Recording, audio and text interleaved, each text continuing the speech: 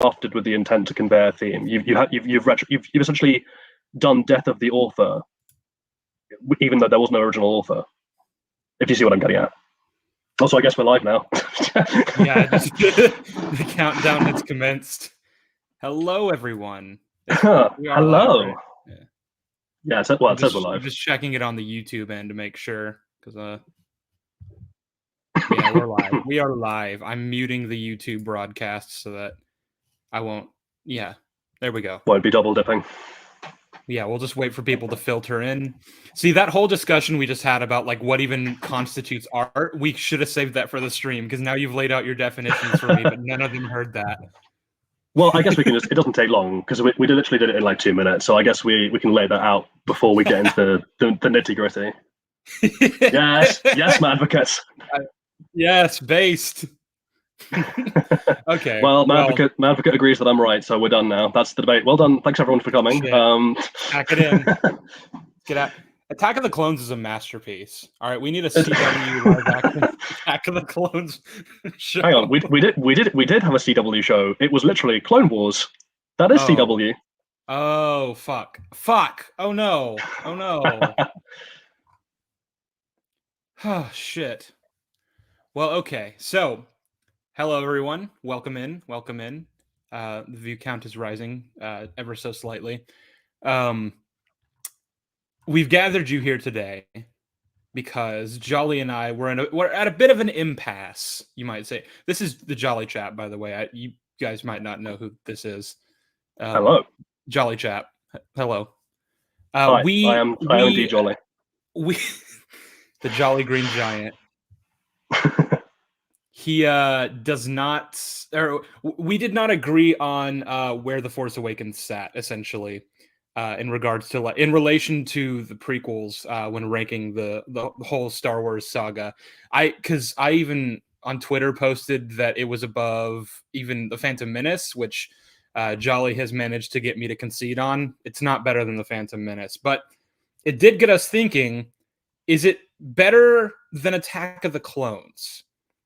Because that's the thing; they're both pretty fucking messy.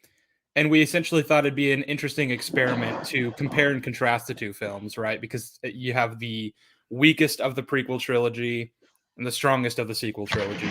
And yeah, does the strongest of the sequel trilogy hold a candle to the weakest? I think what's interesting is that, like, where we're in agreement is both of these films are awful. There's no two ways around this. I think I'd take it a step further. I believe it's not controversial to say that you and I are in agreement that the whole of the prequel trilogy and the whole of the sequel trilogy are awful. Yeah. That includes Phantom Menace and Revenge of the Sith. Oh, absolutely. I mean, I argue the prequels overall, regardless of what we come to into this discussion, I think overall the prequels are significantly better than the sequels, but they are both terrible. Oh, absolutely, yeah.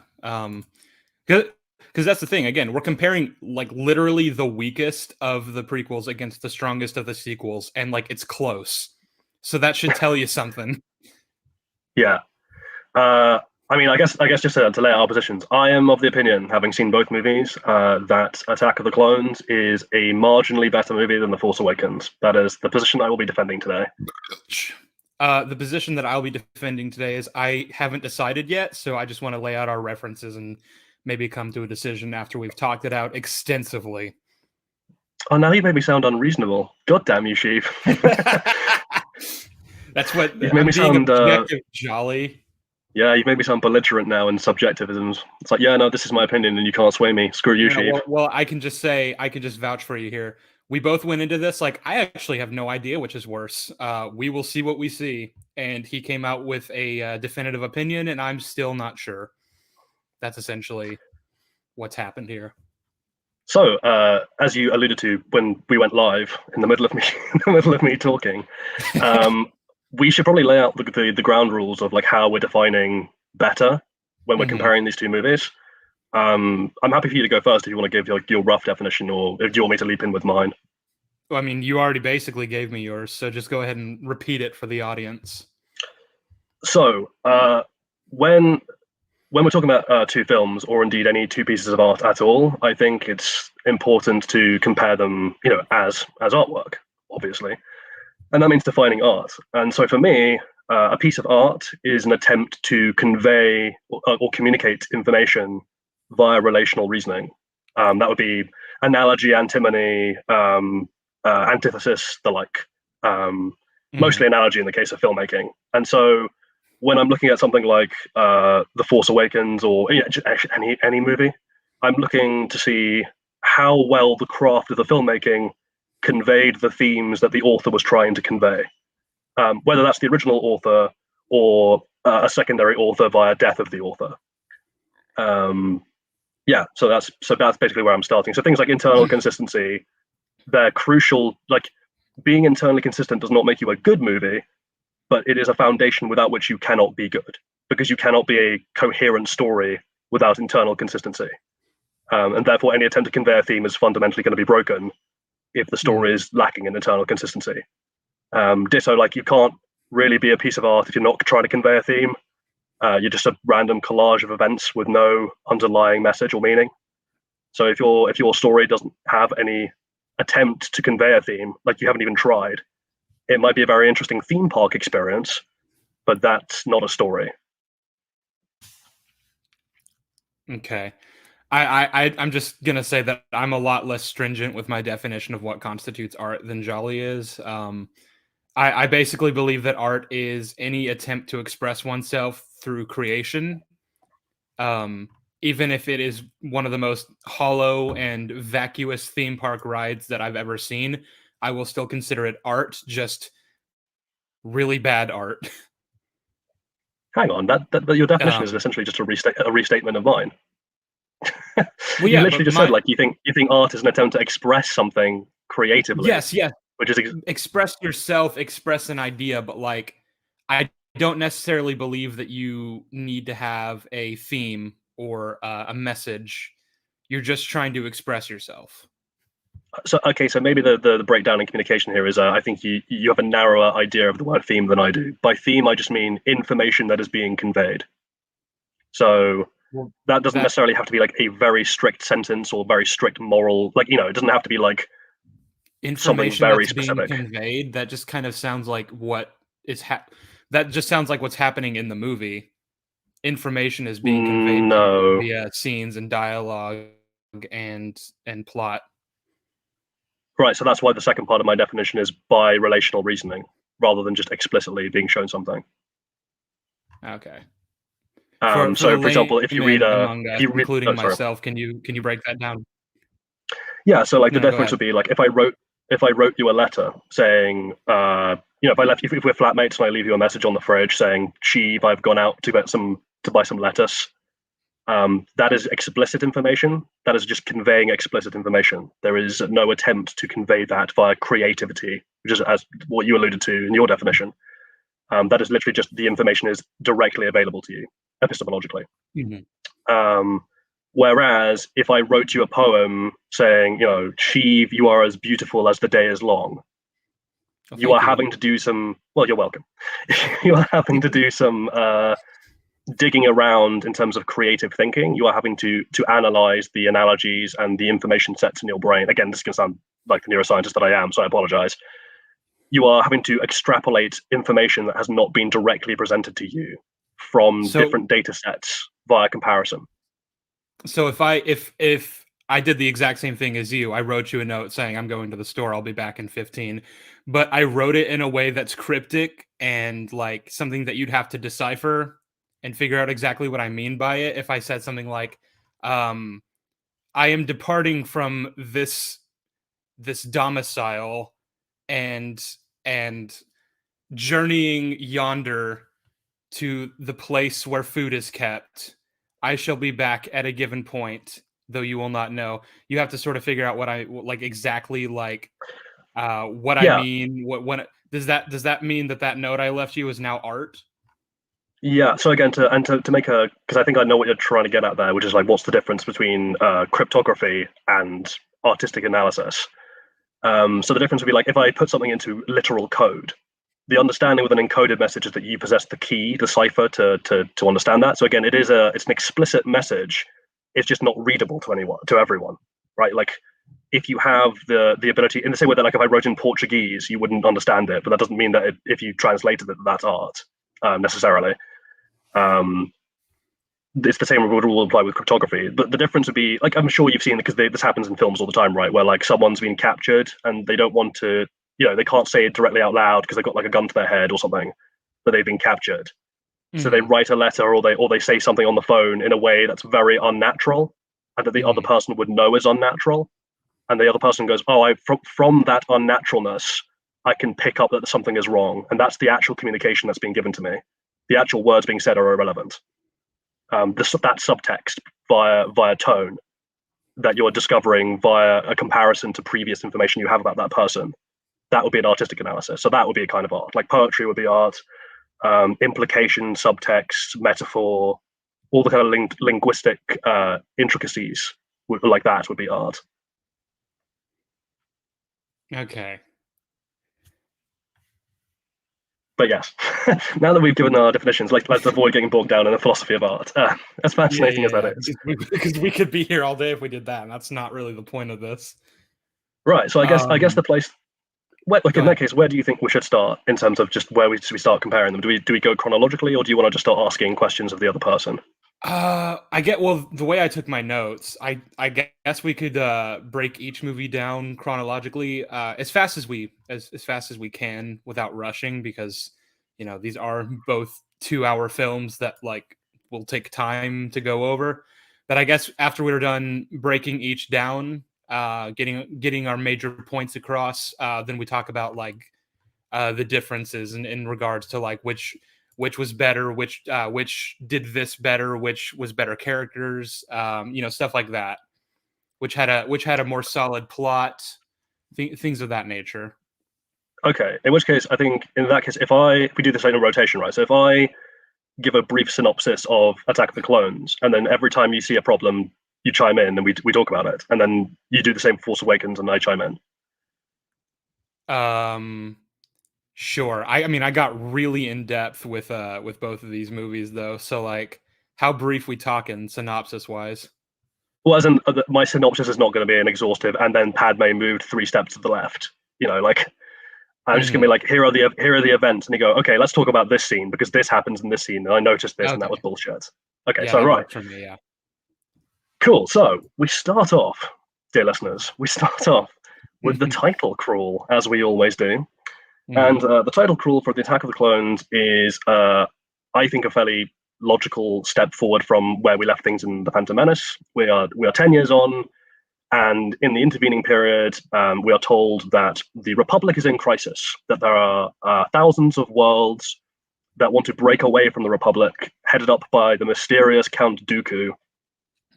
That this crisis is causing severe problems for the Jedi because there just aren't enough of them to manage all the problems that this is causing. And that we are rejoining the now Senator, Padme Amidala, as she travels back to Coruscant to vote on the matter of the Senate creating a grand army of the Republic. And that is the title crawl. So we start with the approach to Coruscant. Padme's ship is flanked by several Naboo starfighter escorts. They land at a platform on Coruscant, and what appears to be Padme Amidala is exiting the ship with some bodyguards, whilst 2 of her escort pilots, a little way away, are talking about how they're relieved that nothing has gone wrong. And even as they speak, a bomb goes off inside the main ship, killing apparently Padme Amidala and all her surrounding bodyguards. The 2 escort pilots rush to see if anyone survived, and it is revealed that one of these pilots was actually the real Padme Amidala, and that the Padme we saw being blown up was one of her handmaidens who was acting as a body double. Yeah, Corday. Much as they acted as a body double to her in The Phantom Menace, Corday apologizes for failing her, and she dies, and then they leave the platform. Pause. Go. I don't have any major notes on the scene particularly, except for the minor nitpick of her saying, "I failed you, Senator," when no, you didn't. You did exactly what your job was, and you died for me. so thank you. I just think it's funny. That's not like a criticism. One other thing I did want to point out, though, is that the assassination attempt here. Sorry, what? I was about to say, could you not be a little bit more charitable to Corday and just say that when she says "I failed you," she failed to detect a bomb threat? Because she's not just a body double. Remember, like her handmaids are also her personal security force. So the security force failed to detect a bomb threat that could very well have killed her, even standing 20 feet away. Are they? Yeah. I thought as we saw in the first film, her handmaids. Security force, and they were just the body doubles. No, those are the Naboo security, like the official security. Her body doubles are her personal guard, much like they were in the Phantom Menace, where they actively engaged in combat and were trained to defend her. And Padme, whilst pretending to be one of them, even says something along the lines of like, we'll happily die for you to Sabe, who was at that point pretending to be the Queen. Mm-hmm. Well, okay, I mean that's fair. Again, it was just a minor little thing. But one thing I did want to note about this scene is the assassination is pretty smart. They blow up the ship and they're able to pin it on like disgruntled Naboo spice miners, as Windu says in the next scene. Good. I like that. It's just a shame that the next assassination attempt isn't quite so intelligent. Well, actually, can we talk about, because I think it might be even worth talking about it as a whole plot point, right? The attempt to assassinate Padme, who's organizing it, and what they're attempting to do. So ultimately, Palpatine is the one orchestrating this, because ultimately Palpatine is the one orchestrating everything on the Separatist side of things, and indeed on the Republic side of things. I'm just going to cut in real quick, actually. It is a common misconception that Palpatine is the one behind these assassination attempts. I don't think he's against them. Like, he is clearly fine with them happening. Otherwise, he would tell Dooku to stop.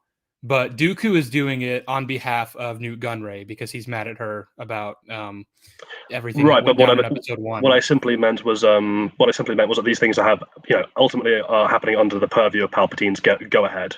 These would not be happening if Palpatine wasn't aware of them. Oh, of course, yeah. He wouldn't. If he didn't want this to be happening, he would be shutting it down before it even started.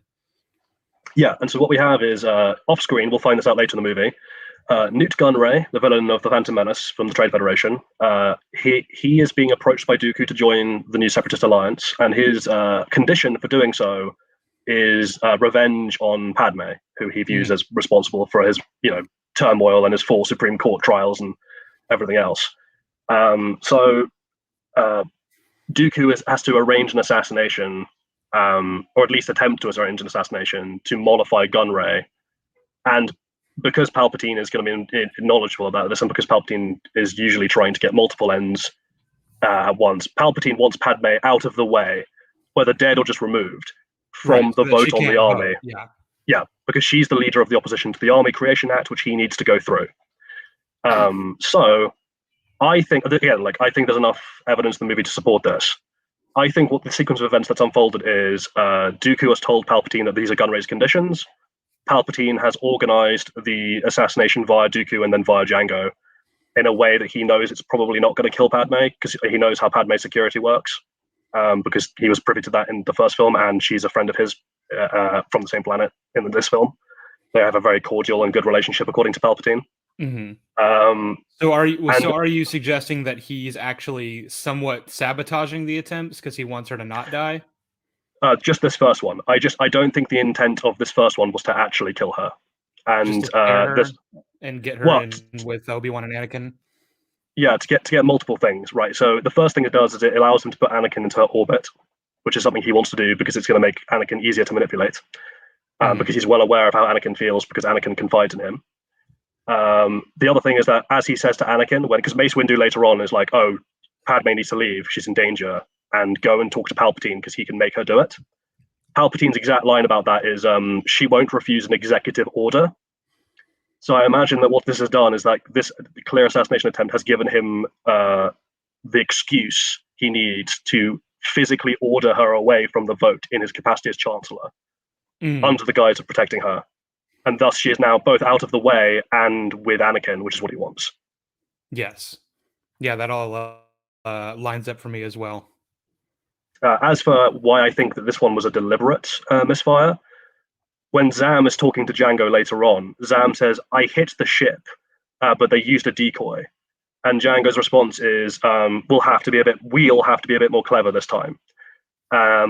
And then he gives her the method for the second attempt. So it seems very much like Zam is just following Django's plan, and Django's plan is presumably being given to him directly from Dooku, especially when it comes to the first attempt. So I think the first attempt was a deliberate misfire, and the second attempt is a legitimate attempt, although we can discuss how well that's executed when we get to it. Well, so I think that, just so we agree, Django and Zam both times are trying to kill her. It's just that Palpatine has made it so that the first attempt doesn't succeed because he knew it wouldn't. Yeah, so presumably what's happened is Dooku's been like, "Here's a way to get a bomb onto the main ship." And Django's like, "Great, that's a great way to do it. Here's the bomb, Zam, go do that." Whilst Dooku and Palpatine are very well aware she's not going to be on that main ship. They're just like, hee hee hee. Yeah. Okay. They're just sitting there grinning. I like the idea they just sit there like grinning over cocktails, just like, "We're so smart." They clink their glasses. Yeah, exactly. Like, here's to a successful Sith attempt. Ha ha ha. I just want to, just make sure that we're on the same page there, because if we were able to establish that Django and Zam are actually not trying to kill Padme, then a few of my criticisms for how they go about trying to kill Padme would be alleviated.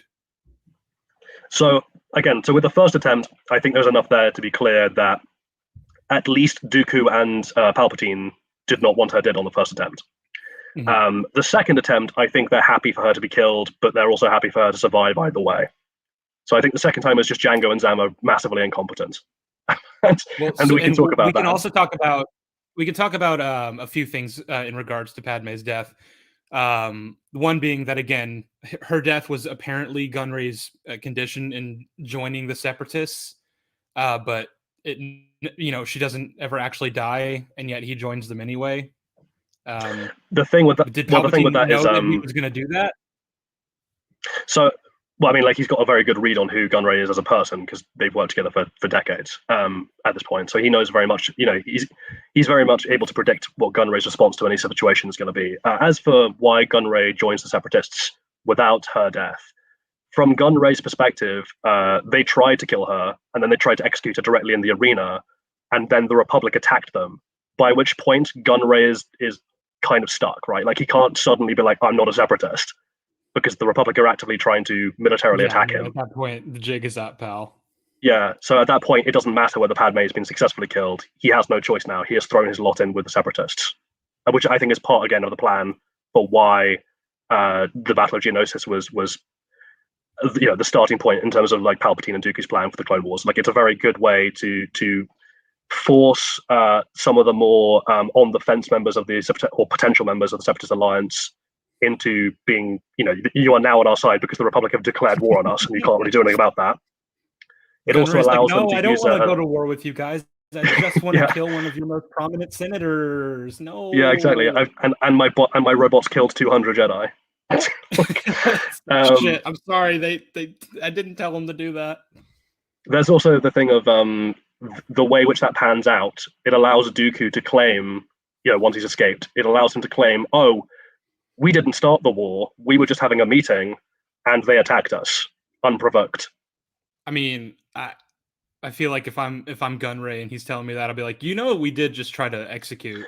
Oh no, not to Gunray. I mean to other potential Separatist worlds, right? Like if you're Dooku, you can go to Mandalore, say, and be like, "Oh well, we weren't the aggressors; they attacked us. Therefore, we're in the right." You just reminded me. We're not taking the Clone Wars show into account in talking about any of these as a defense or a criticism of Attack of the Clones. No. I think the way we way too much. Yeah, I think the best way to do this is like on a 3-part level, right? So each film, does it stand on its own? Does it fit into its trilogy? And does it fit into the saga as a whole? Mm-hmm. These are our 3 levels. Yeah. Right. So just getting that out of the way. Yeah. Yeah, no worries. So we then have the meeting between the Jedi and Palpatine, where the Jedi are like, there's if this all goes south, there's not enough of us to defend the Republic. And Palpatine's like, "Oh, okay, well, don't worry, my negotiations are going to go great. Trust me, I got your backs, bro." then Padme comes in, and Padme's like, "Well, who tried? Do you guys know who tried to kill me?" And Windu's like, "We think it's spice miners on Naboo's moons who are disgruntled with you." And Padme says, "I think it's Count Dooku." And I think this line is quite interesting because I think there's a very easy way to misread this line, because it does seem to come out of nowhere if you're Padme, right? Like, why would she suspect Dooku specifically, given that she's trying to vote against the creation of an army that would threaten him? Yeah. And this comes down to, and this is going to be like somewhere where I think reasonable people can disagree, but this is going to come down to how exactly the title crawl, what exactly the title crawl implied about what kind of leader Dooku is. If you interpret it, and I think it's a fair interpretation, that Dooku is a political firebrand, that he's a provocateur, that he's basically daring the Republic to strike to legitimize his cause, then I think it does make sense. Insofar as Padme is essentially trying to get the Republic to de-escalate, and Dooku wants them to escalate so he can justify a separatist war. So she thinks he's maintaining peace for the sake of looking good, but like he's being passive aggressive, and Padme calls bullshit on his conduct essentially. Yeah, I think that Padme again, and I think this follows from the first film, right, where that was essentially the Trade Federation's line to the Senate, that like, oh, we're not actually the bad guys, which this is a completely legal occupation, and you've got no proof we're doing anything wrong. I think Padme is like recognizing a similar behavior from Dooku here, where like Dooku is like, oh, of course we want to negotiate, we want to talk, but like they're forcing us into a fight, so it's justified that we want to go to war with these people. Yeah, again, like reasonable people I think can disagree though about that. I think that just comes down to how you interpret the opening crawl's characterization of Dooku. I think there's enough there to work with to suggest that, and again with Coyadi-Mundi as well, #WarnTheMundi. When Mundi says he's a political idealist, not a murderer, it sounds like from the context that he is being quite provocative, but that the Jedi are just being like a bit complacent about him because they assume that because he was one of them, that he's not a serious threat, that he's just mouthing off. He's a political idealist, not a murderer. Indeed. Oh, Mundi. The one thing I will bring up with the Clone Wars is that like every time Mundi opens his mouth, it seems like he's just saying something that's objectively wrong. Oh, poor old Mundi.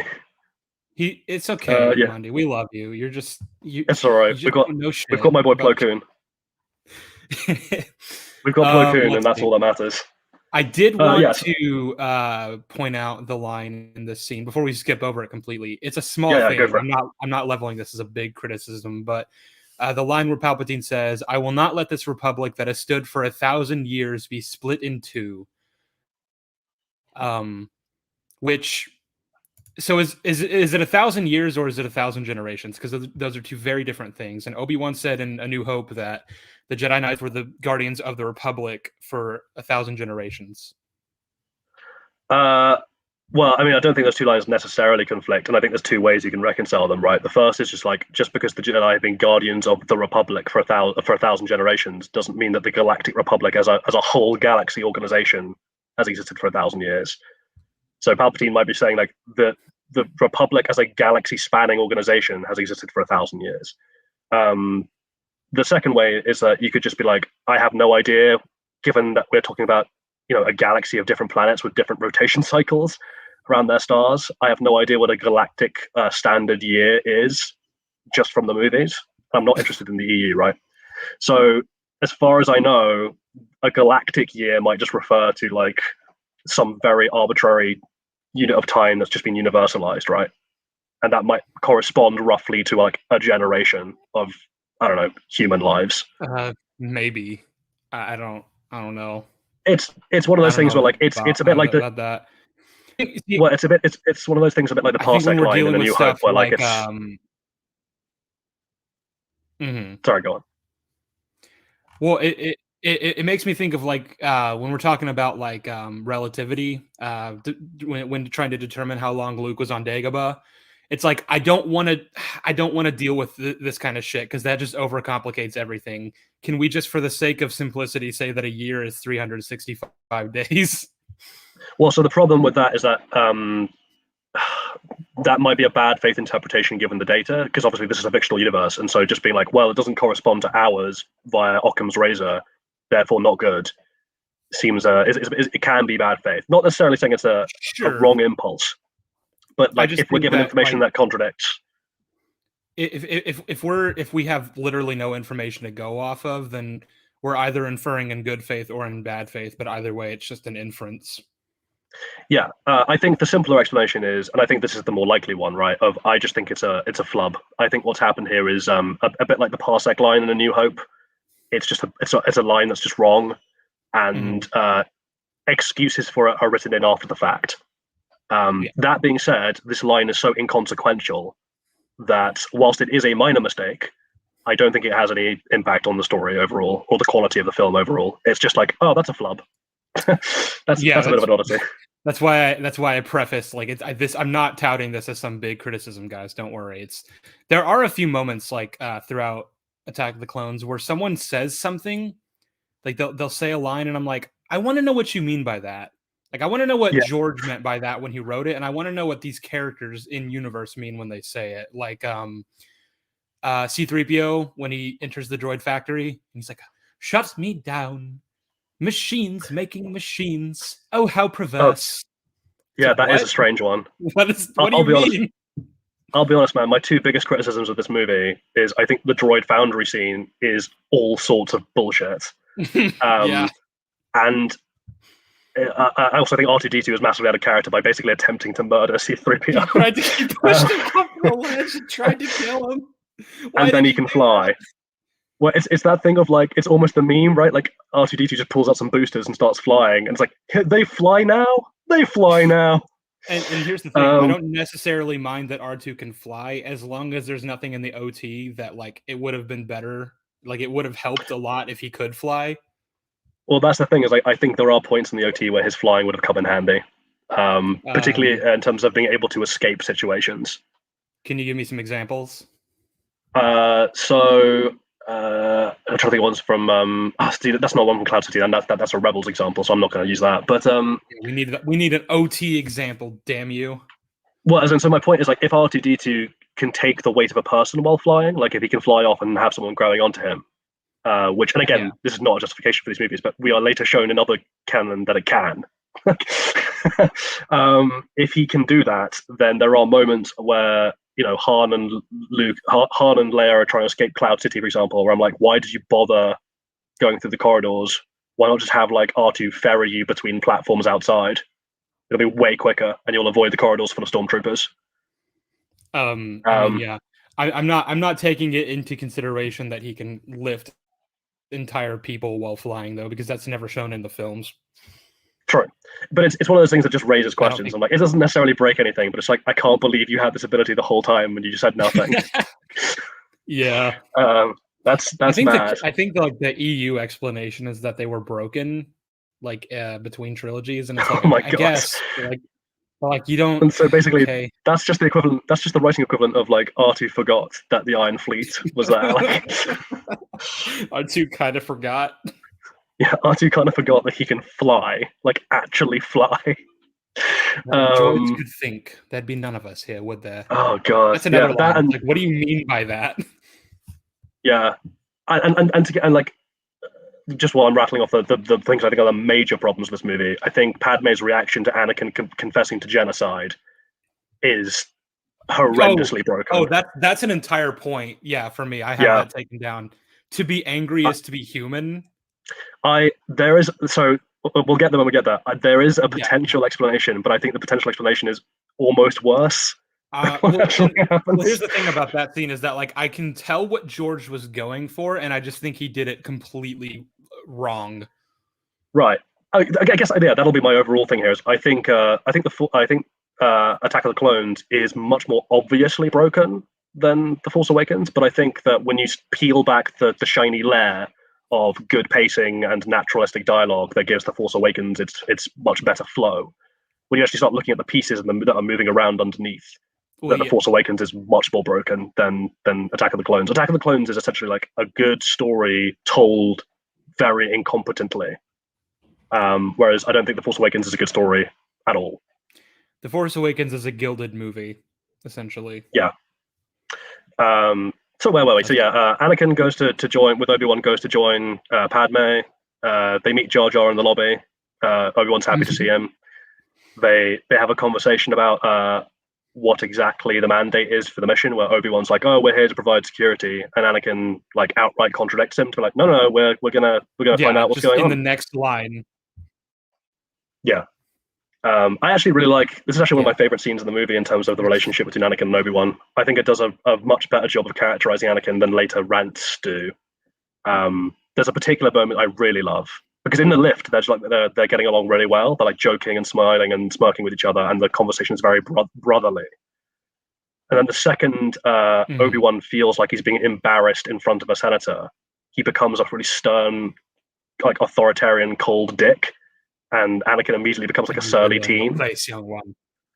Well, yeah, that's another thing. Is like whenever Obi-Wan is trying to put Anakin, trying to teach Anakin, he stops calling him Anakin and starts calling him my young apprentice or my very young apprentice or my very young Padawan. It's really condescending, and I think that's a deliberate choice.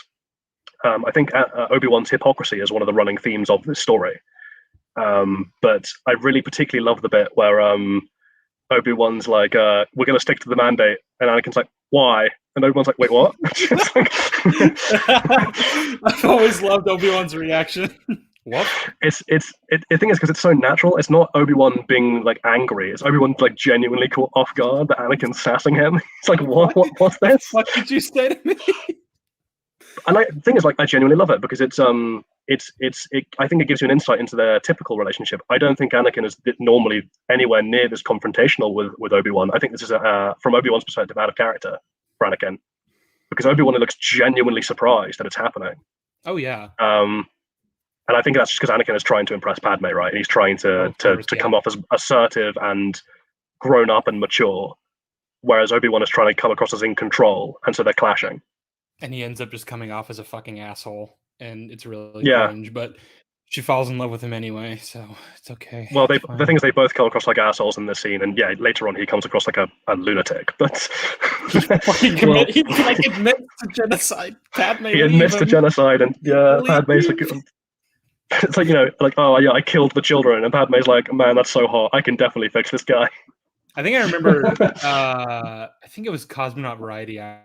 I can't remember who, but they were like talking about Star Wars, and they were talking about how he'd already confessed to murder, and Padme was cool with it, but like then she was mad, or she was like upset when she found out about the younglings, and Cosmonaut was like, "That's because they were white kids."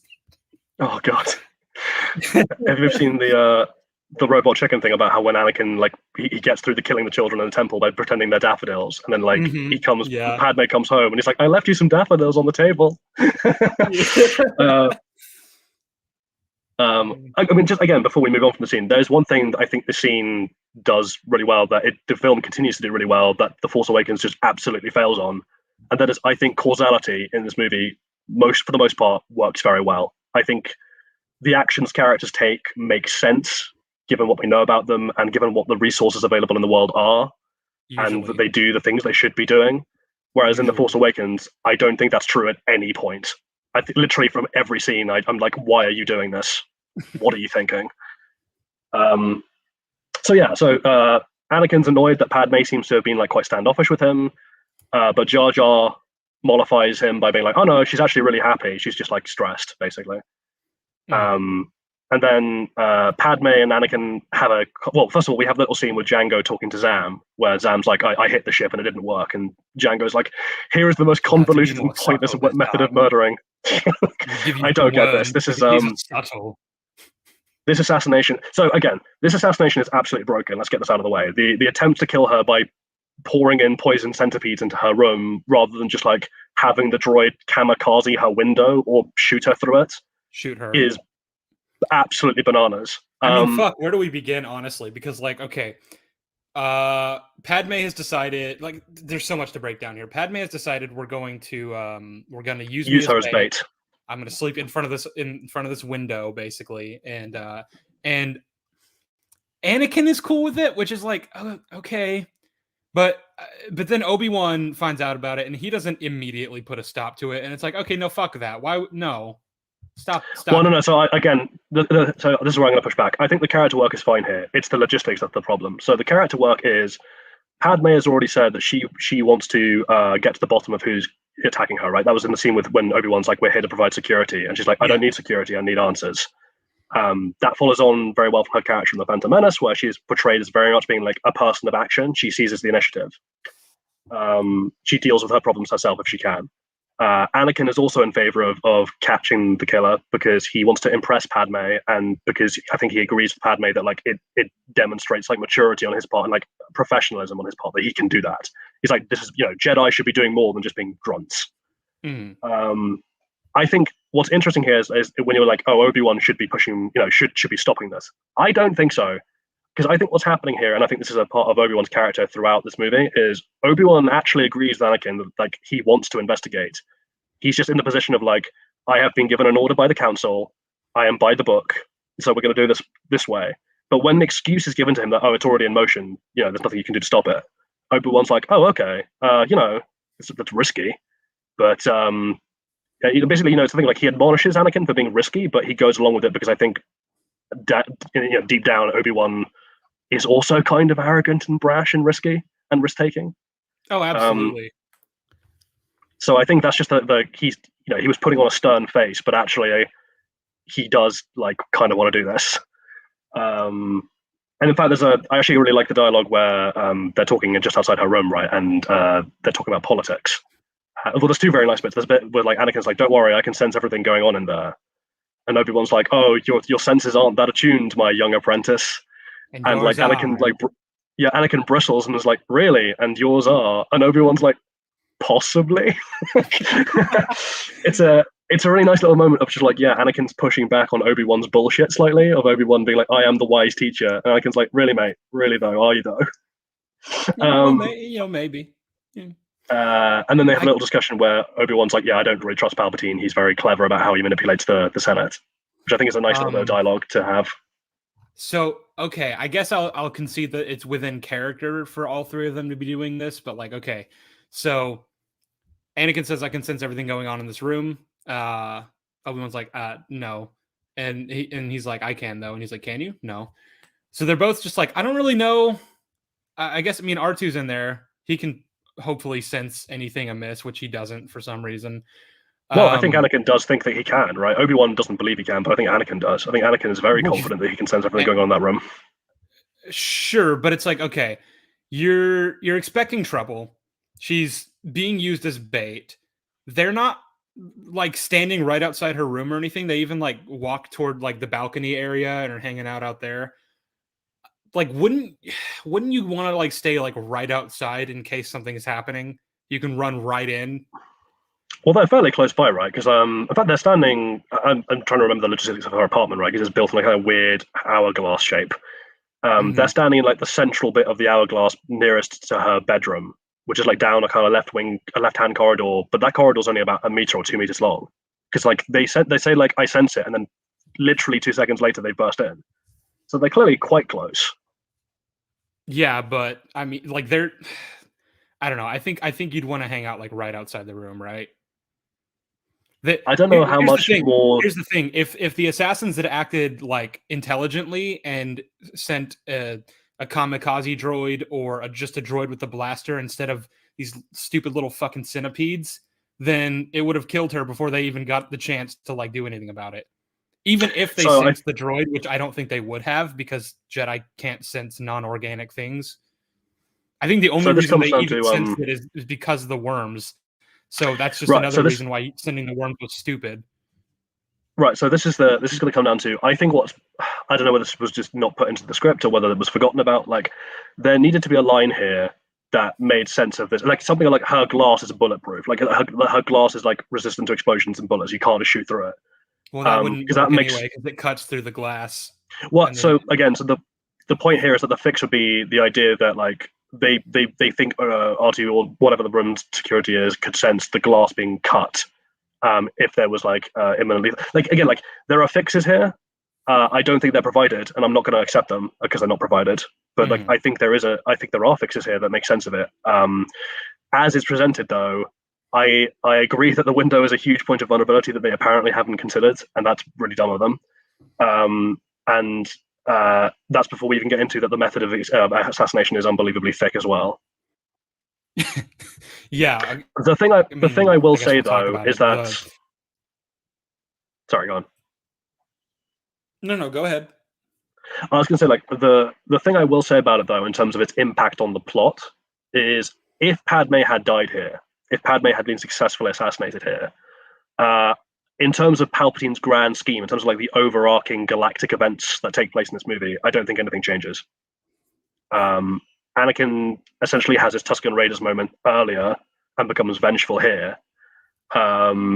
We probably don't get the story about his mother. I think he'd be distracted from that. But in terms of galactic events, like Obi-Wan tracing the conspiracy, the finding of Kamino, the battle on Geonosis, the vote in the Senate, I think it all plays out pretty much the same way. Well, that's assuming that he has a reason to even know what Kamino is, which only happens because Jango shoots Zam with the Kamino saber dart. Right, but let's say that doesn't happen, because again, this comes down to, like, if Jango just hadn't killed Zam in the way that he did, where he shows himself, right, or doesn't use a Kamino saber dart. Mm-hmm. What do you have then? It's like, well, the Kaminoans aren't discovered by the Jedi immediately. So if you're Palpatine, because you really do need the Kaminoans to be discovered at some point, I imagine what you do is, like, via Dooku, who's acting as Tyrannus, or via some intermediary, because he has control of the clone project. You find some way of getting the Kaminoans just to reach out directly to the Republic, or you drop some other hint. I don't think much changes. Instantly, like, it's not instantly. In terms of, like, Palpatine being able to manipulate the events as he would have liked them, I don't think much changes if they don't get the evidence from here. Well, so the thing Palpatine could always just drop more.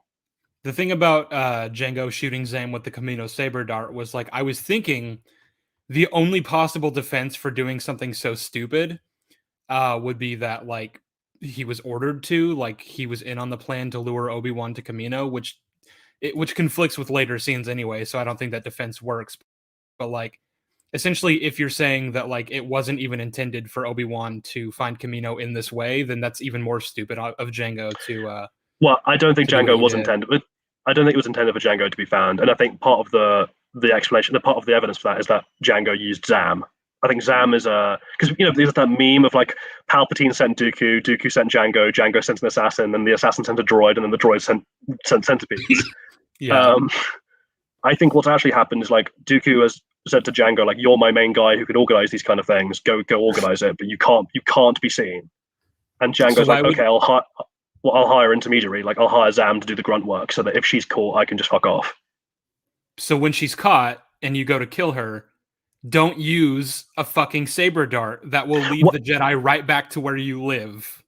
Well, so here's the thing, right? The Kamino dart leading back to them is not something that would have been possible in terms of, like, so for example, Obi-Wan happens to know a guy who knows about Kamino because of his connections with the criminal underworld. But, like, had that not been the case, had Obi-Wan not known this guy, well, yeah, I don't know if it's a contrivance, because if Obi-Wan didn't know, then some Jedi would have, right? They do a lot of dealings with the criminal underworld. I think eventually it would have traced back.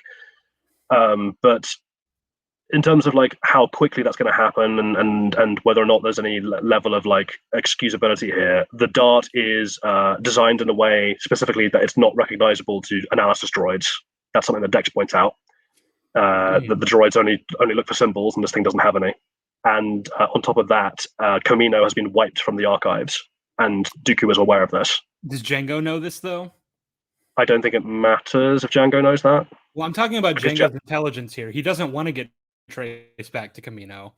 So what if the records in the Jedi archives about Kamino, that for all he knows still exist, have some way of identifying the Kamino saber dart? I suppose the question here is, like, does Jango... Okay, again, I guess the question is, does Jango know then about the conspiracy? Or at least, does he know that the Kamino's been wiped from the archives? It's a good question. I think I would...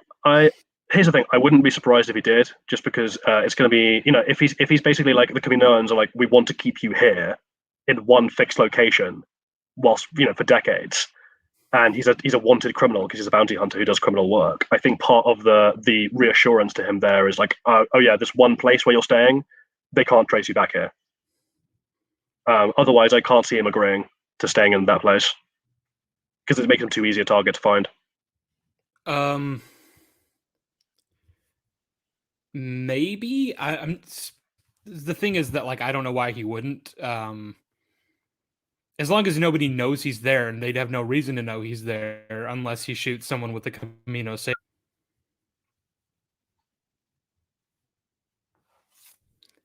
I don't know. I don't know. I just think well, here's the thing: is that like the only reason Obi-Wan is able to find out about Camino is through Dexter, which we agree is a bit convenient. But as you put it, if not him, then some other Jedi would have some other connection. But either way, it's only a matter of time, by your own metric, that the Jedi find out about Camino and link it through the saber dart. So using that, like literally, you don't even have to worry about this if you just shoot her with a blaster or like a sniper or something, just a regular sniper rifle. Yeah, I guess again, by shooting her with the dart, you are running the risk of being found, even if you think it's a very tiny risk.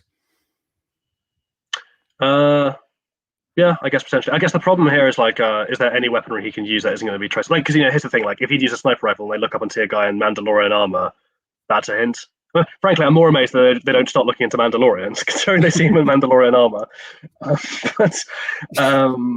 And especially as like, again, we're not going to use this, but just it retroactively makes it funny. Like, Obi-Wan is very familiar with the Mandalorians. He spent a year on Mandalore. And fell in love with a Mandalorian woman, so like he definitely knows what Mandalorian armor looks like. Obi-Wan kind of forgot what a Mandalorian armor looks like. Kind of forgot, yeah. But just looking at the movies, because of course we're just interested in the movie lore. Whether or not Jango is incompetent here, I think you can interpret it either way. I'm going to be proud to say that I think you're likely to be right. I think it just comes down to Jango was incompetent here.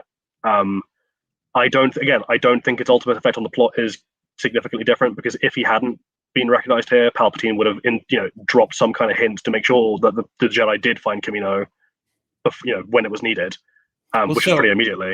My question then is, if you want the Jedi to find out about Camino, why make it harder for them? Like, why erase Camino from the archives? That runs the risk of Obi-Wan never discovering it. Because you don't want them to be found until you're good and ready. Why would they be found? Why risk it? Why would any Jedi, even if a Jedi pulled up the Camino files for whatever reason, which is extremely unlikely unless they have like a reason to know what Camino is, why would they be like, I'm going to go there and I'm going to see what's going on there? So I can think of a very good reason why you'd want to erase it, is that if they look into the death of Sifo Dyas.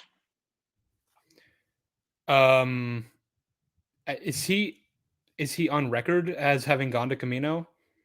I don't know if he's on record, but if Sifo Dyas has accessed the Camino archives, and I presume he did, right? Because he had to go looking for cloners, and before so you're Sifo Dyas, right? Like, you've just had well, this comes down to who Sifo Dyas is, so we can discuss the Sifo Dyas stuff when we get to that. But like, if we take the film at literal face value, that Sifo Dyas literally was just like, he was a Jedi, and he did have something to do with the creation of the clone army. He wasn't just used as a random name, right? That if he did have something to do with it, that presumably he sat down at the Jedi archives at some point and searched for the best place to make an army for the Republic. That would probably be logged, that he looked for that. So if the council start looking into what the hell happened to Sifo Dyas for any reason, which is, considering he was on the council, is quite likely, you don't want awkward questions potentially being asked about Camino, because the second a Jedi goes to Camino, the Kaminoans are just like, hey, look, there's this army we're building for you. And if that happens before Palpatine's ready, the plan is fucked. Okay, yeah, but erasing it just from the Jedi archives doesn't erase it from like every archive. But I guess it would erase it from. That's not the point. It would then not be linked to Sifo Dyas. Yeah, that's the issue. It's just like, you don't want Camino linked to Sifo Dyas. So as I was saying, like, that's the point, right? That you just nailed on the head. Is like, Camino's existence doesn't matter. It's more just like, is there not a way to delete?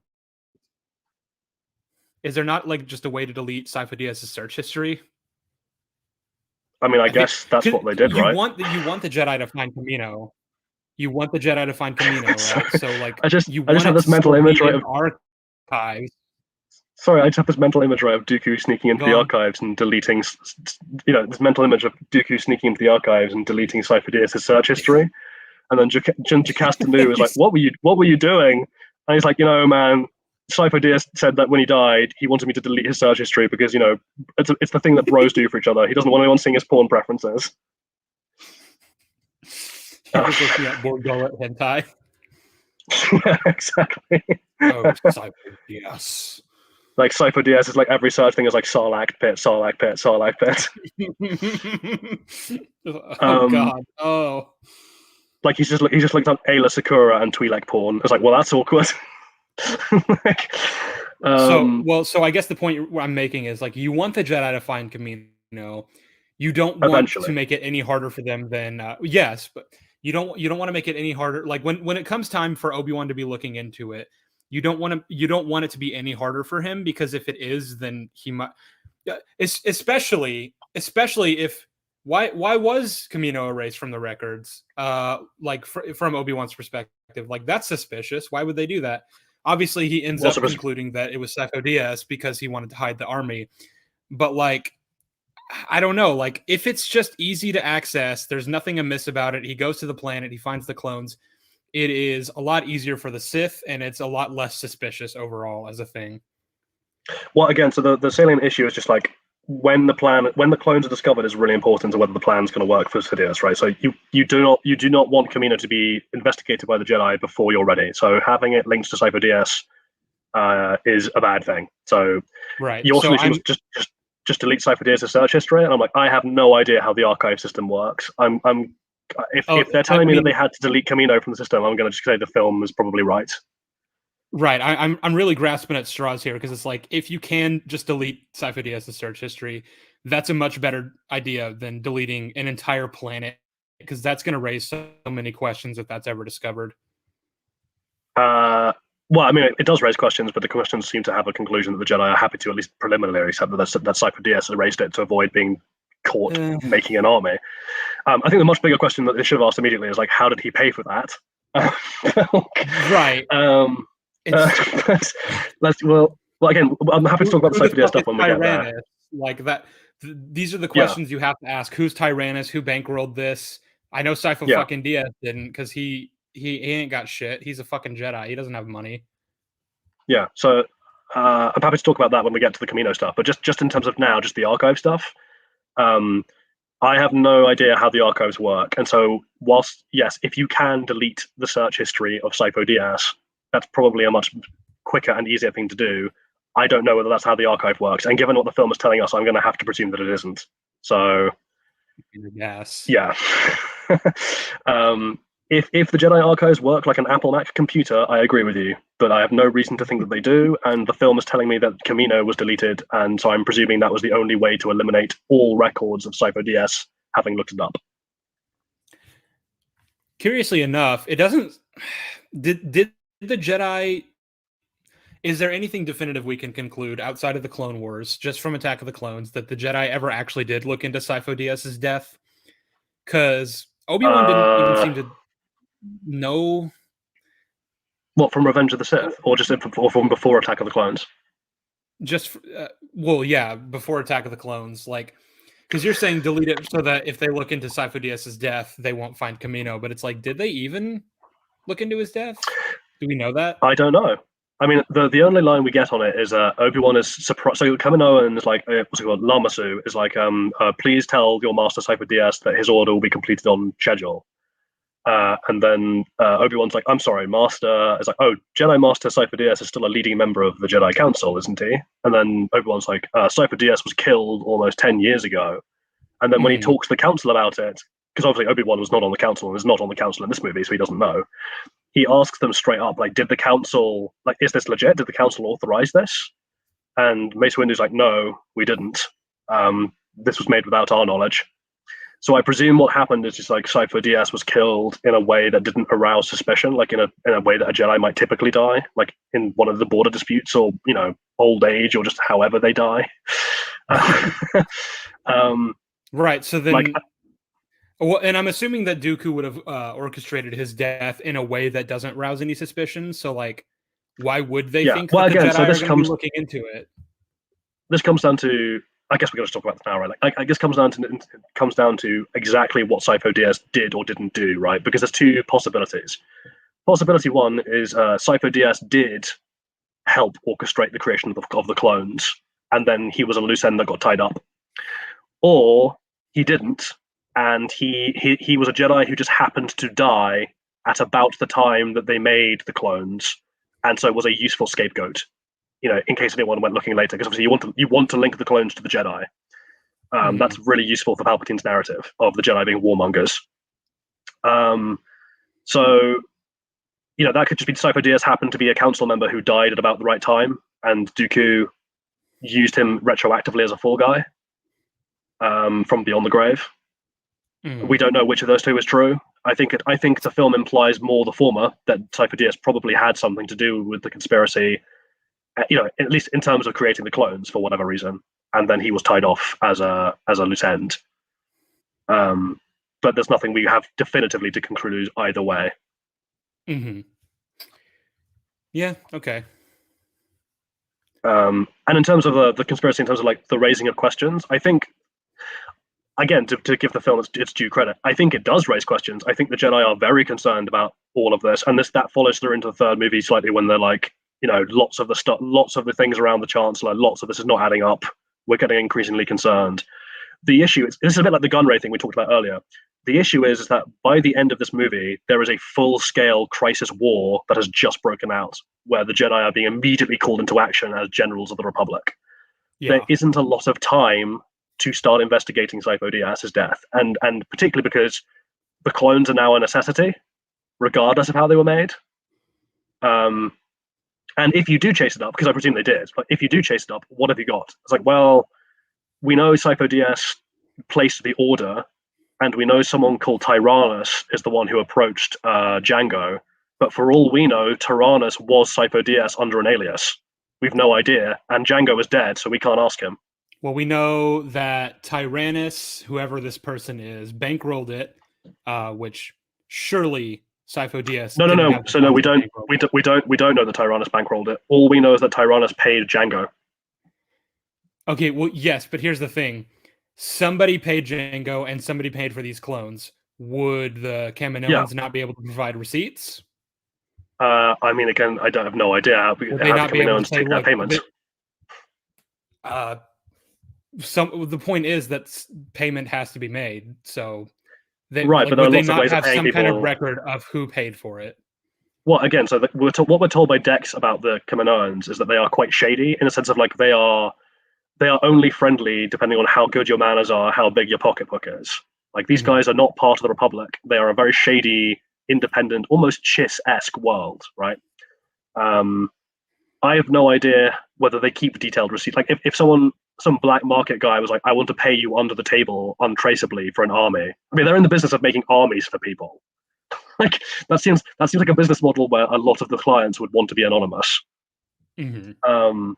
I can imagine the Kaminoans would take a transfer anonymously. That still raises a question for the Jedi. Somebody bankrolled this. Who was that? I don't think the logical, well, as in like we know retrospectively it was the Sith. And I think canon is it was Plagueis, right? Plagueis paid for it. But or at least that was the canon. I don't know who it was now, but like that used to be the canon, right? That he paid for it. But also, all you know is that someone helped Sifo Dyas bankroll this, but you don't know who. And that's a question, but I don't know how many leads. A very concerning question.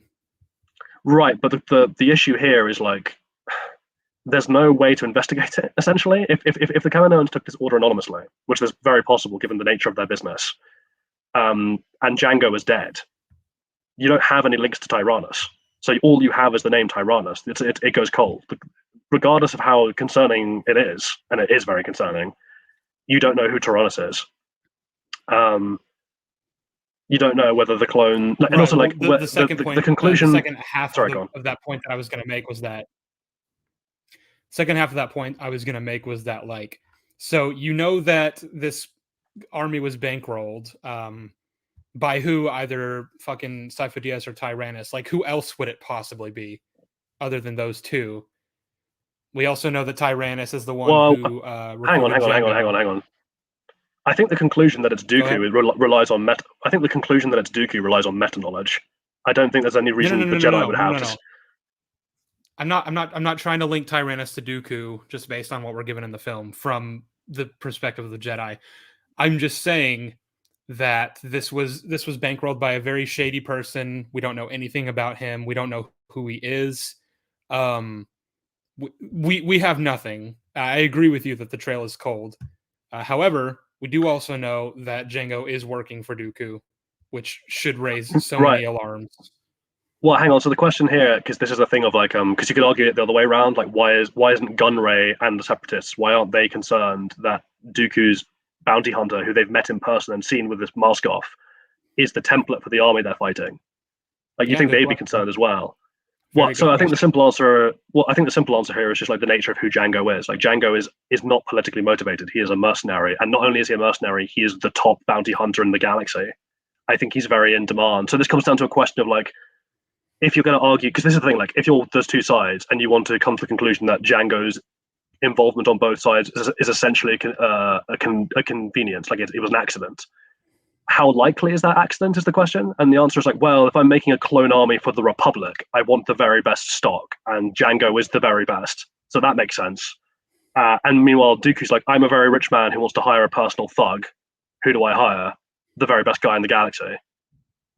You know, this would be like if Boba Fett had worked for the Rebels for money in the OT, would that have been contradicted by the fact that he worked for Darth Vader, or would you just concluded that like, no, he's a mercenary who's only loyal to himself? No, I'm completely fine with a bounty hunter not having one strict allegiance. Don't you think, and again, I'm looking at this from the perspective of the Jedi who know nothing, don't you think it's a bit convenient and coincidental that the guy who was hired to assassinate Padme just also happened to be linked to this Grand Army of the Republic that was bankrolled by some shadowy figure that we know nothing about? So again, this comes down to this seems like a convenience. A convenience begs a question as to why that convenience has happened. So if you're the Jedi or indeed a viewer, the question becomes, in terms of like your viewers viewing a convenience in the movie, the question that is begged is how unlikely is this coincidence? Like, is this because now that we've established it is a coincidence, at least in the minds of these people, the question before you start having really serious alarm bells ringing is like how much of a convenience is this? How much of a coincidence? And I think like Jango's position as the preeminent military individual in the galaxy as a bounty hunter means that it's not an unreasonable thing to think of, to be like, yeah, of course, if you're going to build an army, he's the guy you'd hire. And of course, if you're Dooku and you want a thug, he's probably the guy you hire as well. I think that's one of those things where you're like, I just chalk that. Again, there is a question there, but I think that question is tempered quite a lot by the understanding that Jango is just like the obvious figure for both sides to have picked with those needs. Well, so okay, let me pitch you this then. Let me just add an extra thing to the fire, I guess. What if, say, you're Obi-Wan and you are told by Dooku, untrustworthy that he may be, but still you're told by Dooku that the Senate is being run and in fact controlled by Darth Sidious. You have that information as well as the information we've already laid out, and we find out some mysterious figure that we don't know bankrolled an army for the Republic. So it's got to be someone extremely wealthy who wants this war to be happening for one reason or another. Would you not conclude from that Tyrannus is either linked to Sidious or is Sidious himself? So here's the thing, right? Because there's a, and again, I'm doing this in two levels, right? So there's me playing devil's advocate, and there's my personal feelings. So my personal feelings is like, I think that is something they should definitely have looked into. I think this is a problem with the movie that is not insurmountable if he had been more competent with the writing. I still think it pales in comparison to some of the plot problems with The Force Awakens. Sure. But if I'm just going to argue devil's advocate for a moment, yeah, if I'm just going to argue devil's advocate for the Jedi's, incredulousness here. The question of we saw this guy on both sides of the fence, and we know from Dooku that there is potentially a Sith Lord running around behind a good portion of the Republic. This is a problem. I suppose the question becomes like, because the other thing here is it's like Sifo Dyas is also the link here. Like, how likely are the Jedi to believe that Sifo Dyas was working on behalf of a Sith Lord? Like, if your conclusion is we think the Sith Lord bankrolled this clone army. The first question is like, how do you square that, given that the Jedi are so arrogant as to believe that the other Jedi are fundamentally almost uncorruptible, particularly Council members? How do you square that with Sifo Dyas's involvement? They don't necessarily have to believe that Sifo Dyas is in any way linked to Tyrannus or Sidious. Just that he ordered the army and then died mysteriously 10 years ago, and then now it's been bankrolled by some shadowy figure that we don't know of. Right, but if it was bankrolled, because it would have been bankrolled at the time it was ordered, right? That would have meant that Sifo Dyas would have had to have known who was bankrolling it. So that comes down to I guess one of the conclusions you could come to as the Jedi Council is that someone approached him to finance it who was Sidious, and then Sifo Dyas just didn't know it was Sidious, and then Sidious killed him. I think that's a reasonable conclusion. The issue, though, is still like you have no definite proof on this either way. The case is still cold, and the ultimate reality is that this war is now unfolding. The clones are now a necessity. No matter how suspicious you are of them, they're crucial. You can't do without them. Well, so, of course, yeah, I'm not going to argue against that. There's basically nothing the Jedi could have done differently after the war started. And if anything, those open questions, because this comes down to like, why did Dooku tell Obi-Wan this, given that it could potentially implicate Palpatine? Yeah, why would you do that? Well, so again, I think the simple answer here is if you are, well, and again, Dooku's got one eye on replacing Palpatine eventually, so there's that. But like in terms of the Sith's plan as a combined effort, right, as just the Sith, I think it actually benefits Palpatine to sow distrust between the Jedi Council and the Republic. You want to do it in a way where like they have no definitive leads, and where there are multiple possible suspects, and they are constantly looking over their shoulders. But you do want to, like, it does benefit you to have that fundamental disconnect between the Senate and the Jedi in terms of viewing each other with hostile and suspicious intent. Because remember, the other side of this is that the Senate have just found out that a Jedi went rogue and ordered a giant army 10 years ago. Mm-hmm. That's not a good look for the Jedi. So the question becomes like, yeah, this is a risk, but I think it's a very low risk on Palpatine and Dooku's behalf, and I think the payoff they get from it significantly outweighs the risk, and might actually not only outweighs the risk, might actually be crucial to the plan. Like this entire thing is, I guess this is almost similar to our Windu fight discussion, right? Of like there is a kind of misconception I feel about Palpatine that he has like meticulously like controlled every detail, and his victory is essentially unavoidable. I just don't think that's possible, given how large this conflict is and all the moving parts. I think there is an element of risk to this plan, and that Palpatine is having to gamble at some points. Obviously, doing everything he can to mitigate the risks where he can. But there are some gambles that you just have to make. There are certain that Palpatine probably. There are certain things that I would say Palpatine probably didn't even orchestrate or plan for, but ended up being able to use in his favor. Yeah, I agree. You know, I fully agree with you that Palpatine is not some like all-knowing, all-powerful entity who can just predict everything perfectly and orchestrate everything perfectly. We're in agreement. Cool. There, so I would say. Yeah, where were we then? By the way, so we're at. Have we done Obi-Wan jumping out the window? Yeah. Or are we still back there? No. I think that's where we are. Okay, because this is actually something I want to address, right? Because lots of people have. Well, so I agree, it's a bad idea. It's a rash idea. However, the criticism that I've often seen leveled at this is it's out of character, and I think that's a bad criticism because I don't think it is. I don't agree with that. It's out of character because, as we've already gone over, he is pretty overconfident and cocky, and that's something Yoda calls him out on later. It's a stupid idea, though. Well, so I guess the conclusion, so the plan from Obi-Wan, right, is like you've just seen the droid out the window. The droid is, for whatever reason, not self-destructing. So it's flying back to where it came from. You want to track it back to the guy who owns it. The only way to do that, because like by the time you run outside and get to a speeder, that thing's gone. So the only way to do that is jump on it, hang on, and then wait for Anakin to catch up, at which point you presumably retreat to the speeder and just carry on following it from a distance. But like, it is still very risky and brash and stupid. I think it makes sense within character. I think if your goal is we must track this thing back, I don't see how else you could have done that in the circumstances.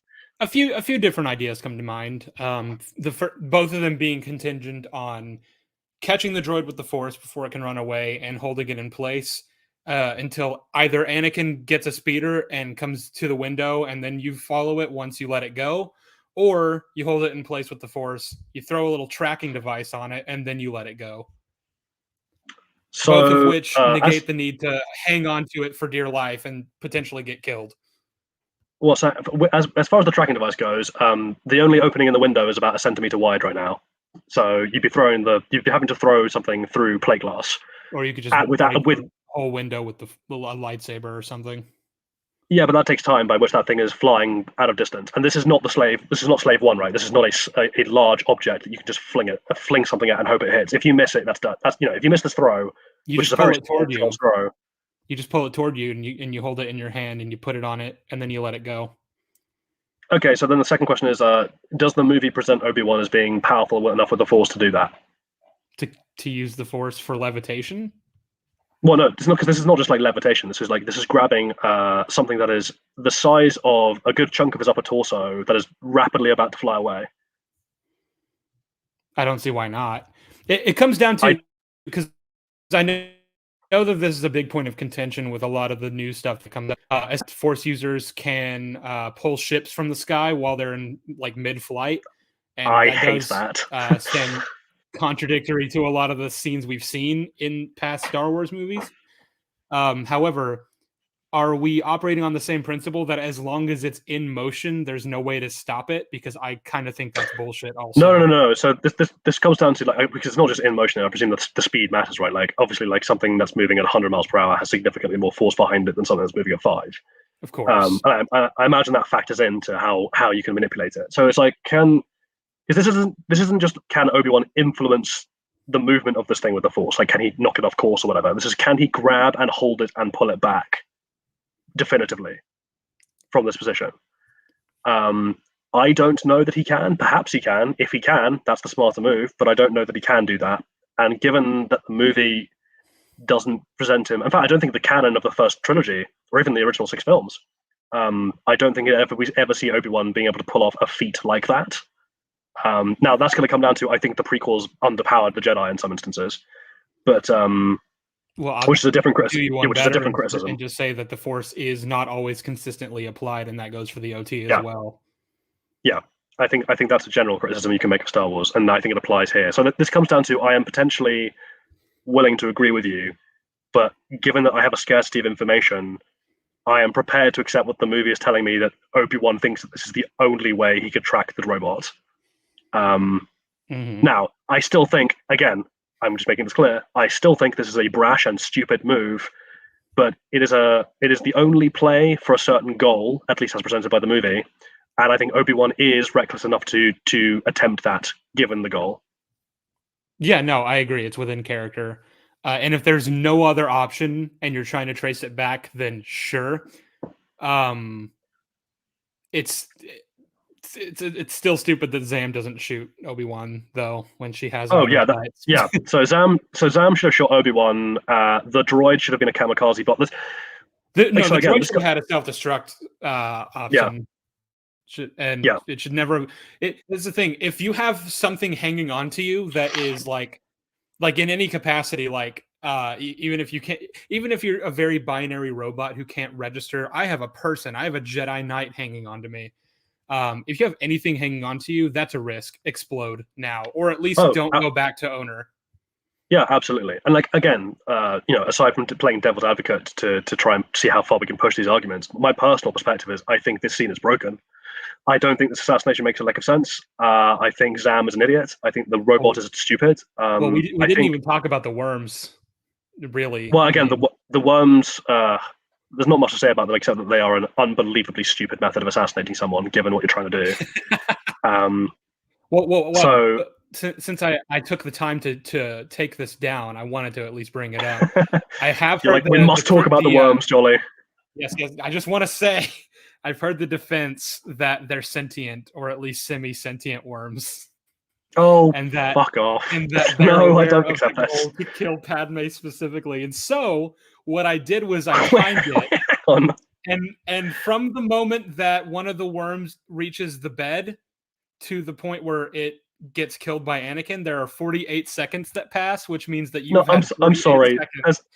there's a As whole sentient there's a way funnier scene that I think you've not considered, where if these things are sentient, then this must have happened, which is that Zam at some point sat down at a desk with these two centipedes and walked them through the plan, and they nodded along.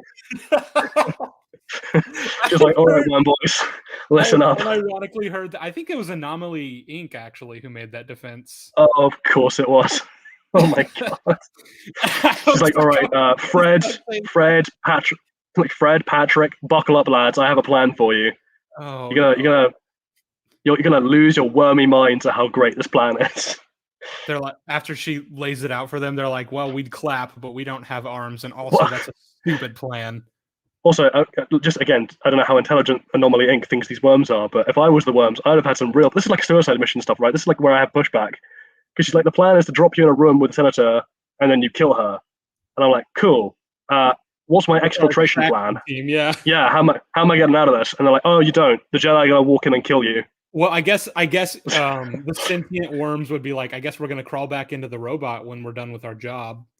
We're just gonna bite her and we're gonna leave out. And just hope that'll. Okay, you know what? I don't know why we're talking about the sentient worms. This is such bullshit. This is unbelievable. I love that explanation so much. I'm keeping those worms in my back pocket for other ridiculous explanations. Anytime in a film, someone's like, "Well, this could have happened," I'm like, "Yeah, the worms from Attack of the Clones could have been in on the plan. They could have been clued in. They were in on it, Jolly." Yeah, like we're gonna keep them throughout the saga. Like the big meeting scene in A New Hope, where all the Moffs are around the table. Like the camera will pan around, and there'll be a little worm at a chair wearing a tiny little Imperial hat, just in on the plan. There's gonna be one worm. We don't all go around killing people, right? Like we're not all. Yeah, that's a really racist. They're the Bothans. They can be the Bothans. Many Bothans died to bring us this information. They were making up for their bad choices in Attack of the Clones. They regretted their course of action. Yeah, they all got together and they decided. I'm just imagining there's like a worm rebel, and he like sneaks into the Death Star and is trying to kill Palpatine, and he gets this close, and then Vader rather is like, "Oh, I'm not falling for this shit again." Well, just like all the scenes are different. So like Obi-Wan's like, "It's over, Anakin. I have the high ground." And Anakin just pulls a worm out of his jacket and throws it at Obi-Wan. I have the worms. Or like it's like The Last Jedi, and Kylo's just there being like, "I will destroy the rebellion," and Luke's like, "Amazing! Every worm you just said was wrong." I'm just imagining, because he's like actually on Octu, he's not even on Crate, but he's somehow able to pull a worm out of his pocket and throw it at Kylo, and it lands on him. And then it turns out that the worm was also force projecting, just from like wherever the worm is from. No. The worm was actually projecting the image of Luke. Luke wasn't doing shit. So we cut back to Octu, and like the worm dies, and Luke's like, "Oh, that's unfortunate." No! Like the worm gets to like lift its little head. Well, like the worm gets to lift its little head and stare at the binary sunset with soaring music, and then it just fades away into the Force dramatically. Luke comes out, he's like, "There you are." He picks it up and puts it back in his soup. Okay, man, we've pushed this worm joke to breaking point. I think we have to move on. Okay.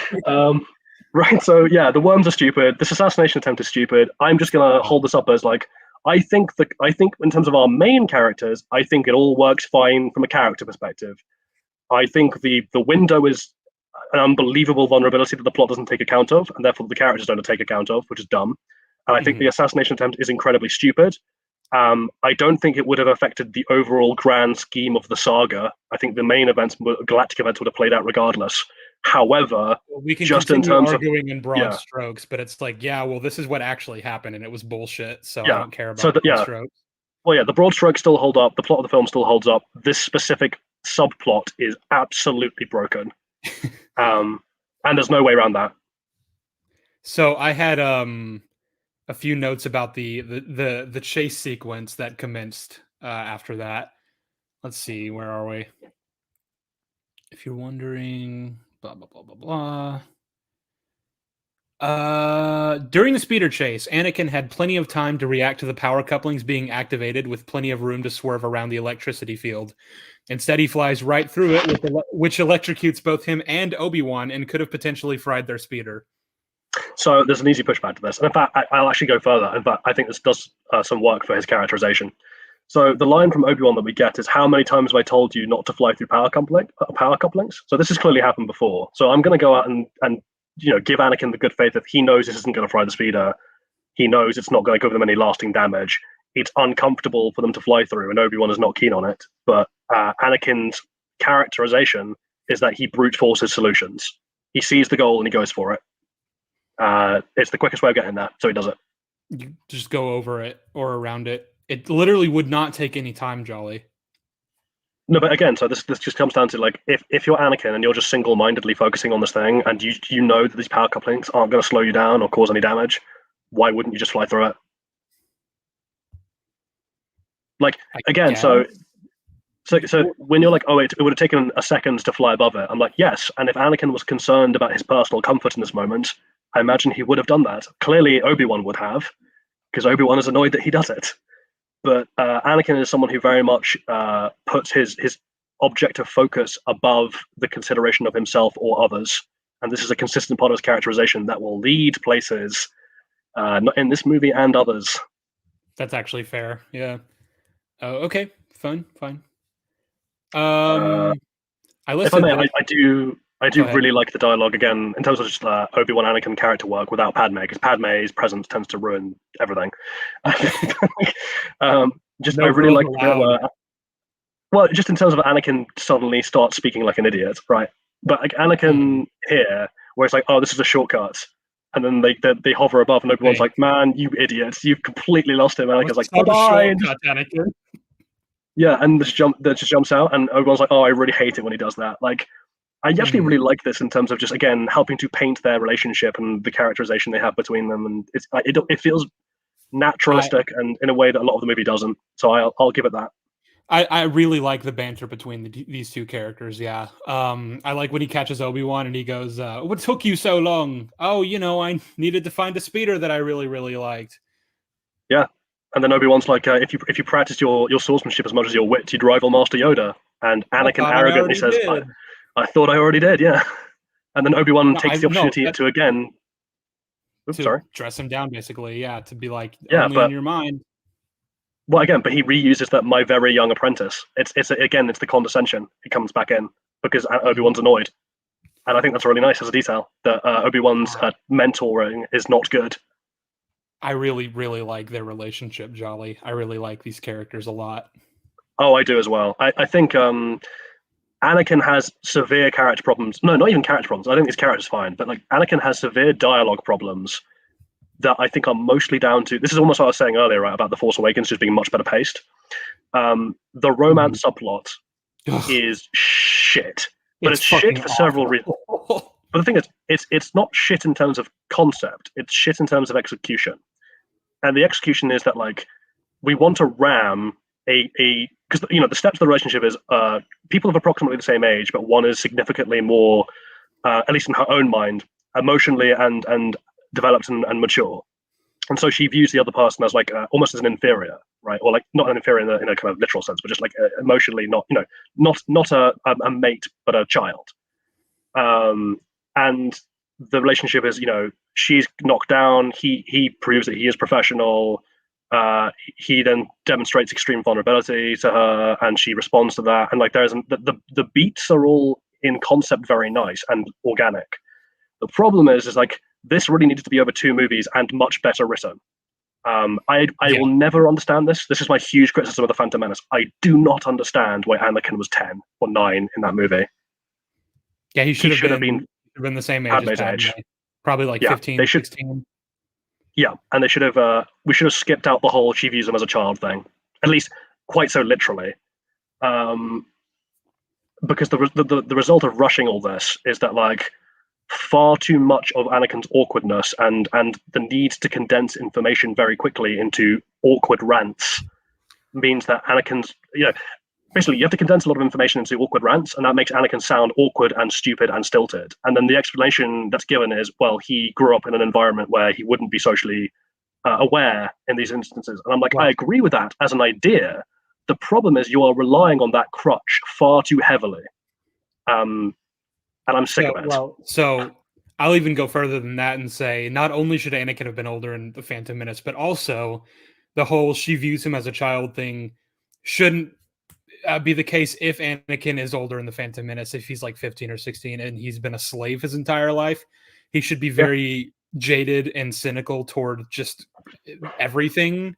And if anything, he's way more mature in at least in concept than she is, who's lived a very privileged and sheltered life on a luxurious planet as the queen. Well, again, so there's an interesting thing that we could have happened is that Anakin could have had a chip on his shoulder about Padme in film one because she comes from a very wealthy background that's never given his slavery or people like him a second thought, right? He could be very like that could be almost like a class thing, of just like he's very angry that the Republic leaves him and the elite leave him to suffer.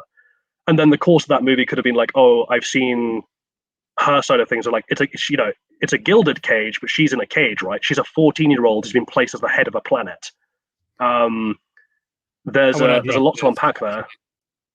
He was made younger in because emotionally it's sadder when he's separated from his mother as a child and a teenager.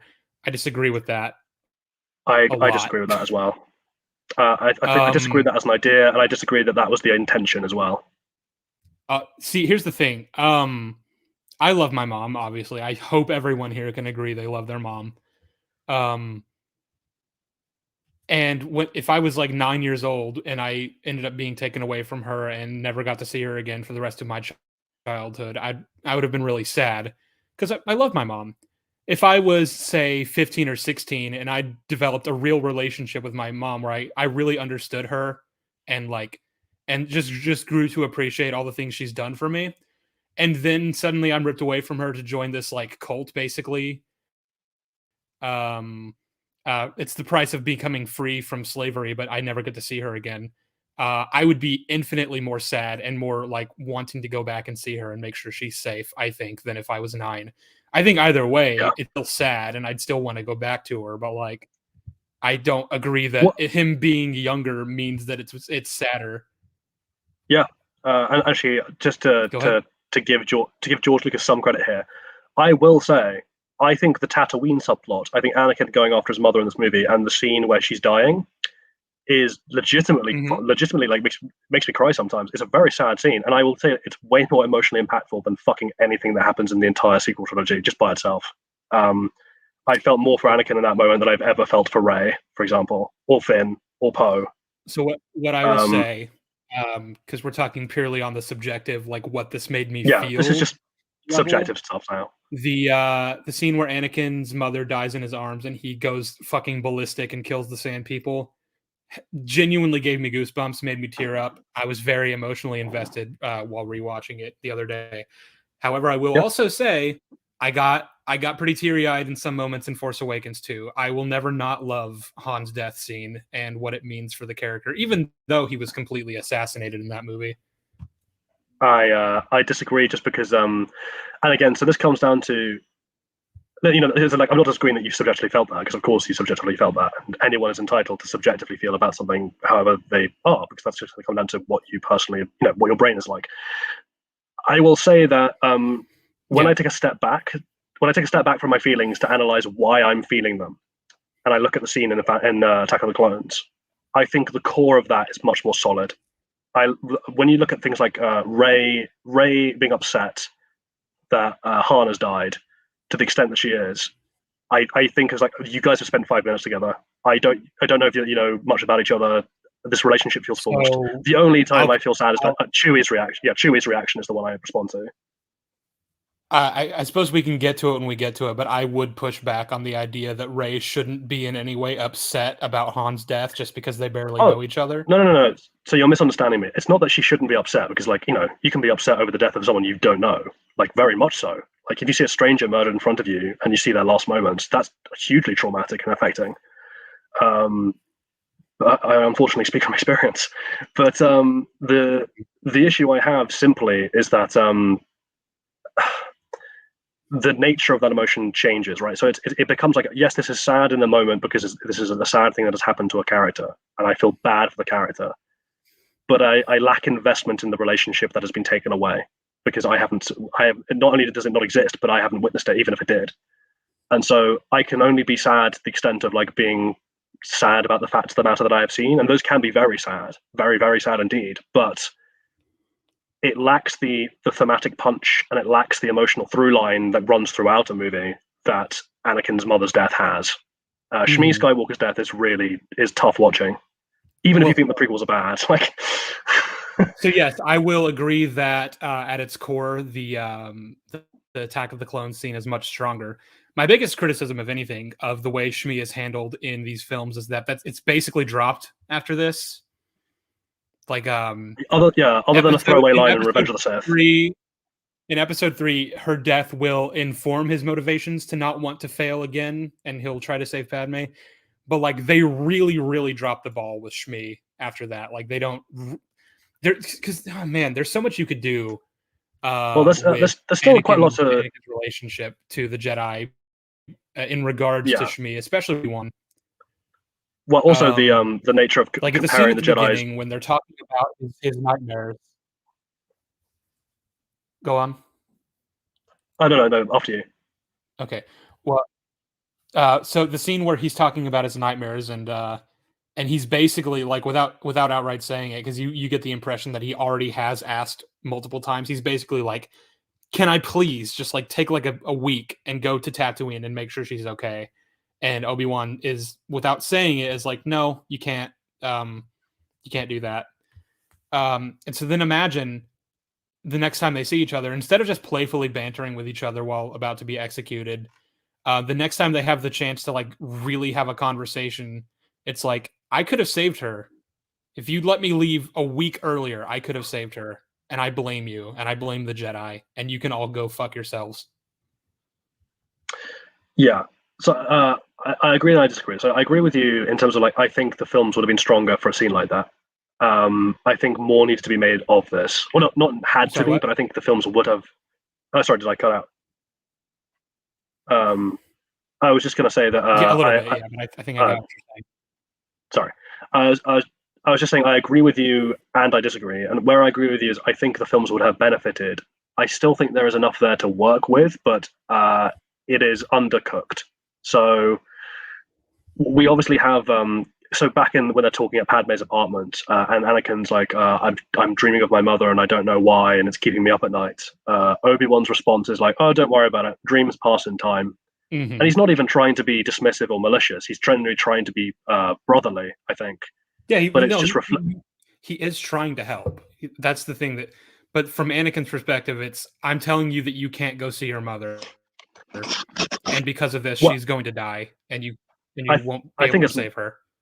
I think it's more subtle than that. I think it's Obi-Wan has underestimated Anakin's ability. Like, Anakin is essentially like, I've had a vision of my mother dying. Maybe this is more than just a dream. And Obi-Wan's like, "Oh, don't worry, it's just a dream. And that's really tough, and I'm sorry, and you've got my sympathies, but try and move past it." And then it comes to pass. And Anakin, I think, would have a legitimate reason to be like, well, he does, right? He has the scene where he's like, "It's Obi-Wan's fault. He's holding me back." Where he lashes out because he's like, "Oh, Obi-Wan doesn't trust me when I tell him that I have this precise, this connection to the Force, or that I'm this well developed," and therefore he dismissed something that could have led to my saving my mother's life. That scene does exist. He does acknowledge that, but he never says it. He never says it to Obi-Wan, and I think that's the point that I'm annoyed at, is that we never get this conversation between Anakin and Obi-Wan. He says it to Padme. Yeah. Well, again, so this is where I agree with you, right? Like, I think that scene would have massively helped the through line. I think what we have is still enough to work with, but it is undercooked, and that scene would have been useful. It's enough in that it gives you an idea, but it's not enough in that it's actually thematically resonant and has a solid through line with meat all the way through, I guess is what I'm getting at. Like, it's there. Again, that is informing his motivations in Revenge of the Sith, but not enough as I think it should. I think it's fine for his motivations with Padme. I think where it falls down is his resentment with Obi-Wan, because in Revenge of the Sith, their relationship has been patched up to such an extent that it almost has been breezed past. Like, this resentment that we get in Attack of the Clones, that that might have been simmering under the surface in Revenge of the Sith, and informed why he was so willing to, not willing, you know what I mean, informed how he could have turned on Obi-Wan. that's lacking in Revenge of the Sith, and this scene that you're proposing would have gone a long way to resolving that issue. So just to reference the best Star Wars book ever written, the Revenge of the Sith novelization. Do you know the actual reason given in that book that's completely absent in the movie for why he fucking throws a fit basically when he's denied the rank of master? Yeah, it's because he wanted the knowledge and the only accessible to masters in the archive to save Padme. Mm-hmm. That's never told to us in the movie in any way. Not from my memory. Unless you count like the Darth Plagueis scene where Sidious is like, I can teach you, or like Darth Plagueis could save people. The Jedi can't teach you that though. Like I guess if you want to be charitable, you could say that scene. Well, but I mean, the point is, you play off of that. You play off of the Jedi prevented me from saving my mother. I am not going to let them do that again with Padme. And if they stand in my way, I will not hesitate. I will kill them. Yeah, I think Anakin is underdeveloped in terms of his motivations. We agree on this. I think it's still a significantly better through line than what we get for anything in the sequels, but it is very bare. Like, again, we both started this by agreeing these movies are not good. These movies are like, if I had to give them rankings out of if I had to give them rankings out of 10, I'm like, the Attack of the Clones is a 3.5, maybe a 4 if I'm generous, and the TFA is a solid 3. Like, I keep seeing comments that are like, these movies are having a mid off, and I'm like, mid? Oh yeah, mid is they wish they were mid. They're both really fucking bad, guys. Yeah, they wish they rose to the level of mid. That being said, again, we'll come into this when we talk more about the direct comparison, but I will say that however broken it is, the Attack of the Clones, it has something it's trying to say. It is attempting to say it. It's a good story told in an extremely botched and incompetent way, whereas TFA is a very effective roller coaster ride that has no central theme, and that is fundamentally broken on a level of causality and character. And the thing about being able to extrapolate themes and messaging basically from a movie, could I not basically just say, well, the theme of The Force Awakens is you should never run from your past. You should never be stuck in the past, essentially. You should always look to the future and look to the people that you have. That's thematically resonant for what Rey goes through and what Finn goes through, really, in this art, in this movie. We'll address this when we get to Force Awakens, because that is a similar theme to what I think the theme of the entire sequel trilogy is trying to do. The problem is that whenever you propose a theme for a novel, or not a novel, a piece of art, right? You propose a theme, and then you look at the references to see how well that carries it through. So, again, to take it away from Star Wars, we've had this discussion before, right, about Dracula. The book Dracula, written by Bram Stoker, it's not the only subplot, but one of the subplots, one of the main themes of the novel, one of the main themes of the novel is that it's a satirical comparison to British imperialism. Bram Stoker was an Irishman writing in the late 1800s. A lot of Dracula's behavior is meant to be a satirical parallel to the blood-sucking nature of imperialist encroachment and stuff like that. There's lots of themes that, like, we know from his writing he was trying to convey, and we know the audience he was writing the book for would have picked up on those themes. And then you can look at the references in the book and compare them to that theme to see how well it carries through, right? Now, interestingly, one of the sub-themes that you can pull out of the novel is that it's partially talking about homosexuality. Now, that's pulled out of a number of scenes, like Jonathan Harker's scenes with Dracula and the way in which Dracula interacts with him, and Jonathan's reactions to that as recorded in the novel. You get it with his comparisons to his other male friends, and you get it with the wives of Dracula, the sister wives of Dracula, and them trying to prey on Jonathan in Castle Dracula.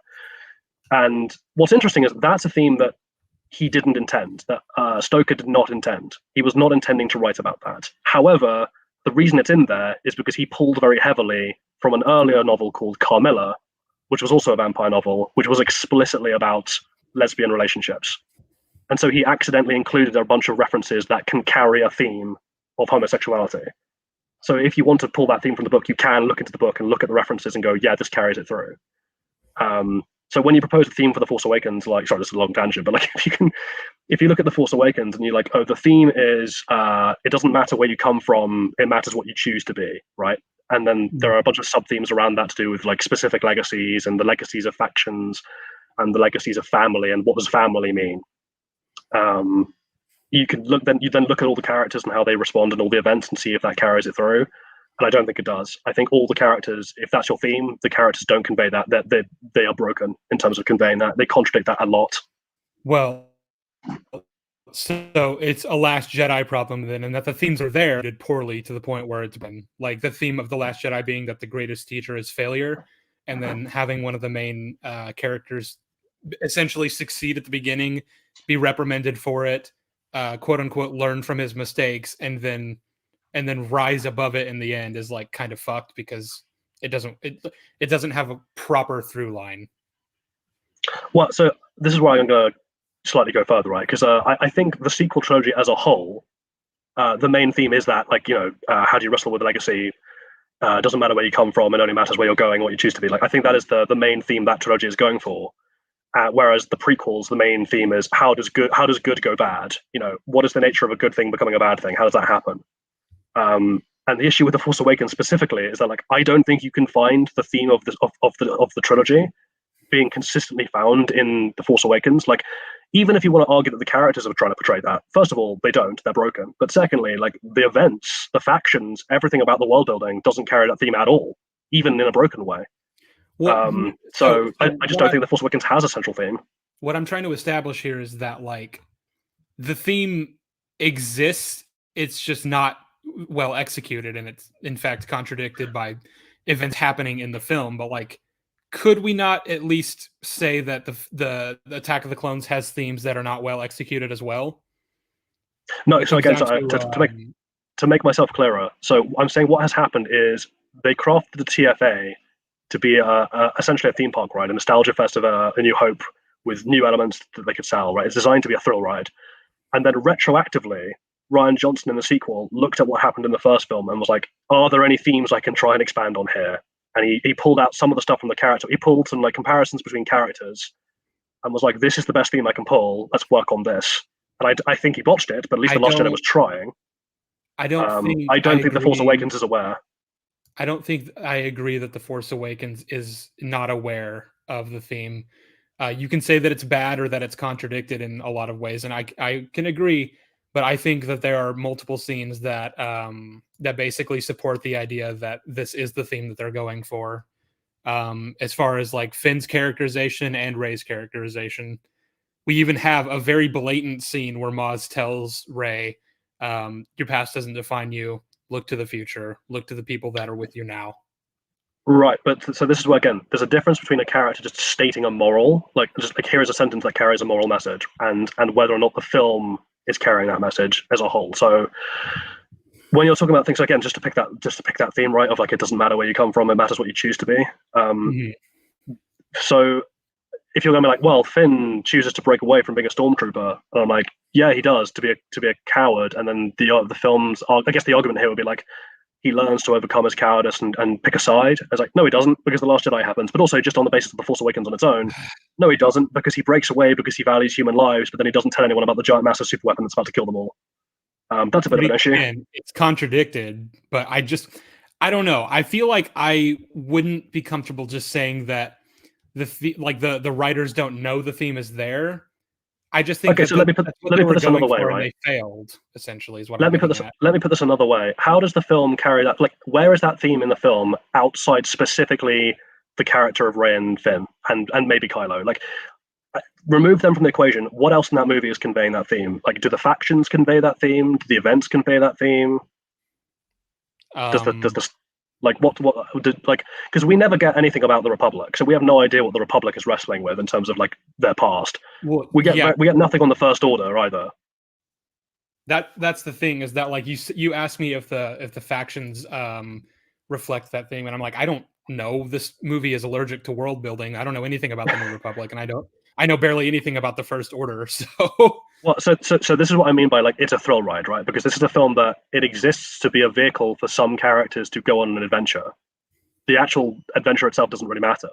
And then there are multiple scenes where we are essentially just straight up told by another character that this is the moral message that a particular character is wrestling with, and then it's not carried through, and the events break that theme. So I don't think you can then be like, oh well, they mentioned a theme, therefore the film is trying to convey it. It's like, no, I mean, trying in a very loose sense perhaps, but like I do not think the film can possibly be said to contain the theme other than trying to tell you that it is.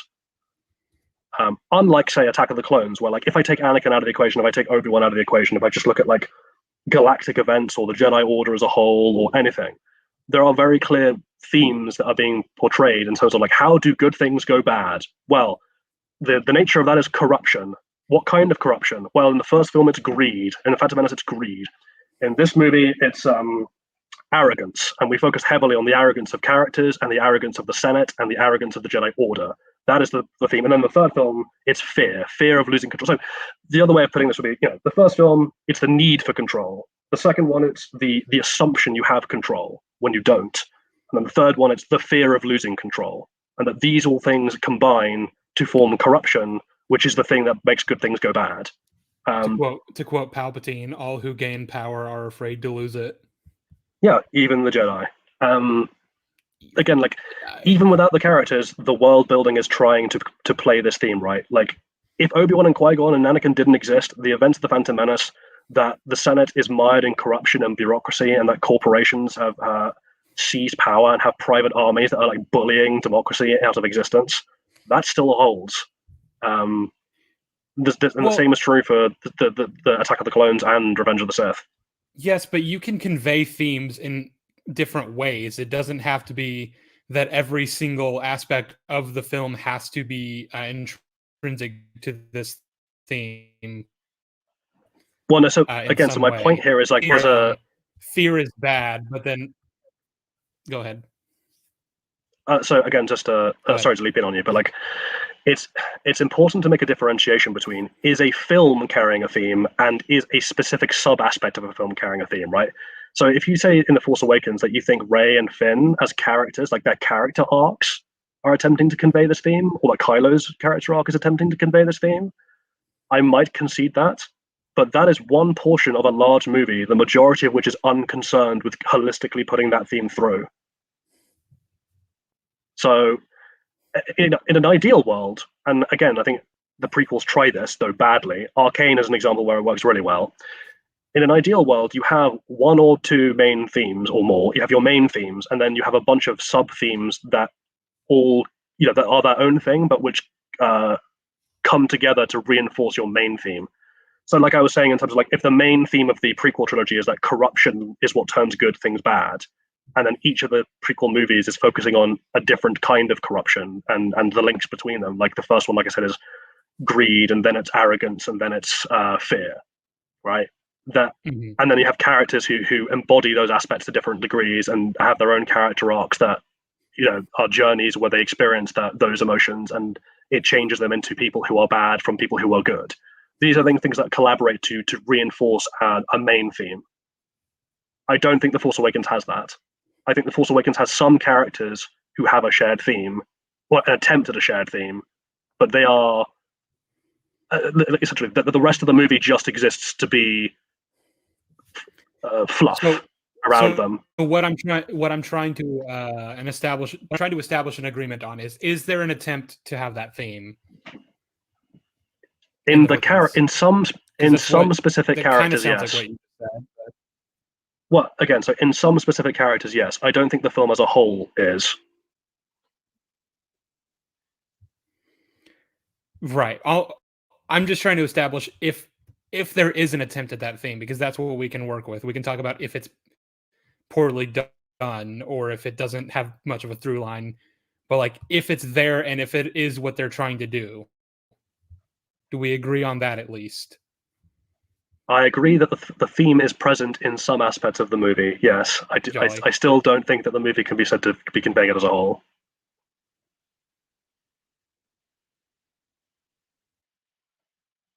Well, and again, we can get to that. We're going kind of a tangent here. We still this is a bit of a tangent. Where were we? I have no idea where we were now.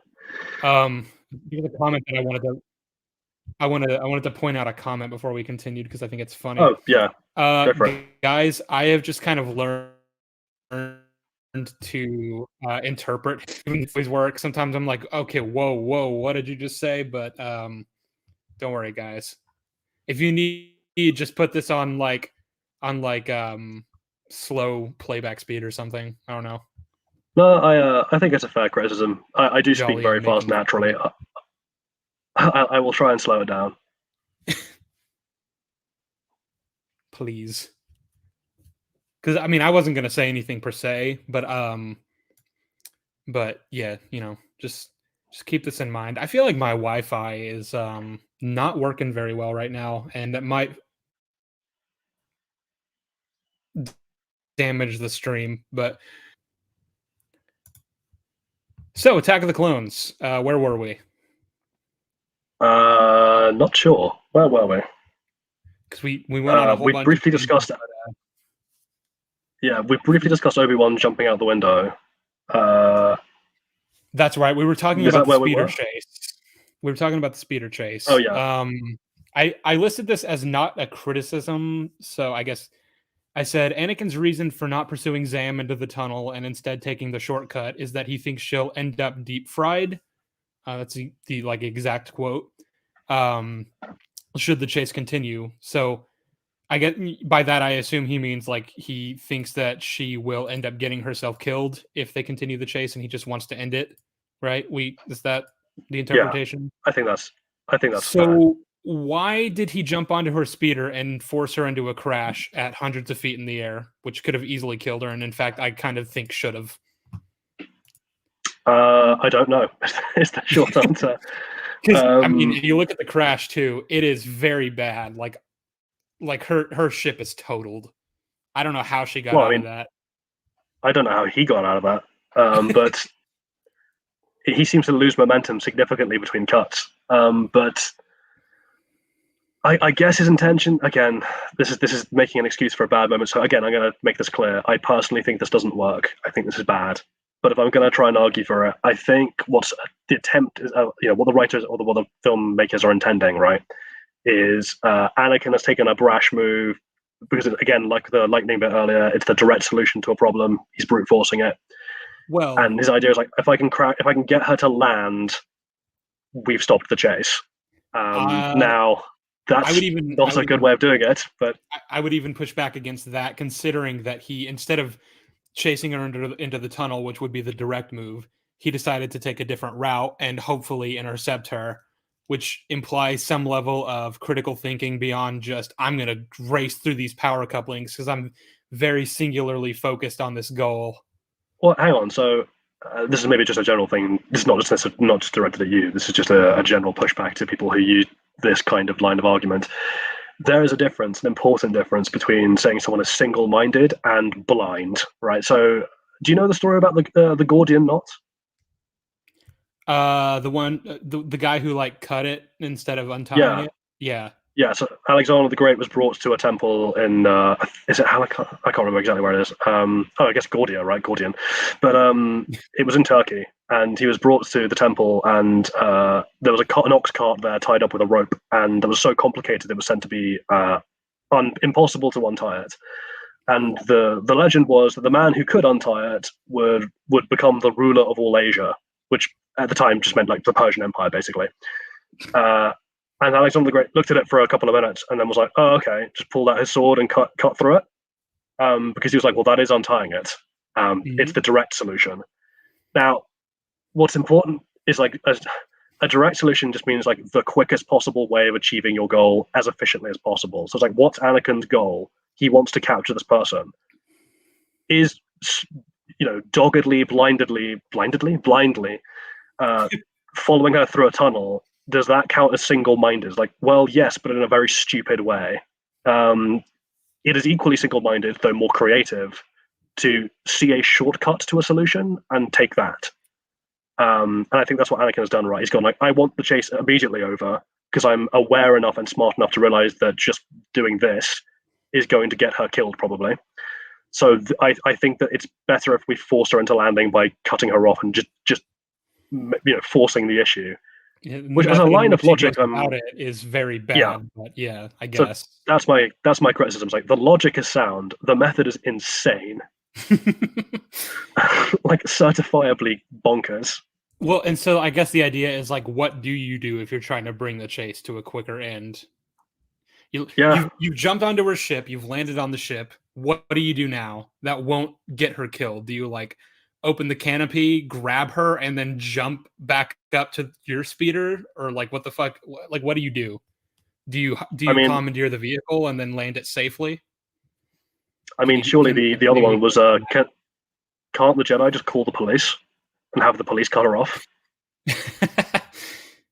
Like they are official, they're not some random religious order. I mean, they are a random religious order, but like they are the direct, they are directly the guards of the Senate. Like they are directly an instrument of the Senate. Do they not have any authority to contact other law enforcement? Even if they don't have police authority, like this is a person who just tried to assassinate a senator. You call the cops and have them cut her off, essentially work with them, because you're a security force and Coruscant security force is a security force. You work together, you cut her off, and then you know what? An easy. There's a very easy solution to this writing wise, which is just to have some of the Naboo security follow them out. Yeah. Like you'd think, you don't need all of Padme's security to secure her bedroom. A bunch of them would presumably, like Captain, is it Panaka? No, it's not Panaka. He's the first one. Captain Typho. Yeah. You think Typho would be out and about trying to, with them trying to hunt down the perpetrator, right? As long as he believes that she's safe with whatever security measures are being taken now after the assassination attempt failed. Yeah, I would expect him to be out there. Easy solution. Just have as they're rushing out of the room, have a bunch of guards rush in and like move her into a safe room, like through the wall or something. Mm-hmm. That or just literally just have them like bundle her out with like dozens of guards. That's all literally you need as a scene to be like she's secure. Just put her in her closet and have like 5 security officers right outside the closet door. I really like the idea that Sheev, they bring in a box and they put her in the box and lock the box, and then when Anakin and Obi-Wan get back, they're like, "So where's the senator?" And they're like, "Don't worry, boys, we've kept her safe in this box." And Anakin just looks at it for a second and goes, "Yeah, you did remember to cut air holes, right? Like there are." Like she can't breathe, and they're like, "Oh shit!" That's why there was a bunch of banging coming from inside the box. Shit. But yeah, so this is my general frustration with the prequels. It's like there are a bunch of scenes where there is a blindingly obvious writing solution to the goal you are trying to reach. Well, and rather than take that easy option, Speaking of, we have ourselves a shapeshifter who, instead of shifting shapes to avoid her pursuers, she like directly walks up to one of them at the bar and tries to kill him, which gets her arm cut off and gets her captured. Thoughts? Yeah. So now, what I will say about this is that, and again, we're not taking the Clone Wars into account here, because in the Clone Wars, we actually see a Claudite, the same species that she is. We actually see one take a different form, and for some reason, her clothes change shape with her. It's very weird. It's very stupid. But we're not accepting the Clone Wars, so we're not going to say that. We're going to assume that even though she's a shapeshifter, she would still be wearing the same clothes, presumably. Well, hang on, we have direct evidence of that, because during Anakin's attempt to force her to land, there's a scene where she angrily looks to the side where he is and shifts back into her original form briefly, and she is in her original clothes. The Clone Wars fucked with that. Great, good job, guys. Yep. They broke that. So, but anyway, so my point is, if she can't change clothes, then I guess shape-shifting really isn't an option as long as Anakin has a good idea of what she's wearing. In that case, we know, and Anakin says he suspects she's a shapeshifter. So the Jedi he clearly got a look, yeah. So the Jedi are aware that she can change shapes. Why not have one of them be standing by the door, just to make sure nobody slips out wearing the exact same outfit that the bounty hunter was wearing when you were chasing her a minute ago? Just in case, because if they did that, then I would agree that there's no solution that doesn't involve confronting the Jedi. But because they were both just in the middle of the bar, not guarding any of the exits, she easily could have slipped out even without shapeshifting. So do you want the meta reason? Walked up to Obi-Wan and tried to kill him. Do you want the meta reason, or do you want my reaction first? I don't care about meta reasons, so just give me a reaction. Yeah. So my reaction is because they're chronically stupid. The scene works a lot better if Anakin just stays by the door. The meta reason is because they wanted to give Anthony Daniels and Ahmed Best cameos, and George Lucas's daughter cameos as Anakin's walking around. I still think he could have just done that by having them walk past him in the doorway, but we needed to have this tense moving around the bar scene. Well, but we see both Ahmed Best and Anthony Daniels like react whenever Obi-Wan cuts her arm off. It like cuts to each of them, so you could still have that. Oh yeah, that's my point, right? So I guess it's because the way the scene is shot, right, is that like Anakin's moving around and it's shot in a way that suggests that Zam is targeting him, right? Like moving through the crowd, and then then she approaches Obi-Wan. So I guess it was to try and sell that illusion that like Anakin might be in danger. The problem is, I think that's really dumb. See, because if let's just assume that the entrance they came through is the only exit out of this place, right? If Anakin's standing guard at the door, she has no other option than to confront Obi-Wan at the bar and try to get the jump on him, essentially. Or actually, not even that. The better option would be to just go after Anakin while Obi-Wan's baiting her at the bar. Take him out and then run for hell, basically. Get the fuck out of there. And either option allows you to have it to where she gets defeated and captured and then gets assassinated before they can get any information out of her. Yeah, I agree. So it's just a weirdly executed scene that could have had very minimal changes and ultimately would have had the same result. Yeah. This is one of those things of just the idea is solid, the execution is incompetent. Yeah. Yeah, pretty much. So they chop off her arm. They take her outside, and Anakin tries to interrogate her, and then Jango fires a Camino saber dart. Into her neck. And so there's a curious thing here, because she has time for some last words. She doesn't die so quickly that she doesn't say something before she goes. Now, if you're listening, because they don't translate it, but if you're listening, her last word is Slimo, which I'm pretty sure is meant to be like an insult, right? That's an insult in the Star Wars universe. Yeah, the literal translation was bounty hunter scum. Yeah. Wouldn't you just like cursing out Jango? Yeah, but if you know, like, if the Jedi, like, who hired you, and then you know that Jango just betrayed you, wouldn't your last words be like, "It's Jango Fett, go get him"? Jango Fett, he's right there. He's up there. He lives on Camino. Yeah, rather than taking the time to be like, what a bastard. Well, it's that honor. They have honor. It's like, oh well, he did just kill. Honor, you say? Wow, that excuses that then. Oh, kill me. Fuck off. I'm so tired of that. I'm so tired of that bullshit. Like, I've heard it enough with Bo-Katan recently. I'm like, no, stop. The Mandalorian Season 3, Episode 1 was dog shit. It was awful. And if you defend it, you need to have a long, hard look at yourself. Like, if you like that, you have failed as a human being and you should be re-educated in a camp. That is how strongly I feel about how dog shit that episode is.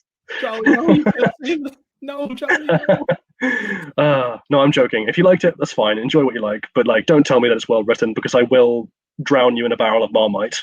Did you see what I quote tweeted him on Twitter, so I don't know if you saw this, but Kyle Katarn, that I did not see this. Like, he said, well, basically he just put a picture of Pirate King Gorian Shard next to Luthen Rael and said it can be both, it should be both, implying that the reason people don't like the new episode is just because it's silly. And we just came from like a really gritty and serious show, and now we're getting this silly little dumb Star Wars show. And it's like that. Oh God, there are so many more reasons I can think of that tells me why Mando 301 is bad. How do they explain? You know the bit in Andor? Is it literally episode 1 where like his mate is like, "Oh, you owe me money. I've hired this guy as muscle, the dumb alien. The dumb alien is played for laughs." Yeah. How do you explain that?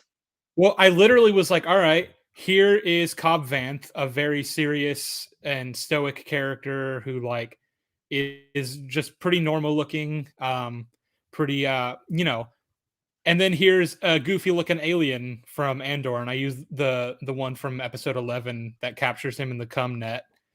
And I'm like, yeah, see, it's not about the fact that they're goofy, it's the fact that it's badly written.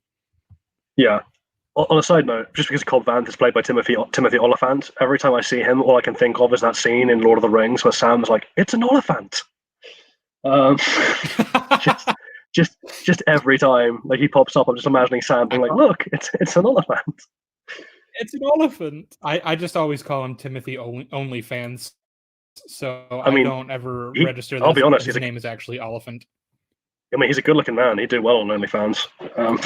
If he's ever hurting for money, you know. God, he's hot. He grew up surrounded by OnlyFans.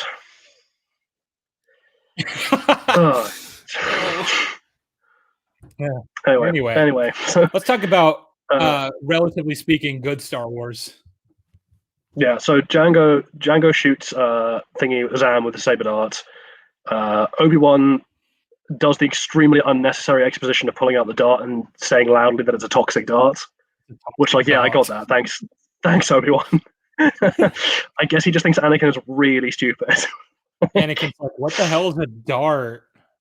Like, Anakin's like, what dart? It's like, that's a dart, Anakin. You've seen dozens of them by now. Just whatever. So we cut to, is it the Jedi Council meeting? Yeah. Is the next one? Where they're explaining to the Council. I think this is a pretty fine scene. This all follows. Council are like, I don't like that they assign Anakin to protect Padme. Really? Why? See, here's the thing. We're the Jedi, right? We're very concerned about this boy, the chosen one, who was initiated well after he was the maximum age typical for a Jedi initiate. He has attachment issues. He's always talking about wanting to go see his mom.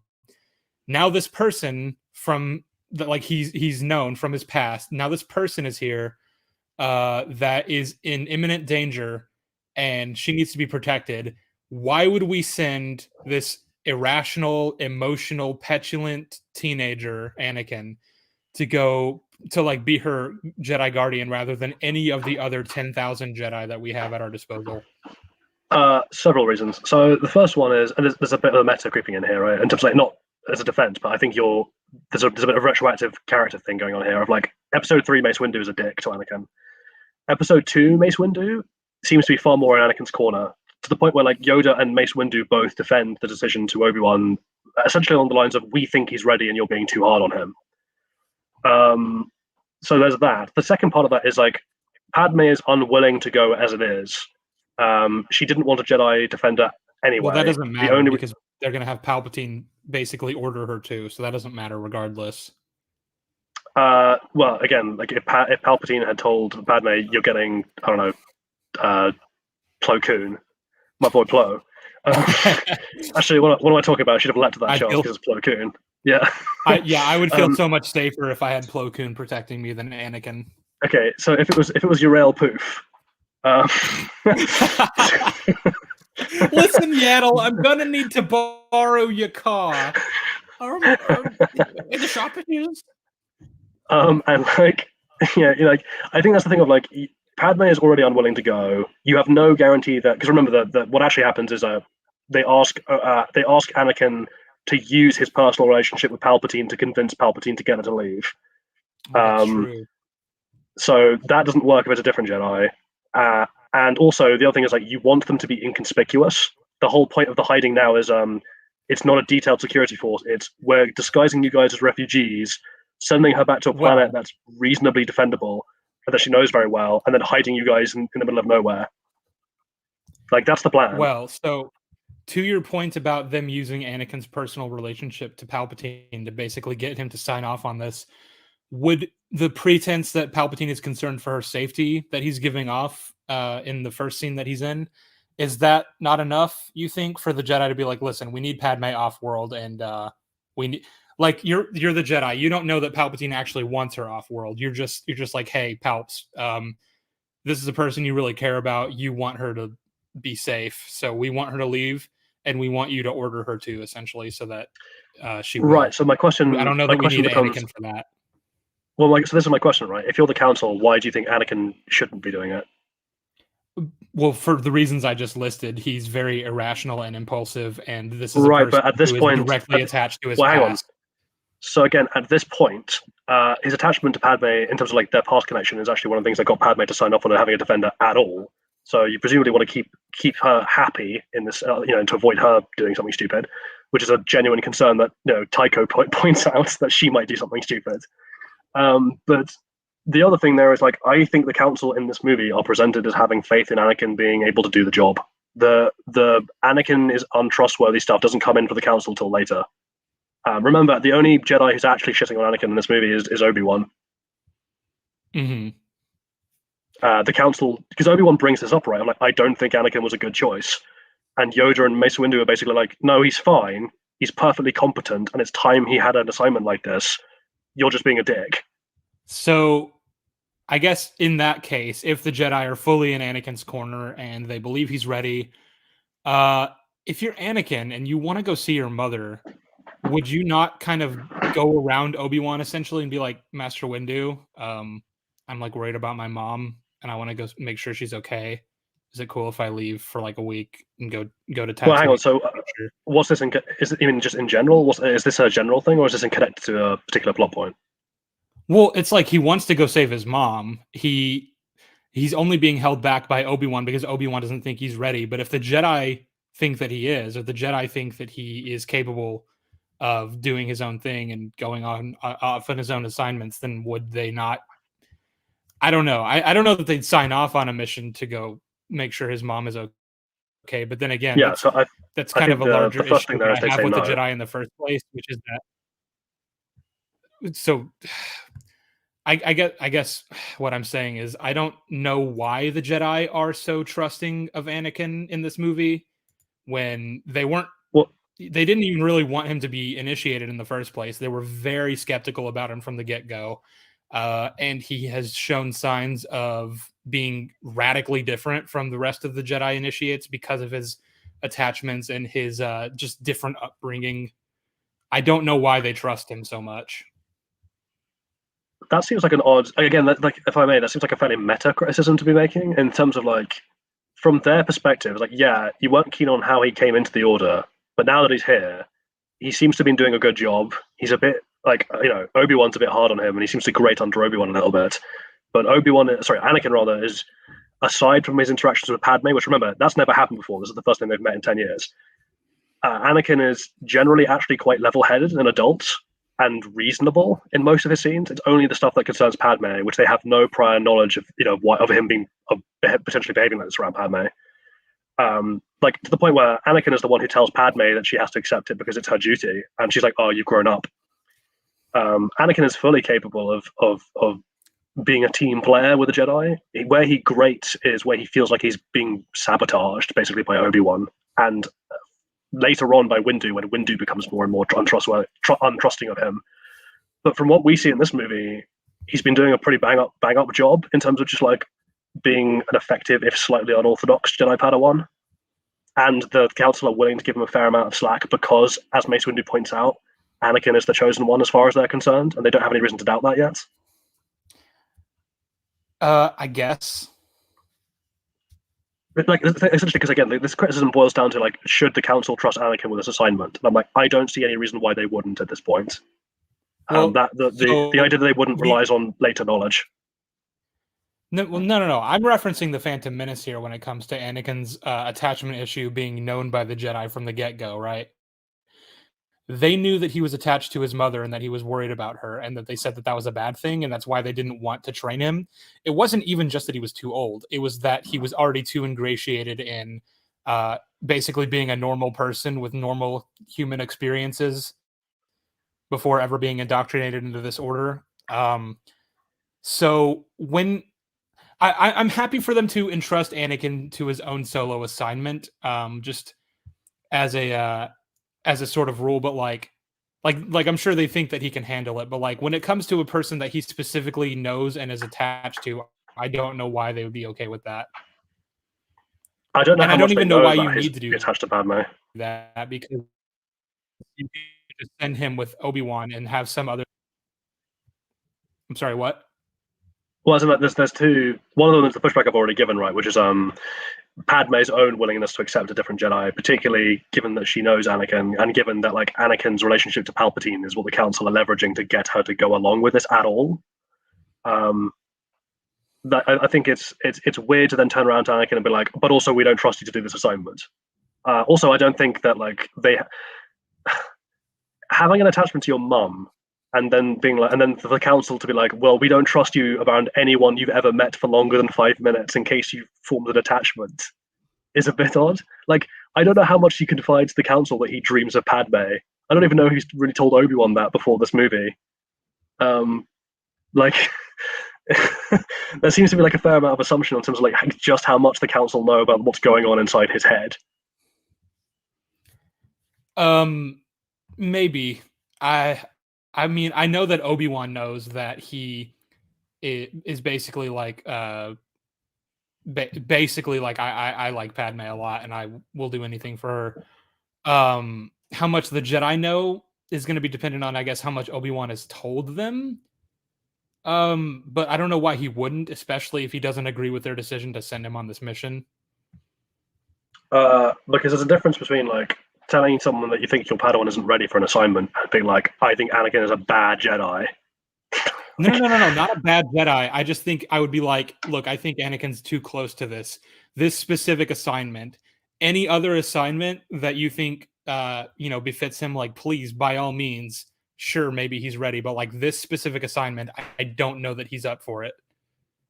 Which he does say, but I don't know that he ever gives the reasons for why he doesn't think it's a good idea to put him with Padme to the Jedi. So the thing is, like, Obi-Wan registers a complaint that they're entrusting. Like, he's like, I don't think Anakin's ready for an assignment on his own. He doesn't say, I don't think he's ready to, I don't think Padme is a good idea. So as to like how much Obi-Wan thinks that it's specifically Padme being part of this mission that's the problem is unclear. Given his dialogue, I have to assume that Obi-Wan is just more concerned that he thinks Anakin is arrogant and reckless. That's his bone to pick. Because again, like, and when we're talking about the Council as a whole and the Jedi as a whole, I think there is a degree to which, like, and this plays into a large part of their thematic through line, and later on Sidious's, that they as an organization just do not understand love and affection properly. That they are very blind on that matter. As for Obi-Wan specifically, I don't know if Obi-Wan either knows and or cares. Again, and I don't necessarily mean it as a defense. I just mean like there is not enough information. I do not know. It's potentially a problem. I'll give you that.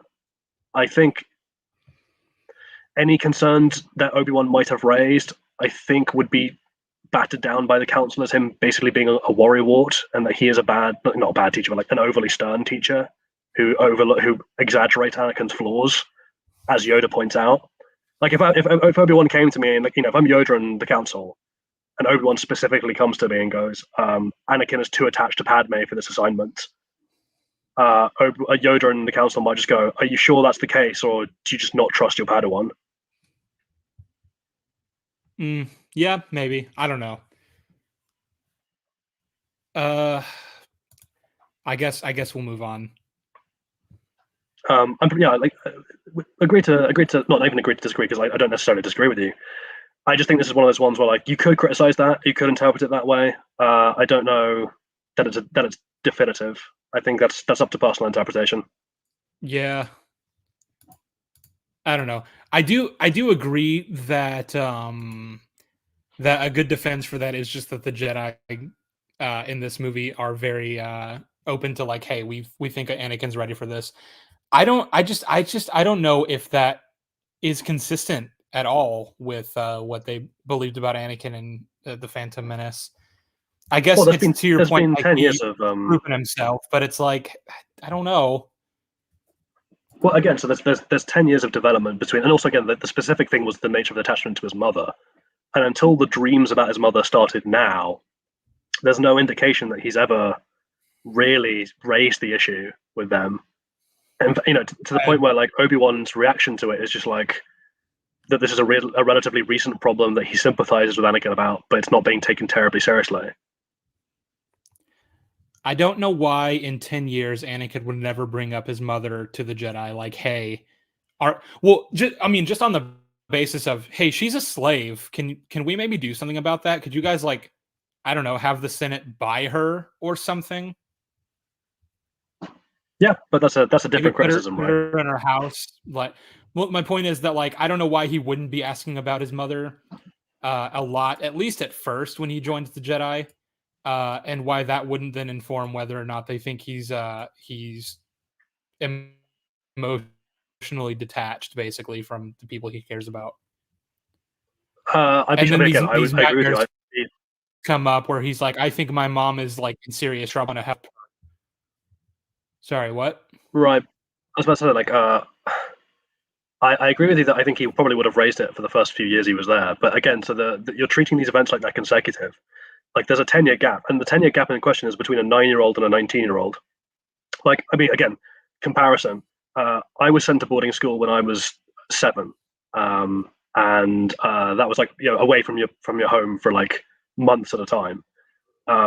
You spend a lot of people when they first start boarding, particularly at the age of like 7, 8, 9, even 13, up to 13, they get very homesick and they spend a lot of their time talking about their parents and like having trouble adjusting to like a boarding school environment, which is a very like culty environment. I don't think it's healthy, but that's the nature of it. But by the time you're like 15, 16, like you've just accepted that that's how it is. Like people, if anything, can become very callous about the system. Like you kind of sneer down at the lower years of being a bit wet for giving that much of a shit. Like indoctrination into that kind of system can be very rapid with your teen years, and like the fact that a 9-year-old Anakin would have potentially been a bit very homesick and raised the issue. I don't think it's fair to then be like, well, he was homesick when he was 9, therefore we don't trust him now that he's 19. Like that seems like a bit of a leap. Like if I met a 9-year-old who was homesick in a boarding school now, I wouldn't then assume that if they left their girlfriend for 2 weeks they'd burst into tears. Yeah. Okay. Yeah. I want to move on just because we don't want to get stuck on one point for too long anyway. But before we get into anything more major, I just want to say I've always really loved that little detail. It cuts to the next scene after Anakin's talking to Palpatine about sending Padme away. It cuts to the scene. We get an establishing shot of her apartment, and there's just this little droid flying around, putting up a new window in her room. Oh, yeah, that guy. There's actually something about that I find even funnier, right? Which is that because the scene opens with us watching him put the window in, and then we cut, and he's still at the window, but they're in the room. Was she just packing in a room that was like exposed to the air and like 6,000 feet up? I guess. You've seen Breaking Bad, right? Yeah. You know the running bit in season 3 where Walt continues to have to get his windshield replaced because it keeps getting damaged? Yeah. I would like it if they'd carried that through for the rest of the trilogy, where she just keeps getting her fucking window broken and having to get it fixed. It's always it's the same droid every time. Just like, man, like, God damn it, guys, stop. Anakin and Padme are having like an argument, and he like slams his robotic fist against the window in anger, and it like shatters it, and she's like, Anakin. That's the 7th this month. Like, this is the 7th time this month. I like the idea that like they call the window replacement guys, and then it's not the droid anymore; it's the 2 worms from earlier. they've gone into business. Those are our cousins, you asshole. Yeah, they're like, so about those two brethren of ours that you murdered. Yeah, I see the stain. The stain is still on the carpet. It's kind of awkward to put the window in. When we tried to get it out, we used every type of cleaner available from Coruscant to fucking Navarro, but we just couldn't find anything that would get those little shits out of our carpet. Anyway, yeah. So there's the scene in the bedroom where this is just, again, all the Padme Anakin romance dialogue is bad and really cringe. I do like the bit where he's like almost lecturing her on like duty. I think that's a nice little moment that demonstrates that like he is a bit more of an adult than Obi-Wan is maybe giving him credit for. And again, this is where I will defend Anakin slightly. A lot of people, and I can see why, like a lot of people accuse him of being whiny in this movie because he complains to Padme at various points that Obi-Wan is being a dick. The thing is, I think, particularly in this scene, the way in which he's expressing that is actually kind of fair. Like it's a fairly reasoned way of doing it, right? He's basically gone like, oh, I really, don't get me wrong, like I really appreciate Obi-Wan. He's a great guy, good teacher. I'm very thankful to be his apprentice, but like in a lot of ways, I'm ahead of him, and he seems to be like petty and jealous and holding me back, and it's really frustrating. Like he's essentially just venting to a friend, or someone he thinks of as a friend. It's the later bit of the scene where he starts staring at her creepily. What the hell was this? Sorry, milady. Oh god, that little scene where he like smirks like as the camera turns. It's really yeah. It's like Anakin is the Friday Night at Freddy's robot. That's the thing. People treat every single scene with him as though he's just trying to get in her pants and just trying to flirt in his very limited experience of flirting. But like, I don't know. He's just talking to a friend and getting frustrated about like a person in his life that constantly annoys him. Yeah. He's not flirting with her by whining about Obi-Wan. That's not what's happening there. There's also another note as well of the bits where he gets more whiny around her, and I use the word whiny in inverted commas, but like the perception that he gets more whiny is, much as I noted earlier that Obi-Wan condescends to Anakin, that he's a child in some senses, there are scenes where Padme does that as well, and when she does it, Anakin gets noticeably more annoyed. So in this scene, for example, she's like, oh, when they first meet, it's like, you'll always be that little boy I met on Tatooine, and then here she's like, you've grown up, which is a bit condescending. And then later on, it's like, don't grow up too fast. And he's like, man, come on. Like, I get this enough from Obi-Wan. I am an adult. God damn you. I am an adult, and I can almost buy my own beer if we're in America. So, yeah, he's like, I can very nearly tie my own shoelace. I'm getting good. I want to know how old you have to be on Coruscant to buy alcohol. That is crucial information that these movies left out. Well, given that you can be a worker in Coruscant from like the age of 12, like I think alcohol laws might be quite liberal. Well, like there are definitely child workers running around in like the lower levels.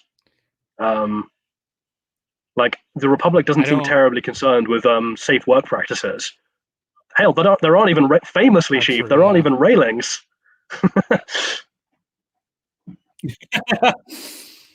Like I don't know how much OSHA is walking around like just like taking notes. Yeah, I could fully believe that highly. That Dexter is sort of sorry. Yeah. No, I was about to say like I could fully believe in like the highly corporate bought, corrupt, in end stage capitalism republic that we're exposed to, that like working practices are not very good. Like they seem to tolerate slavery in the Outer Rim. That's not great. Well, I always interpret it more as just like we don't have any kind of jurisdiction out there. So like what are we going to do about it, really? Oh, but it's the thing, like the Republic is huge. Like it could throw its weight around if it wanted. But there is still such a thing as territory. Like, I live in America. Let's say in Canada, slavery was legal. I don't know that any Americans would be like, I don't know that the American government would be able to go, stop doing that and like enforce that in any way. No, but there would be things like sanctions and has a lot of power, but like they can't really do anything if people outside of their jurisdiction are, practicing things legally that they consider immoral or anything like that. I guess the difference is there aren't other states, right? The Republic is the only state, and then there are like criminal-run, lawless areas, like Wild West areas, essentially. That's the lay of the land as far as we're aware. But the other side of that is like, this is a republic that like the internal corporate fighting is like there are corporations that control the bureaucracy and have private armies. I don't think they care, honestly. Like I think it's like that anyone who cares doesn't get very far in terms of trying to solve it. Well, yeah, no, I agree that even if the Republic could do anything about the slavery in the Outer Rim, they just wouldn't, because they don't care. It doesn't affect them. Yeah, that's actually one of the only lines from Kenobi that I really, really liked. Was the scene where Bail is throwing the dinner party essentially, and he and his wife are talking to this couple, these like senators, about like Bale's like, there's still a lot of work to be done. There's slave labor running rampant and stuff and he's like, look, I didn't come here to end slavery, Bale. I came to eat your food. Yeah. Save the bleeding heart for the Senate. Say something. I've cut like, no. Yeah. Let's keep things. It reminds me of the dinner party really scenes in Andor. Scene. It's one of the only scenes in that show that I like. Yeah, it's excellent. It's.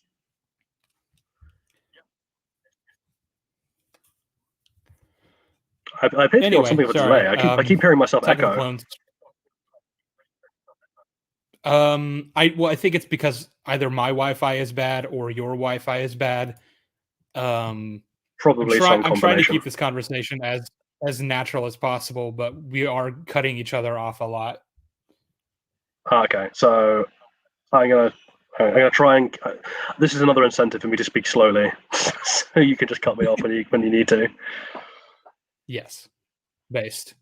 All right, where we are, or we talked about the window and the scene where Anakin and Padme are talking to each other. So I guess the next bit would be, so I have heard your arguments already about why it doesn't matter if it's Jar Jar or an actual qualified representative. Like Palpatine would still be able to manipulate events just fine to basically get the vote in for urgency powers. Fine. I, however, take issue with the fact that Jar Jar even is Padme's representative in the first place. I think that's bullshit.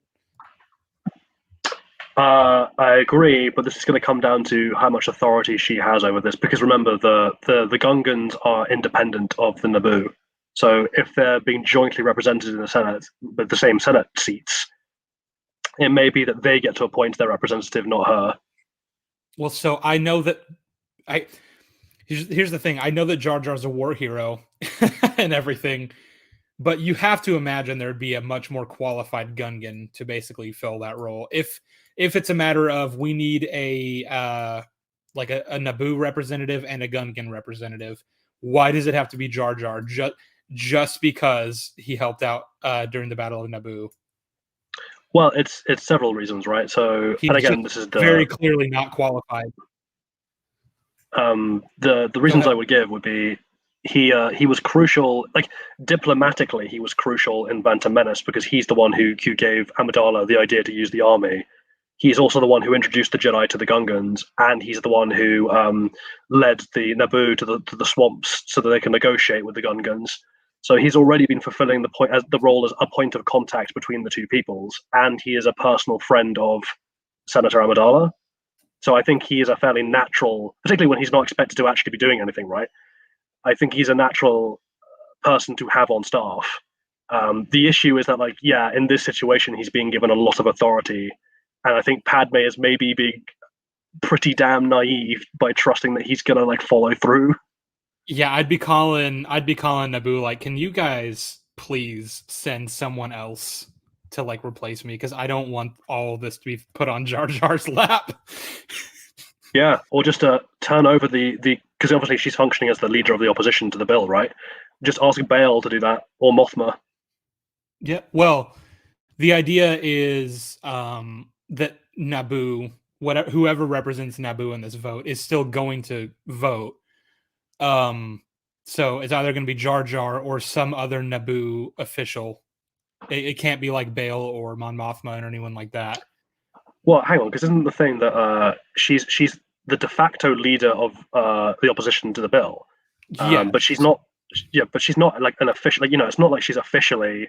It's not like this is an official position. This is just she is the person who is leading the attempt to stop the bill from passing.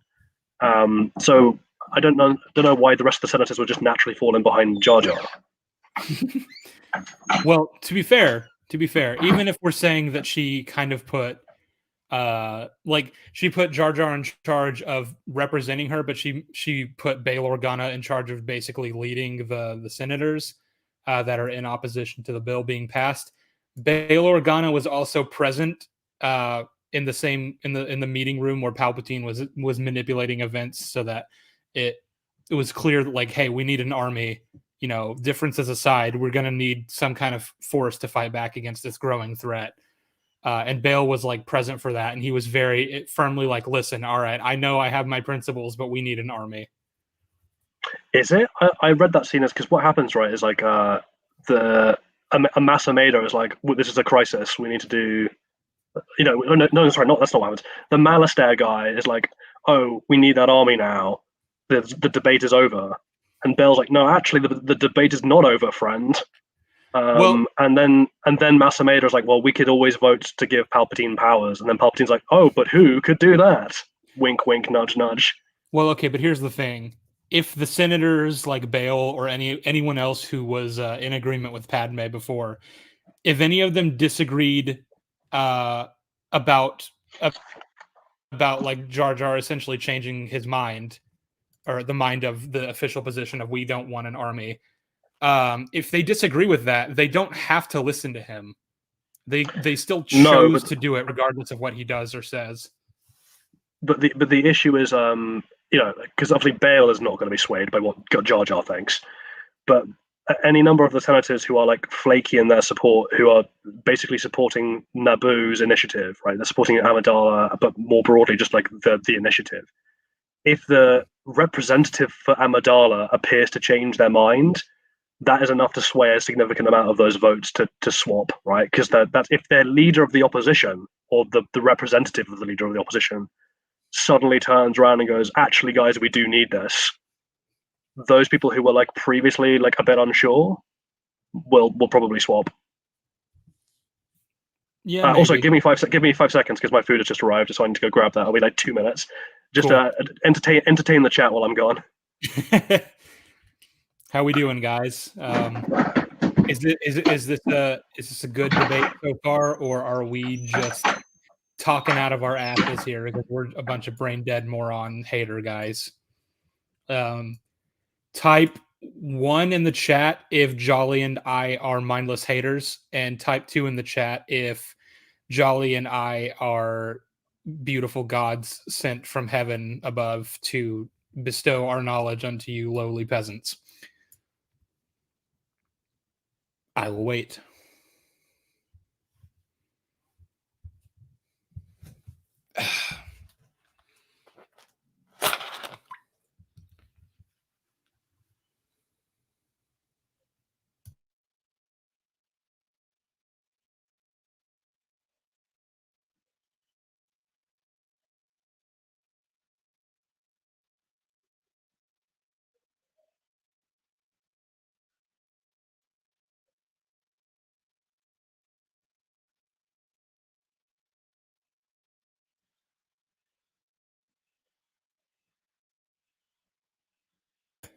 I muted my microphone because I was pouring myself a drink and I was doing it right in front of the mic, so you would have had to hear that. So,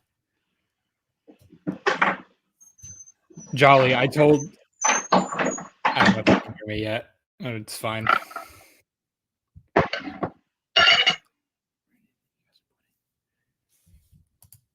So, I've thought about this movie a lot recently, but then, yeah, rewatching it the other day, essentially, it all.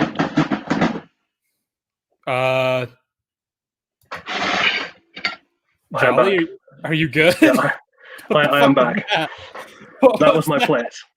That was my plate. Sorry.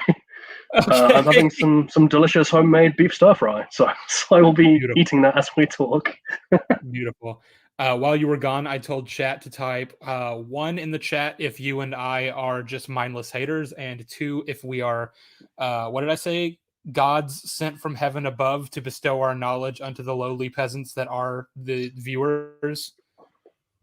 I'm agreeing with so. I'm agreeing with I can see you, ha ha. I think we're a 69. Nice. Very nice. I was in the middle of talking about this comment. I don't know. There was no option 3. I was in the middle of talking about this comment and how like we both rewatched this movie very recently online when you fucking crashed an airplane into your bedroom. Sorry. It's not my bedroom, it's my office. Down your plate. Scared. I'm actually in the office. Scared the shit out of me. I was like, is he dead? You have an office? You have your own office? That's nice. I'm recording in my bedroom. It's not my own office. It's the PhD students have their own office space, but like I'm the only one here because it's 9:00. So you're I'm using you're at work. Okay. Yeah, I'm using at work. I'm using the university facilities. Nice. Wow. Why, praise hell, do you stay at the university as late as you do? Because I like to work. Day. I enjoy it. It's 9:00 for you. You like to work. Okay. Yeah. I mean, most of our chats happen at like 3 a.m. when I am at home, but this one is happening earlier where I'm doing some Sunday work. Sunday today. Sunday work. I specifically scheduled this so that it wouldn't be too late for you when we started. But given how the rate we've been moving at so far, I imagine it's going to be well past midnight for you by the time we're done, and I do apologize for that. No worries. Well, hopefully we can barrel through Attack of the Clones at a fair pace now, because I think if we just jump past scenes that are like pretty inoffensive and go to the meat of big issues, that's probably the better way of doing it. So where are we at now? Remind me. We were talking about it's stupid to appoint Jar Jar to be like essentially the figurehead of this vote against creating an army instead of just appointing it to be like Bail or someone else. Yeah, I think that's an oddity.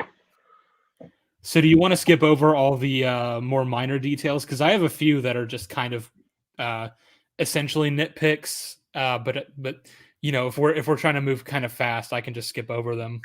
Well, let's just go through them at a brisk pace. Just rattle them off.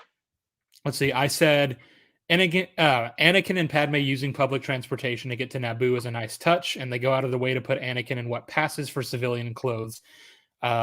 Which I think what Padme's wearing also is meant to pass for civilian clothes, but it doesn't. I don't know. I don't exactly know what passes as civilian clothes in this universe. She just looks very well dressed. So this comes down to because I think the exact dialogue is travel as refugees. Mm-hmm. And I'm like, she clearly does not look like a refugee. She's got like an old Nate's bronze headdress. He's wearing like a dirty poncho. Like he looks the part. She's wearing a very nice outfit.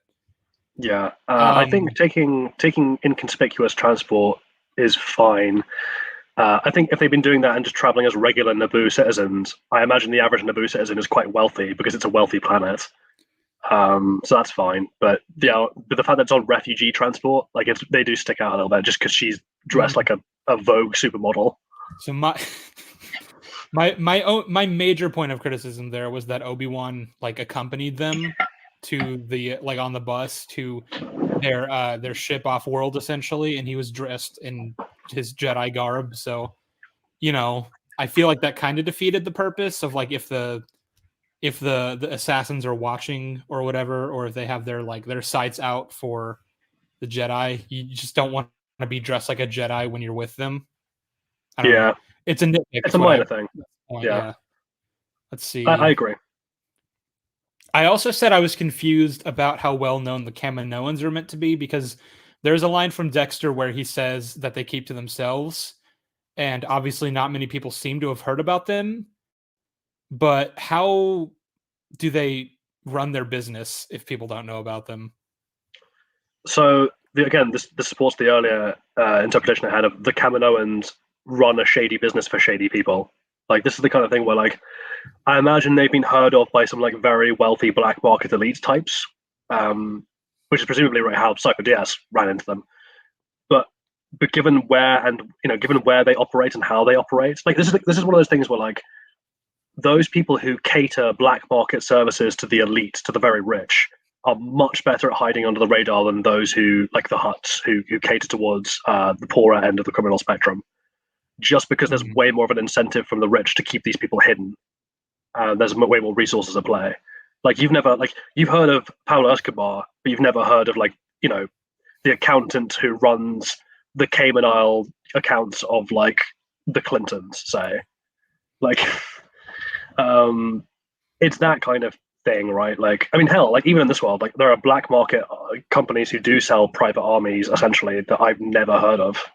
Like, if you said their names, I'd be like, oh, I guess they exist. Like, oh, this is Blackwood, or now that Russia's a thing, Russia and Ukraine war is a thing. Like, oh, here's the Wagner Group, and I'm like, oh, okay, I guess they exist. But I had no idea that they did before then. Yeah, I guess if they're going through black market channels, there's a whole galactic underworld that exists. There's the syndicates and the huts and stuff. So I'm sure they wouldn't be short of work. It was just something that I wasn't really sure about.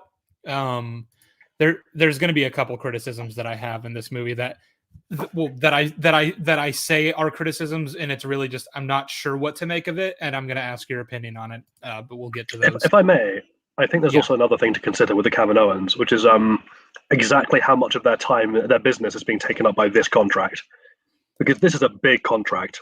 I would not be surprised if this is the only thing they've been doing for the last decade, in which case they're not making armies for anybody else in the last 10 years.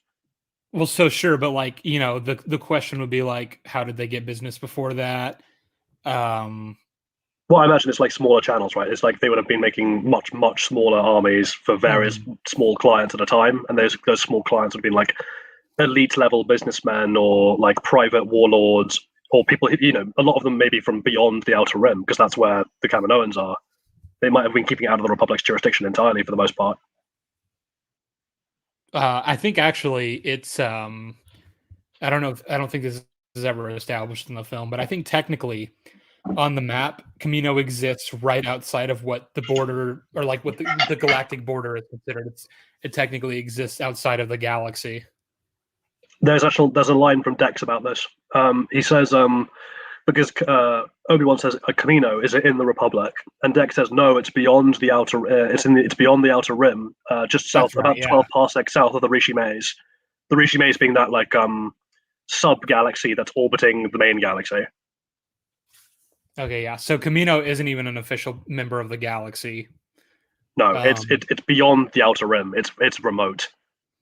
It's very cool. It's even more remote than than the Chiss Ascendancy. Like, it's one of those kind of planets where like it's beyond what the Republic are even aware of, let alone have jurisdiction over. Cool. Yeah. Okay. I'm not too. Let's see. Okay, so you said that if Obi-Wan didn't have Dexter essentially to help him find the planet, eventually some Jedi somewhere would have some contact that would have some knowledge of Kamino, right? That's your defense for why I think that's likely. Overly contrived that Obi-Wan was able to find. I don't know if these Kaminoans are very like we keep to ourselves, we don't get involved, most people don't even know about us, then like you have to think about, okay, how many Jedi have underworld contacts? How many of those contacts know about Kamino? How many of those contacts are willing to divulge this information? I feel like that's contingent on a lot of things happening, essentially. Well, if I could draw like a real world analogy and see if you find it equally unlikely. So like imagine I'm a member of Interpol, like an agent of Interpol, and I'm trying to track down an assassin, and all I have is like a bullet, a particular kind of bullet casing. And so I go to one of my contacts who is like heavily knowledgeable about the black market weapons game. And I plop the casing down in front of him, and I'm like, okay, where's this from? And he's like, well, what do you know? I haven't seen that since I was mining blood diamonds out in the Congo. This belongs to this belongs to the Wagner Group. That wouldn't strike me as unusual. Like, if anyone's going to know about an operation like Kamino's, it's going to be someone who is well versed in like black market weaponry. And that's essentially what Dex is, right? Like Dex is like an old mining prospector who's very heavily involved in the black market and has black market contacts. That's basically why he's a contact for Obi-Wan. Is it a contrivance that Obi-Wan personally knows someone who knows about the Kaminoans? Potentially. It's a big galaxy. It's potentially like quite you said, if strange. not him, it's going to be some other Jedi. But at that point, it's like, essentially, we're cutting out the middleman. It's like, look, Obi-Wan who has like black market connections. So we'll just have. There's no reason we can't write it that way. Is essentially why it is this way. Yeah. Like, it's one of those things where, like, I think it's a slightly lazy solution to why Obi-Wan has this contact, but, like, it's very hand-wavy, but it's very plausible. It is also the most concise way, I suppose, to get this to happen in the narrative. If it's got to happen anyway, you might as well cut out all the fluff and just say, look, this is a person that Obi-Wan knows who knows about Kamino. Oh, yeah, but all you need to solve that is a throwaway line, right? Like, Obi-Wan could walk in and be like, Dex, Master blah, blah, blah told me where to find you. And they're like, oh, how is he? He's fine, great. Now let's get down to brass tacks. Like, Master blah, blah, blah is actually Tyrannus. No, Master blah, blah, blah is those two worms just on top of each other in a Jedi robe. The two worms are Tyrannus. Yeah. The two worms were Tyrannus. They stack on top of each other and then wear Jedi robes, and they like walk into a liquor store and they're like, we would like to purchase some alcohol, please. I would love to do the edit where like Obi-Wan is talking to Jango about who hired him, and Jango's like, I was hired by two worms called Tyrannus. And Obi-Wan's like, really? Wait, what? He's like, fuck, we just killed our best lead to finding out the origin of this. No. Just edit in that bit where Obi-Wan's like surprised by Anakin going, what? Like, but just that with like Jango. It was like, it was two worms and the coat is Tyrannus. There's like Obi-Wan's like, I'm sorry. There's like an entire planet of where these worms come from. And like they're actually the masterminds behind the entire war. It turns out that these two worms were Plagueis. Yeah, they trained Palpatine. Like, we're gonna get to like the Rise of Skywalker, and like when Kylo's lurking around Exegol and seeing all the Snokes in tanks, we pilot to a tank that's just got the two worms inside. Oh wait, no. In Rise of Skywalker, the fucking the cave worm that she heals with the Force on Pisana, it's them grown up. The queen of all the worms. Comes full circle, Jolly. And then she's like, it's weird. You remind me of this this old man who hired me once to kill a senator. You wouldn't be related. You wouldn't be related by any chance, would you? Granddaughter, would you? Just the worm. He never did return those worms to me after they tried to kill that senator. You know what happened to them? I just like in Rise of Skywalker where Kylo's like, you are a Palpatine. Like, we just cut out the entire middle of the movie, and she heals the worm, and the worm just turns around and goes like, you are a Palpatine, and then just like goes off.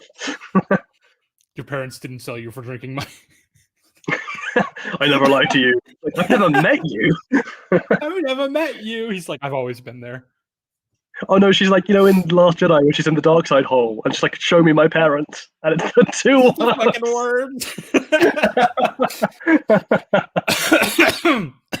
Jesus fucking Christ! Just like in the darkness of the mirror, just like they're getting closer and closer, and like it's the worms, it's the two fucking worms. Anakin, I told you it would come to this.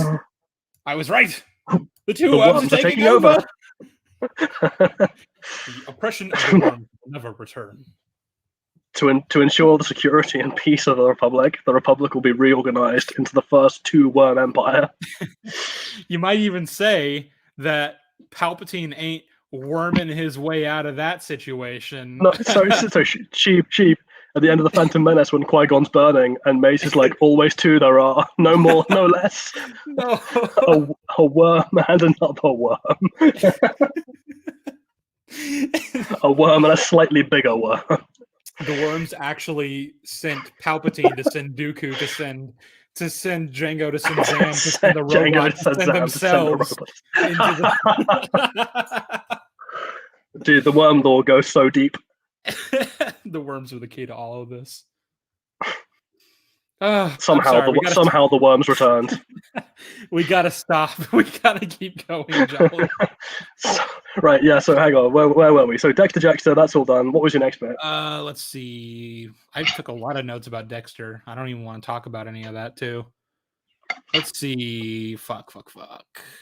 So do we think there's enough to conclude in the film, because again, we're not taking the Clone Wars into account, that the Kaminoans are in on the plot of the Sith? No. Because if not, then fuck. Why did they spend 10 years working on this whole army for the clones, and never once did they think to contact the Republic? I'm actually prepared to buy this. This is going to come down to the argument I'm going to make here is like it's anthropocentric. Before you say anything, almost. I do actually have a potential defense for this. Sorry, what? Oh, okay, go for it. No, go for it. I'll chime in after you. The only defense that I could think of for why they didn't decide to contact the Republic is that actually they did, but Tyrannus was their Republic contact, and he was like, "Yeah, no, it's all good. Keep doing what you're doing. I'll let the Senate know." Essentially. Yeah, I think that's one solution, that Tyrannus is like the first point of contact for them. The other possibility, of course, is just like, depending on how long Kaminoans live, 10 years might not be as long for them as it is for us. So they might have been. I'm sorry, I refuse that argument. I refuse Pourquoi? that argument.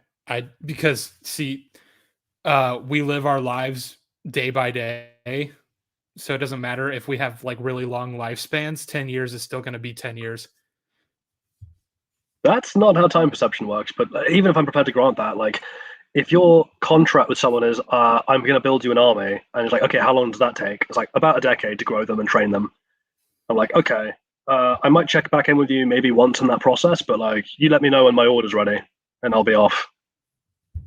I think that's valid.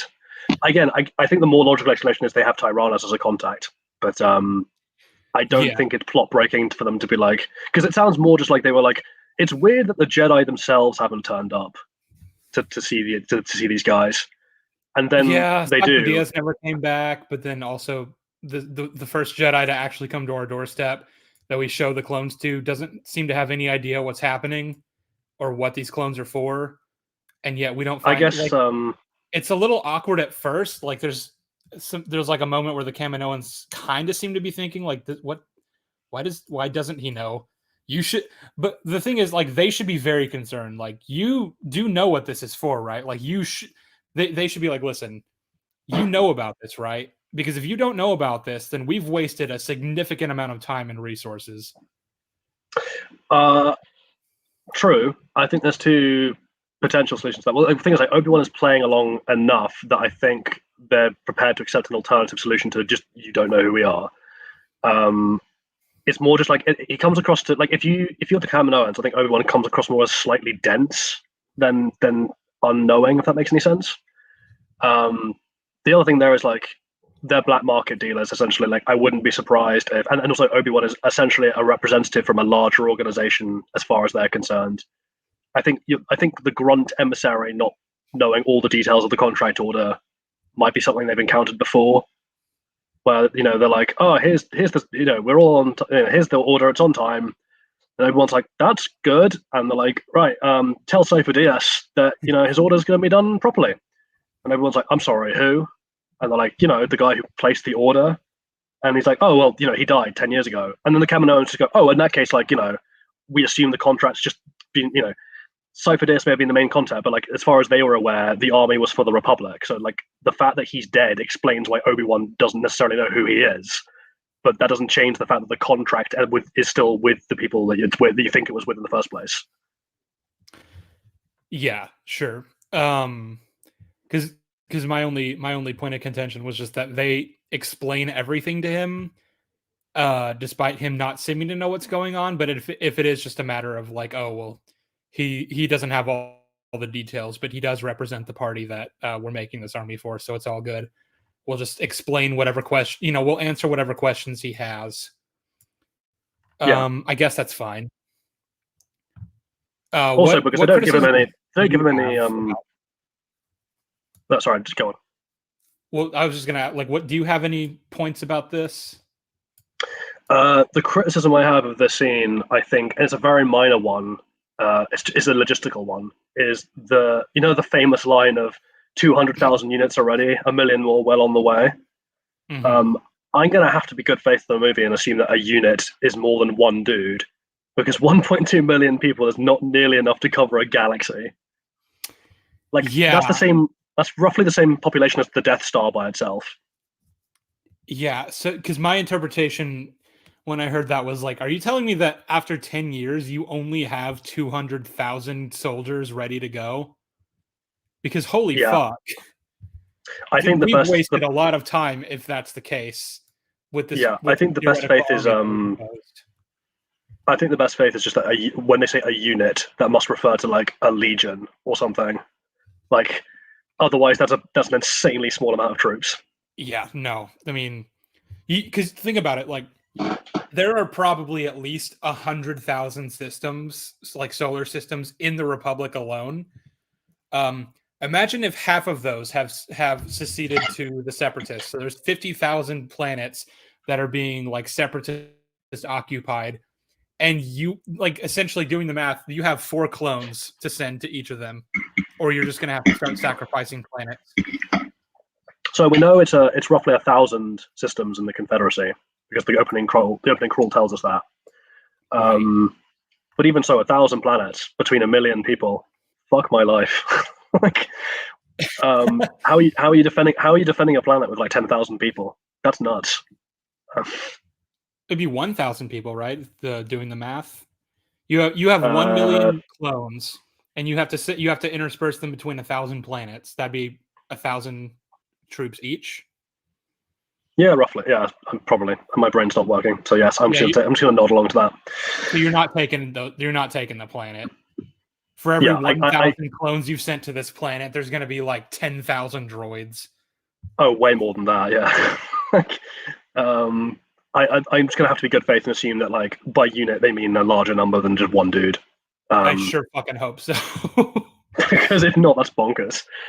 Yeah, no. But that's just like, I think the good faith interpretation is that it is that, and the movie gives us nothing to contradict that. So sure. Sure. Yeah, maybe. What's next? Let's see. So he's met with the Kaminoans. He finds out that someone named Tyrannus, who he doesn't have any reason to link to Dooku at this point, he finds out that someone named Tyrannus recruited Jango on the moons of Bogdan. It wasn't Sifo Dyas. Jango doesn't even know who that is. And also, well, not necessarily, right? Because Sifo Dyas could have been acting under a pseudonym. Well, so my point is that like Jango doesn't know the name Sifo Dyas. So either it was Sifo Dyas who recruited him under the name Tyrannus, or some other person that we don't know basically hired him and been affected this whole thing. Which is going to be. I mean, the more likely explanation is that it's the latter. Yeah. Yeah, and of course we know that this bounty hunter is the very same one that just tried to kill Padme, and this is the only reason I even know about this place.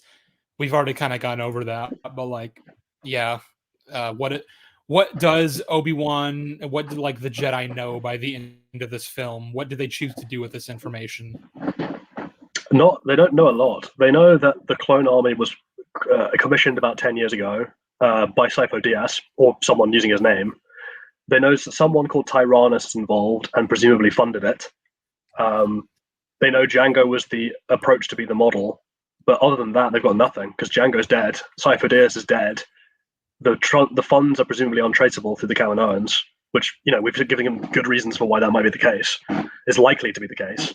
I wonder if it was dumb of Windu to kill Jango. I know that he was acting in self-defense, but like, would the goal not to be to keep him alive so that you can figure out what his connection is to the clones and like Tyrannus and Sifo Dyas?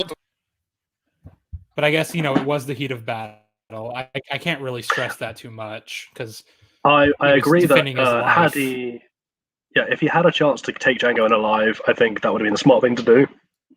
It is the heat of battle, literally to the point where like they get overwhelmed, like the Jedi get herded and murdered. I don't think he has enough. I don't think Mace Windu necessarily has the option of taking him alive. On top of which, as far as I'm aware, the plan from Windu was that like this was going to be a preemptive strike on the Separatists to stop the war before it even begins. In which case, you have plenty of time after the fact. So if that's the plan going in, why did he not immediately kill Dooku when he got the jump on him? Because Dooku is unarmed. It's the Jedi way thing. It's like Dooku is currently unarmed. He's not defending himself. You have a lightsaber to Jango's throat, so he's not moving. Well, so you either take him prisoner by putting the lightsaber to his throat, or you knock him out, and then I don't know. but like you have Dooku right there, and this war is happening. It's about to happen. Well, I guess that was the plan, right? Like Windu is on that balcony because, and specifically Windu is on that balcony because he's the one who's going to take care of Dooku.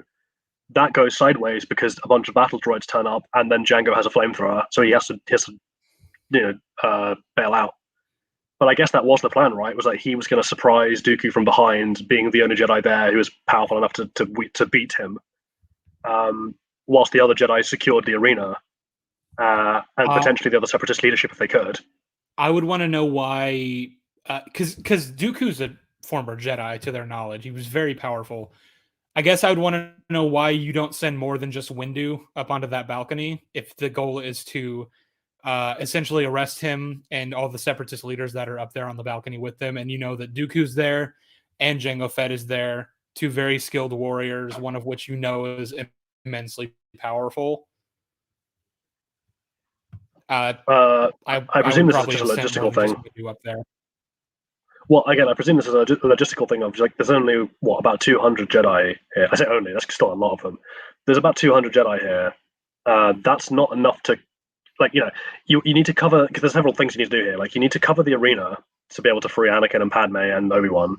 You need to be able to secure the exits in case any of the Separatist leadership try to get the fuck out. And you need to arrest Dooku on the platform. I think they might just be spread too thin. So, well, I guess the question then becomes like, how many Jedi did we have at our disposal at this point? And did we allocate them to the best possible way that we could to take this arena? I guess the answer to that is we have no way of knowing because we don't know the layout of the arena. You guys failed. I disagree that you can be that definitive. If Yoda unless you know the interior of the arena. Sorry, go on. Okay, well, the point I'm making is like, also, if you know that Yoda's coming with the clones, so they because they did know that, right? Say to Kamino and talk to them. So why not even just wait until the clones arrive? Because by that point, Obi-Wan and Anakin and then have the Jedi overwhelm because by that point, Obi-Wan and Anakin and Padme are dead. Go ahead. Sorry. Well, but good, like just to say again, true. Because by that point, Obi-Wan and Anakin and Padme are dead. Yeah, no, I got it. Okay. Sorry, man. Yeah. It's the delay is causing issues. It is, yeah. It's quite tedious, actually. But don't worry, because we still have an entire other movie to talk about before this stream is done. So, let us try to wrap this up as quickly as possible. I'm skipping over a lot of minor nitpicks that I have because we don't really need to be doing that. Before we even really actually get to the Battle of Geonosis or anything, I guess let's talk about the scene where Anakin tells Padme, I just killed all the sand people. Oh my gosh. I slaughtered them like animals. They're like animals. I hate them. And then her response and just everything that entails. Yeah. So I said this earlier, right? Like I think there is a defense you can give, but I think the defense is almost worse. So what I'll say is personally, I think this is broken. I don't understand why the writers had Anakin tell Padme this. I don't think you need it. In fact, I think it works better if it's a secret that's festering and that he tells Palpatine and not her, because he's scared of how she'll respond. But this is not a good thing to tell her, and the fact that Padme Amidala apparently doesn't care about genocide is just fucked. That's character assassination, actually. Just fucking outright character assassination. Yeah. She literally doesn't want to create an army because she doesn't want to go to war because she knows how many lives will be lost in the result of that. She is I want to save every single person that I possibly can. Yeah, this is fucked. Again. So the defense, which again you're going to hate because I hate it. The defense I could potentially give, and I don't believe this defense, but the one I would give is like she knows nothing about the Sand People at all, other than what Klieg Lars and potentially Anakin have told her about them. And Klieg Lars seems to be a very nice, moderate, level-headed dude who straight up says they walk and talk like men, but these things are mindless, savage animals. There's no soul to these things. They're just horrible, cruel. Like they're naturally evil. Well, so he may be level-headed, but like they also did kidnap his wife and take out his leg. So, true, but like that kind of reaffirms. Yeah. That kind of reaffirms his point that they're evil, right? If it's like these, we're just nice, chill farmers, and she was picking mushrooms, and they fucking took my leg and killed, and savagely took my wife for no reason, and they have a reputation as being hideously awful, terrible, slaving monsters, despite what Book of Boba Fett tries to tell us. Fuck that show. Just they're misunderstood, Sheev. When they took Shmi from her home and mutilated her and tortured her over many months for nothing more than sick pleasure, potentially even raping her. They're misunderstood. Well, Jolly, they're fighting for indigenous rights. If she had just used sign language to communicate with them, she would have been fine. Oh, Jesus. Oh, so yeah, all she had to do was escape, and then Cat Master OP in and then come back with its head, and she's one of them now. Yeah, all she has to do is fight Machamp in the desert. But just address Cat Master OP's comments. I think that is the defense you can give, that Padme potentially does not view the Tuscans as sentient creatures, or like that she might just think they're intrinsically evil bastards, and is therefore less cut up about it. However, I think that defense sucks. Yeah, I don't accept that at all. Yeah, I don't think Padme is the kind of character who would willingly accept that a culture that has garments and clothes and weaponry and language are irredeemably evil and deserve genocide. Yeah, that's nuts. Well, even let's just take it that they're animals, right? Even animals that have killed people. Like I don't accept that she would be okay with him just slaughtering them like that. Yeah, this should be a massive red flag for her. Mm-hmm. Instead, she gets even hotter for him, which is really odd. Like imagine the little cat thing that's trying to kill her later in the movie, the Nexu. Yeah. Imagine if like that thing ripped Obi-Wan to shreds, right? And she's like, "Oh my god!" And then Anakin like kills it out of self-defense, and then he's like, "Where the fuck is this thing's offspring?" And he goes to the thing's offspring and just starts cutting them up. They're like screeching in pain. He's like horribly mutilating them. She's like, "Oh my god!" He's like, "What? I'm angry." And she's like, "Oh yeah, fair." And he's like, "Don't worry, Padme. I've left you some daffodils in your room." Yeah, the defense that they're just animals and that Padme considers them that, and that's why she's okay with it. Fuck that. That's bullshit. So the thing that's a shame here to me is like I think this scene should be two scenes, because there's two very good things here that have been mashed together in a way that doesn't make sense. So his initial bit where he's talking about like, "Oh, I'm good at fixing things and I should have been able to fix this and I feel powerless," like that sense of like he's failed because he didn't have the power. I think that's a really nice thing, like not nice, you know what I mean, like a very well written thing to have him confess to Padme that like he feels like he's a failure. That Obi-Wan's constantly running him down, telling him he's not ready, and like he's always trying to fix things because his life is so broken and he's failed again, and he's angry and vulnerable, and he knows that his anger makes him less of a Jedi. Like there's a lot there to work with in terms of like making him endearing to her. The problem is the genocide rant. The genocide rant should be done to Palpatine, not Padme. Yeah, because here's the thing: Palpatine would easily be like, "Yeah, well, to be angry is to be human, and it was the heat of the moment. You had just watched your mother die. It's okay." Yeah, and they're not really people. You're okay. Yeah, they're not really people, so don't feel guilty. He would take Anakin aside and be like, "It's only natural, Anakin. They took your mother. You wanted revenge." Yeah, he literally says that about Dooku in Revenge of the Sith.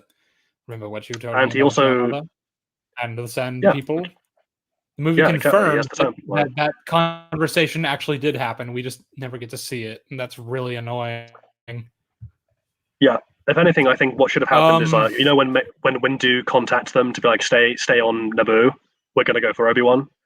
I think afterwards, like part of Anakin's feeling of annoyance and powerlessness is maybe like when Padme's left the room, he calls up Palpatine to vent, and Palpatine hears the rant and then encourages him to go after Obi-Wan.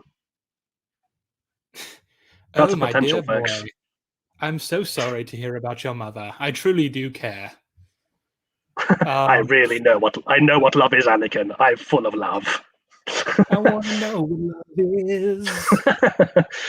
You wait for the sequel trilogy. You'll see I had a grandchild. You'll get it then. But yeah, honestly, my main point of contention with the whole sequence about Anakin's mother dying, aside from the fact that it's never addressed as a narrative backbone, essentially. Also, Yoda senses that Anakin is in turmoil, and we never see him talk to Anakin about this ever. No, we don't. But I think there's because all Yoda knows is that Anakin was in terrible pain. I think if Anakin just presumably the conversation that happened after the fact, once they're like, "I'm sorry, you're fucking Padme." No, you're not. We're stopping right now. But after that conversation's happened, Yoda's presumably like, "So what was up with that feeling of agony?" And Anakin can just be like, "Well, my mother died," and then Yoda's presumably going to like, "Oh, okay, that makes sense." Sorry, bro. Yes, mourn her, do not miss her, do not. He's like, yeah, they do that. Yoda's like, that's just happened. That's what happens. Mm-hmm. She's got to learn to live with it. Also, before we move on, I think we already skipped over this part, but what did Windu mean by "I think it is time we inform the Senate that our ability to use the Force is diminished"? Yeah, so this is an oddity. What does that mean?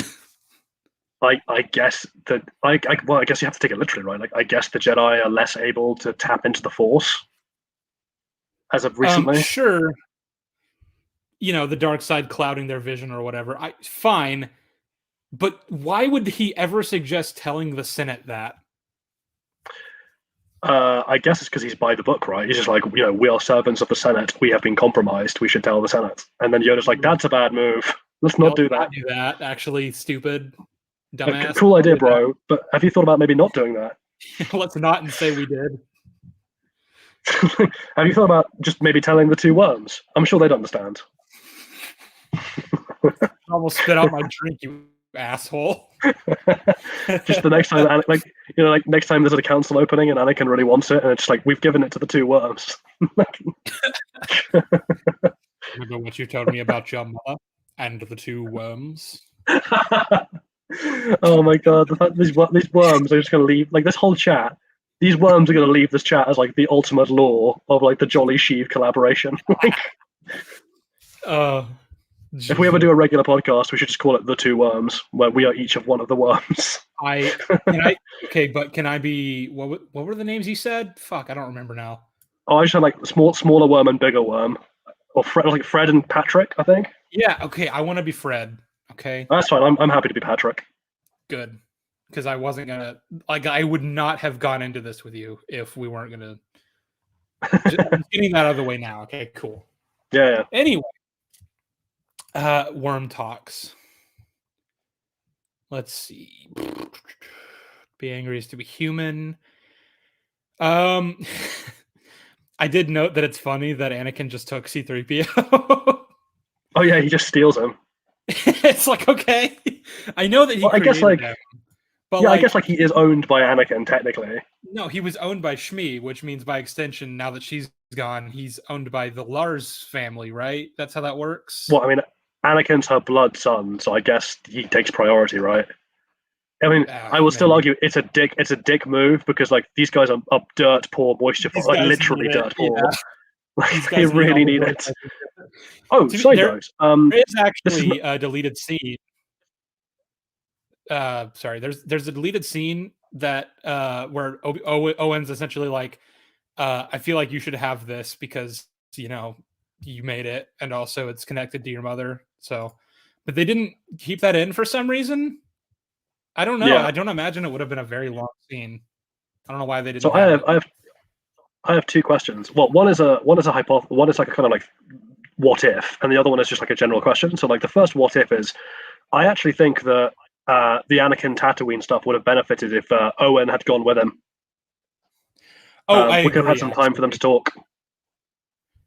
Because otherwise, Obi-Wan's line. Sorry, go on. So here's the thing. I was gonna skip over this for the sake of time, but like, I want more of the Lars family. Essentially, I want to know what Anakin thinks of them.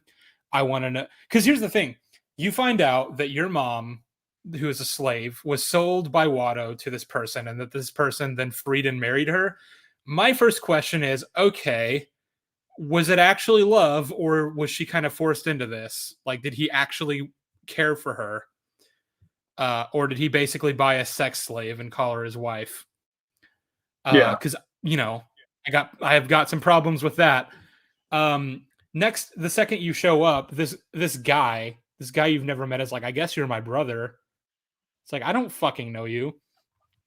And the third thing is, you find out, okay, so the guy who married my mom, his leg is not working, so he can't go out there. But this is an able-bodied young man sitting next to him at the table who could be out there right now searching for her. This person that he apparently calls mom, but he's not.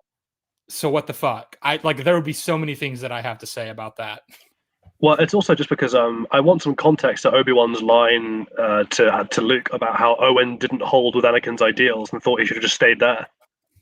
That doesn't make sense now. I always assumed from that it was just that that's another lie, essentially, because he told Luke that or that Owen had. Actually, never mind. I can't even make that defense, because this is after Luke is learning about his father's true past. So never mind. Yeah. So I think it would have been made more sense if they'd had this exposition together and had time to talk, and then after the fact, dude, if Owen even views me as like his mother, effectively, he could even cuss out Anakin for basically like, you should have been here earlier. Where the fuck were you? You're a Jedi. You could have helped. It's your mother. Imagine if Padme let slip to like Beru thing. Like, he was dreaming about, like, he's been worried about her for a while. He's been having these recurring nightmares. She knows about the nightmares because she brings them up in an earlier scene. Yeah. And then Owen's like, excuse me? He knew what was going on and he didn't do anything? Yeah. I think Owen should be way more annoyed at Anakin for not being there sooner. And I think that can be something that like haunts Anakin, that he thinks that that's right. And that's why he's angry at Obi-Wan so much later. Mm-hmm. Anyway, missed opportunity. Moving on. Yeah. I want a lot more of the Lars family, and we did not get nearly enough. Well, don't worry, because there's a show, Sheev, I don't know if you've heard of it, called Kenobi, and we get more on them there. Go fuck yourself.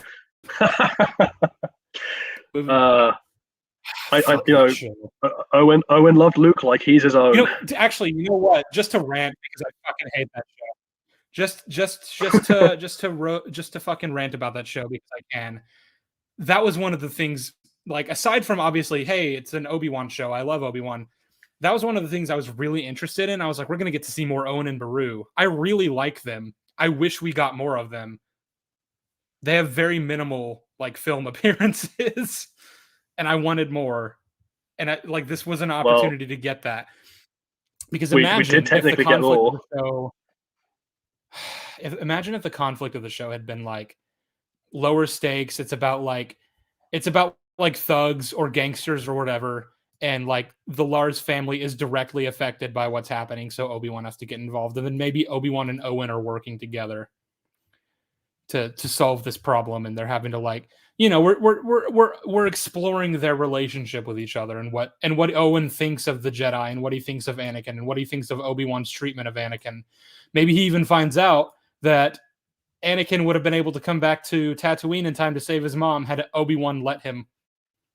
Imagine that scene happening. Yeah. I hate that show so fucking much, Jolly. Yeah,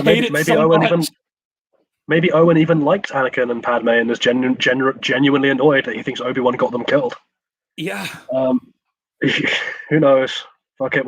There's a much better Star Wars out there in a multiverse somewhere that we'll never see. I hate the show so fucking much, dude. So Cody Stereo is like, what you're saying should have been essential for Disney to do. Yes, I agree. Disney, just put me in charge. Do it now. Maybe I can salvage this mess. I don't think we're well past that, Jolly. Well, yeah. We What are you need a talking about? full-scale We had reset. Pirate King. We had Pirate King. What's his face? It's only getting better. Pirate King Gorian Shard, and I will thank you to remember the name in the future. We had Captain Davy Jones Gut. That's all right. Let's get through this.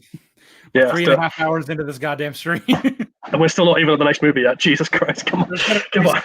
Probably so much more to talk about with Force Awakens, so we gotta hurry. Right. Get through it. I did want to note this before we continue. There are a couple of moments where the music in this movie, like in the scenes, just don't fit the context of the scenes at all and are very jarring and weird. You know what I'm talking about? No. Example. So the two examples I listed, I'm gonna just probably say one of them, the more egregious one. Anakin and Padme profess their love for each other that was never developed, and then they kiss, and then Across the Stars starts playing.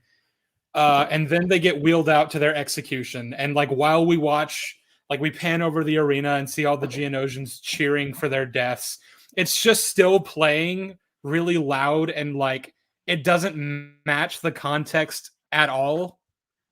If anything, what they should have done was abruptly cut off Across the Stars, kind of like their kiss was abruptly cut off when they got wheeled out to the arena. Like, this was a really nice moment. Oh shit, now it's over and we're about to die. And then maybe some more like festive music could be playing instead to reflect the way the Geonosians are feeling about their death. I don't know. I really like the idea, by the way, that just if we move the cutoff slightly, of like they're kissing, Across the Stars is playing, they're like lined up against a pillar and chained, and they're still like gazing longingly at each other. And then Anakin turns around and sees Obi-Wan just staring at him, and the music just cuts off. It's like a record scratch. Yeah. And Obi-Wan's like, dude, what the fuck? Holy music stop. Side note, I actually do really like that dialogue in that scene where, Obi-Wan's like, what are you doing here? And Anakin's like, well, we came to rescue you. And Obi-Wan's like, good job. I was beginning to wonder if you got my message. Oh, dude, I fucking love Obi-Wan. He's so great in these.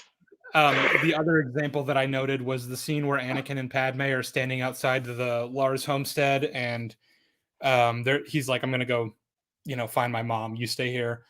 It's playing Binary Sunset because, hey, that's the familiar location where the Binary Sunset was played in the original, and it just does not fit the context of the scene at all.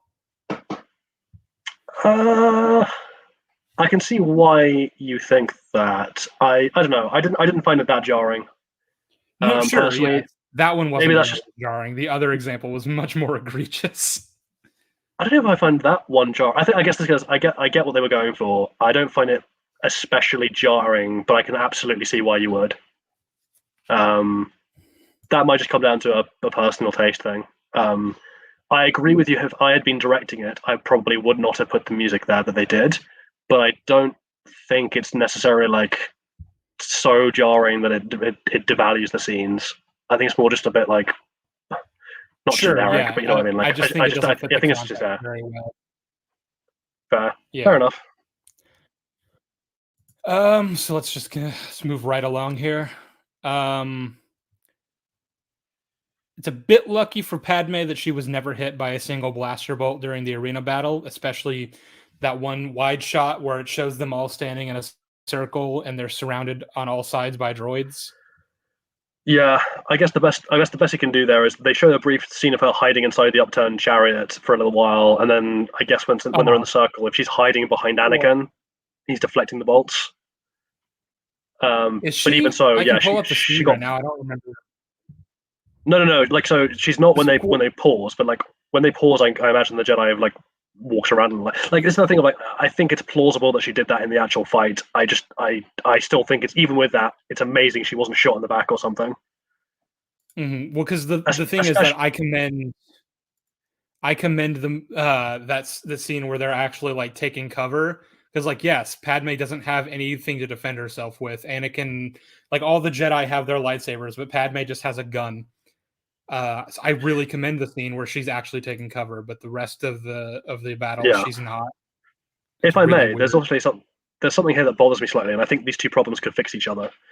So the thing that bothers me is Mace gets knocked down, and Django leaps into the arena at close quarters to try and attack it, to try and grab his lightsaber, rather than just like blow it up or shoot him from a distance while he doesn't have it.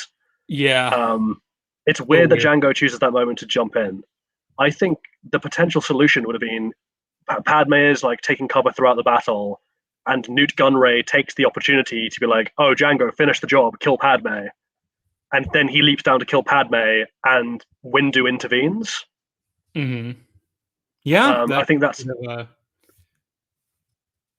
better solution. But yeah. Well, also, while we're on the subject of Django fighting Windu, why not just continue? Did you just die again? Did you just? No. Okay. Why not just have Django continue to use that flamethrower on Windu? Yeah, I guess there's a limited. I guess it's a limited burst. I guess he ran out of fuel. Well, yeah, I'm imagining it's like a propane tank in his arm. He only has so much. Yeah. The fight with Windu, I'm not necessarily criticizing it. I think Django's decisions aren't insane. I think they're fairly reasonable. I just think it's not exactly an optimum strategy. That being said, like, yeah, the conclusion of Windu versus Django should absolutely end with Django being fucking killed, because Windu is Windu. Yeah, no, I don't expect Django to get out of that battle. He didn't. I mean, if he had his jetpack, he could have flown away, but like that was damaged, and they even make a point to show that it was damaged, which I really like. Yeah. I also will never not love the scene where Boba like picks up Django's mask and puts it to his head.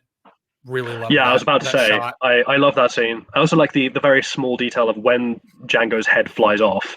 If you're paying attention to the shadows in the background, you can see that his head leaves the helmet. I love there's a subtle point like right after Django's killed, and we see Boba's reaction to it. Something that Windu does that the Clone Wars, I guess, just completely forgets because they're trying to make him a cold asshole. Is Windu kind of looks up at Boba and he looks down at Django, and he just has like a face like, I really wish I didn't have to do that in front of him. That really sucks that just happened. Yeah, Windu is okay. So my take is I think Windu is a much better character in Windu is a much better character in Attack of the Clones than he is in Revenge of the Sith and Clone Wars. Mm-hmm. Yeah, he's kind of just regressed into, well, Windu's a meanie head, and it's like, well, no, not necessarily. He just cares. He's very by the book, like you said earlier. He believes that the Republic is the best thing for the galaxy, and that the Jedi like uphold that law and order. And it forces him into situations where he has to do things that he's not really all that happy about, like killing a man right in front of his child. That sucks. Well, it feeds back into that theme I was talking about earlier of like the, because with with Windu and the Jedi Order, it's like an orthodoxy versus orthopraxis kind of situation, which feeds back into the whole idea of like, the Jedi's corruption. How the Jedi go from being good to bad is that they were too focused on an abstract idea of good rather than why it matters to be good, and so they just lost their way, which I think with Pong Krell and stuff in the Clone Wars is one of the few things the Clone Wars does an all right job of. Not perfect job of, but it does an okay job of it. And I think Mace Windu's conduct in the movie is our clearest example of that, of just the Jedi becoming increasingly militant, increasingly rigid, increasingly willing to consider some fairly unpleasant ways of achieving what they consider to be a greater good. Mm-hmm. Yeah, no, again, we talk in broad strokes. I really like the broad strokes of the downfall of the Jedi, and really the whole of the prequel trilogy. When you're looking at it without getting into the nitty gritty and the specifics, it's really good. Yeah, you compare that to the sequels, and you're like, this is just shit. Like, well, that's what I mean. Like, the sequels are empty. Whole picture and not getting into the details. It's like, this is just vacuous. Yeah, the sequels are empty and hollow, but glossy. And then the prequels are jarring and ugly and patched up and almost Frankenstein-esque, but there is a solid core somewhere in there to appreciate. Mm-hmm. Yeah. That's like the fundamental difference of these trilogies. They're both bad, but for significantly different reasons, and one is far worse than the other when you really look at it. I agree. Right, it sounds like you're coming around to my side there, Sheev. A little bit. The thing is that I when I look at The Force Awakens, I think like there was something there that could have been built on, and then the rest of the trilogy just did not. In fact, made it significantly worse. But going into this conversation, I was already of the opinion that the sequels are vastly and just way more hollow than the. Because here's the thing, I really like the prequels, even though I recognize that all three are bad. And I love the world, and I like the world building. I like all of it. It's great. It's just not actually well written. Yeah. It's anyway. It has that. I'm almost done with my. Go ahead, please. Sorry. Okay. No, I was going to say like it's worth just carrying. It's worth just carrying on. My point wasn't going to be particularly illuminating. Okay. Well, I'm almost done with my Attack of the Clones notes, and you can chime in with whatever you have. But let's see. That sounded so dismissive. I'm sorry, like, I didn't. I'm really tired. I've got my notes, Jolly, and then there's whatever the fuck you're doing. It's like, oh, I'm sorry, I'm trying. Well, the reason I actually said that was because like we've mostly been going off of my notes, and I'd kind of like to hear a lot of your points on these issues. Okay, fair. Well, in that case, let's just rattle through quickly the Attack of the Clones, and then I can come in with my criticisms of Attack of the Clones. Okay, let's see. Some minor nitpicks here about the final act. They managed to find Dooku in the gunship, and they're chasing him down to his hangar. The clones don't go with Obi-Wan and Anakin when they land at the hangar where Dooku is. They do. They do. It's split. It's split seconds, and you'll miss it. But if you slow it down, a couple of the clones do jump out after them. But the gunships that are following behind, the little attack ships that are Dooku sat on them, shoot a couple of the clones who did get off the platform. So they do get off? Because the way it looked to me was that they were still on the gunship and that the gunship was flying away. Which so a couple of them do come off. A couple of them do come off with Anakin and Obi-Wan, but are immediately shot off the platform. It's very blink and you'll miss it, and even then it's only like two of them, but some do. It's really funny too that Obi-Wan and Anakin are like, oh well, all right. Yeah, fuck these guys, I guess. Let's see. Okay, and then the fight between the fight itself, I don't really hate it. Other than that really ugly scene where the lights go out and it's just cutting between A shot, B shot of Anakin and Dooku's faces with like some vague lighting spinning around to give the impression of lightsabers. It's fine. I just think it's a little dumb. Yeah, I agree. I don't have any problem with Yoda using a lightsaber. I've never understood that criticism. No, I don't. I don't understand that criticism either. I think the fight works perfectly well. The one thing I will say, and it's actually like a nice little moment of complimenting, is I really like the split second where Obi-Wan chucks Anakin the second lightsaber, and it very briefly catches Dooku off guard. Like he takes a moment to recover. Like he's like briefly like backpedaling and being like, "Whoa, Jesus!" and then like targets one of the lightsabers to make the fight more even, and then starts to slowly dominate. Yeah. I like the fight. The one criticism that I even have is so Dooku realizes he's losing, so he causes the pillar to fall down so that it'll crush Obi-Wan and Anakin. Then Yoda is forced to turn off his lightsaber and catch it before it can kill them. And in that moment, he's completely defenseless. He's unarmed. He is concentrated fully on saving Obi-Wan and Anakin. I think Dooku could have easily killed him, and I don't really know why he didn't. I suppose if Dooku had struck at Yoda, Yoda would probably have dropped the pillar and re-engaged, because I think the greater good from Yoda's perspective is to take Dooku out if he can. Well, so then Obi-Wan and Anakin are dead. So either way, it's either Yoda dies or Obi-Wan and Anakin die. Right, but the difference is, like, I think the Dooku-Yoda fight, they're evenly matched enough that Dooku can still fight his way out of there. Like, I don't think he's ever going to beat Yoda, but I think he can fight his way out. the pillar dropping on Anakin and Obi-Wan is Dooku forcing Yoda to disengage, and that disengagement only happens if Yoda's own life is not imminently in danger. On top of which, I'm going to give Dooku the credit of saying that I think he might have sensed the incoming clones because they're literally there 2 seconds later. Yeah, true. Yeah, I guess. Yeah, if he does strike at Yoda there and Yoda defends himself, then Anakin and Obi-Wan die, but then he's back in the fight and the clones are coming. Okay, that's fair. Let's see. Blah blah blah blah blah. I will say I really find it funny how Padme runs in front of Yoda, goes up and like hugs Anakin in a very like romantic way. Yeah, like I want to know how Anakin is intentionally like looking away. Yeah, the thing is, I want to know how Anakin, because like Obi-Wan turning a blind eye. Yeah, sure, maybe that's a strong implication of Revenge of the Sith is that he did sort of know.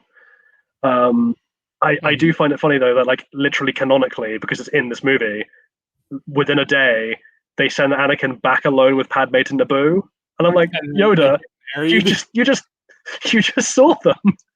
Like, what are you doing? Yeah, well, yeah, and it's a point of criticism I have. I understand that they're trying to be secretive, and also there's a war on, so time is of the essence.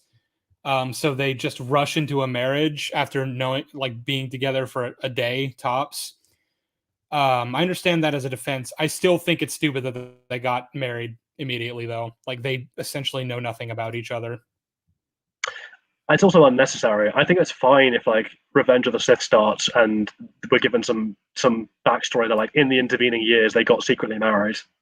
Yeah, literally, that's exactly what I put in my notes. It's like you don't have to have it. You could just say they're together now. They're officially a power couple. Yay! But like, yeah, they get married at some point off screen. We don't need to see it. Bring back the Padme pin-up on the clone ship, you cowards. That is not staying. Have you seen the meme of so Natalie Portman, obviously a very beautiful woman, did a very sexualized photo shoot, and someone memed like took that photo and memed it with like, this is the senator that the Jedi Council sent a pre-hormonal, like, a hormonal 19-year-old who's never dealt with a woman before to go guard. It's like, don't fall in love with her, Anakin. It's like, don't fall in love with her, Anakin. Whatever you do, senator in question looks like this. Yeah, good job, guys. So yeah, begun the bring Clone back the War worms. has, yeah, and that is the end of my notes. Yeah. Have anything to say? Okay. Yeah. So just brief things, because I touched on them earlier in terms of like what, again, looking at it as a piece of art and being like, what is this trying to convey, and how good a job does it do to convey it, and how does it fit into a larger story, because it's trying to be part of a larger story and the themes of the larger story. It really does come down to like, I can very much see the clockwork and the gears turning. I can see one of the senses I got from watching this movie is that there are quite a lot of subplots in play at the same that are being juggled, and it really, you get a real sense of like there is a writer trying to fit parts into like round pegs into square holes to make the machine work. Mm-hmm. But at least they actually have pegs and they are trying to do something. The characters mostly, with the exception of Padme's weird bit, mostly follow causality and internal consistency and logic pretty well. Most of the scenes are at least serviceably held together by causality, if not perfectly held together. It's a very botched cake, but it's an edible cake, and it at least vaguely looks like a birthday cake. Well, I don't think that's true of The Force Awakens. That is an apt analogy, because like, it is a cake even if it's poorly made, whereas the sequels and maybe even The Force Awakens just by itself is just frosting. There is no cake underneath it. Well, it's also just like, what do they contribute? So, like, if we're looking at it as a layer of a cake, and I'm like, this layer is shitty and badly made, and you should redo the gingerbread here. But like, when I look at the cake that is the Star Wars saga, what does Attack of the Clones contribute? I'm like, it actually contributes a fair amount. It's like we get more on the clones and the Clone Wars and how that happened. We get the laying of the groundwork for Order 66, which is a crucial and actually pretty decent plot point. We get more on Anakin and Padme. Anakin is consistent. Obi-Wan's consistent. The character faults that are going to lead them down the paths they go down are now prominently on display. Dooku's and the Separatist crisis is a really interesting addition to the lore.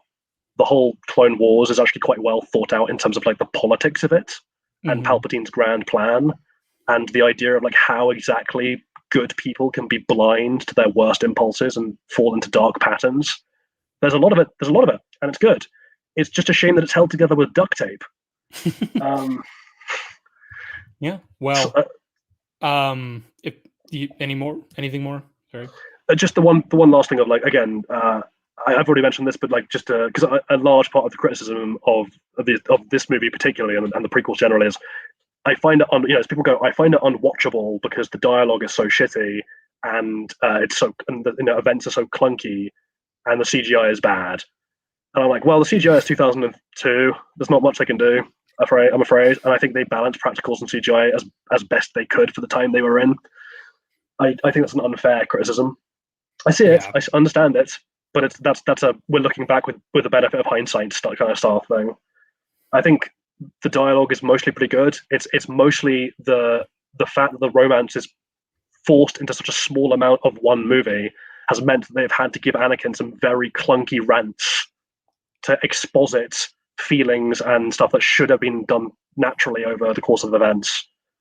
And that's like, I think there was a message earlier in the stream from one of the commenters where they're like, I usually watch Attack of the Clones with the romance stuff just cut out. And I'm like, honestly, yeah, I think it works better because what's there is not good. Yeah, I was actually rewatching Revenge of the Sith a few weeks ago. It got to that scene where the "So Love Is Blind" did you scene, and I was like, all right, fuck it, and I got up and Jesus. took a shit and then came back. Didn't even pause it. I mean, to be fair, if you'd stayed, that would also have been taking a shit. It just would have been on you rather than in the toilets. Yeah. Well, anyway. So, what did you say you gave this movie out of 10? I gave this movie a 3.5, maybe generously a 4. So I don't know that I'd go that high because I'm thinking Phantom Menace is around a 3.5. I think this movie is a solid 3. Fair. But with that, we can then talk about The Force Awakens. However, I'm going to take a leak real quick. We'll be back in a couple minutes. Just entertain chat. No worries. I'll entertain them with worm anecdotes. All right, chat. Beautiful. Also check Twitter. Yeah. Chat, hit me up. Give me some questions. I am at your disposal. / being a worm. Also, I will do the suggestion and check Twitter, see how that's doing. I imagine it'll be lots of fun, not at all something that drives me to insane amounts of rage. Because Twitter is definitely a good and healthy platform that you should definitely engage in and not burn. Oh my god, I have so many modes. What's going on? Sheev has put on a great little meme of the two little earthworms, just doing their thing. I don't know why, like the mention of worms in sci-fi, it kind of reminds me of if anyone played Earthworm Jim, which is like a late 90s video game by LucasArts. I think it's LucasArts, which was a very strange little sci-fi that went on for a little while. I have fond memories of that one. Let's have a look. What else is in the chat? Revan says, I kind of liked the whole scenery in the scene. Oh, is that the speederbike scene? I guess it doesn't make much sense given it wasn't the right tempo for the pictures. So with regards to the use of Duel of the Fates, I mean, obviously, like it's being used because it's a dramatic montage and it's the most dramatic music they have. But also, I think in terms of like, well, you stop saying like, but in terms of the representation that I think the music is trying to achieve, the theme is trying to help convey, similar to the Phantom Menace, like when it was used to imply that this is like a galactic turning point in history, that the whole future is conditional on what happens now. Given where the scene ends up in the death of Shmi and Anakin fully embracing his rage for possibly the first time, I think there is a good solid through line for why this music is chosen. It's potentially a little bit over dramatic. I think this again harks back to what Sheev and I were saying about maybe needing a bit more exposition, or maybe needing a bit more scenes with Owen to like allow for conversations to take place that help reveal characterization in a way that's slightly more organic than just chucking up a loud score. But no, I'm mostly happy with that. Cat Master P. Yes, you remember Earthworm Jim? Yes, it's one of those games like Curse of Monkey Island that like I'm now of the age where I'm old enough to remember these games, but I'm still young enough to be only a very small child when they came out. So I'm now on this weird precipice. It's like the thing of I routinely teach my first year students who are now young enough to have not remembered dial-up broadband. And so whenever I reference dial-up broadband, I always get confused looks, and I'm like, oh my god, I feel old. I'm so ancient now. I remember the times when to get internet you had to dial up a number. It would make a weird shrieking noise. Strange times. CEO of racism. May I encourage you to get a different job? That's not a company you should be working in. And I hate the pay as shit. Penis length. We'll find the longest earthworm in the world. We're gonna do all our measurements in worms. It'll be something approximating that. I think tapeworms can reach like 20 meters. Let's just use that. We'll say that. Everything looks so fake in Attack of the Clones. Yes, it does. The CGI, not good. The defense I will get is like, the CGI was pioneering. George Lucas was the guy who pioneered a lot of these effects and for the first time, and so the result is, by today's standards, by Avatar standards, it of course looks pretty crap. But for the time, it was revolutionary, and without that paving the way, we wouldn't have the stuff we have now. So, yeah. Ever played Knights of the Old Republic? I loved Knights of the Old Republic. Sheev, did you ever play Knights of the Old Republic? I actually haven't. I'm not a video game guy. God damn you, Sheev. Why did the view count go up when I left? Why is it a higher view count now than it was whenever I was here? I'm just magnetically charming. That's what it is. You're cramping my style. I was listening to a little bit of that and just kind of letting you flounder a little bit. Fair. I don't know if I was floundering. I think we came into some interesting stuff when we were talking about the length of my penis and earthworm lengths. Yeah. I enjoy this comment particularly. You do need to get a microphone. Yeah, I do need to get a microphone. Yeah. Well, my defense is I'm not a YouTuber. I'm a philosophy and neuroscience lecturer / student. But I do need to invest in a better microphone. Have you looked into the one I was telling you about? I did, yeah. There's also one I was looking into. Give me a second, because I'm on a split screen monitor, so my mouse is a bit screwy. The Thron Max, which sounds really sort of sexual somehow.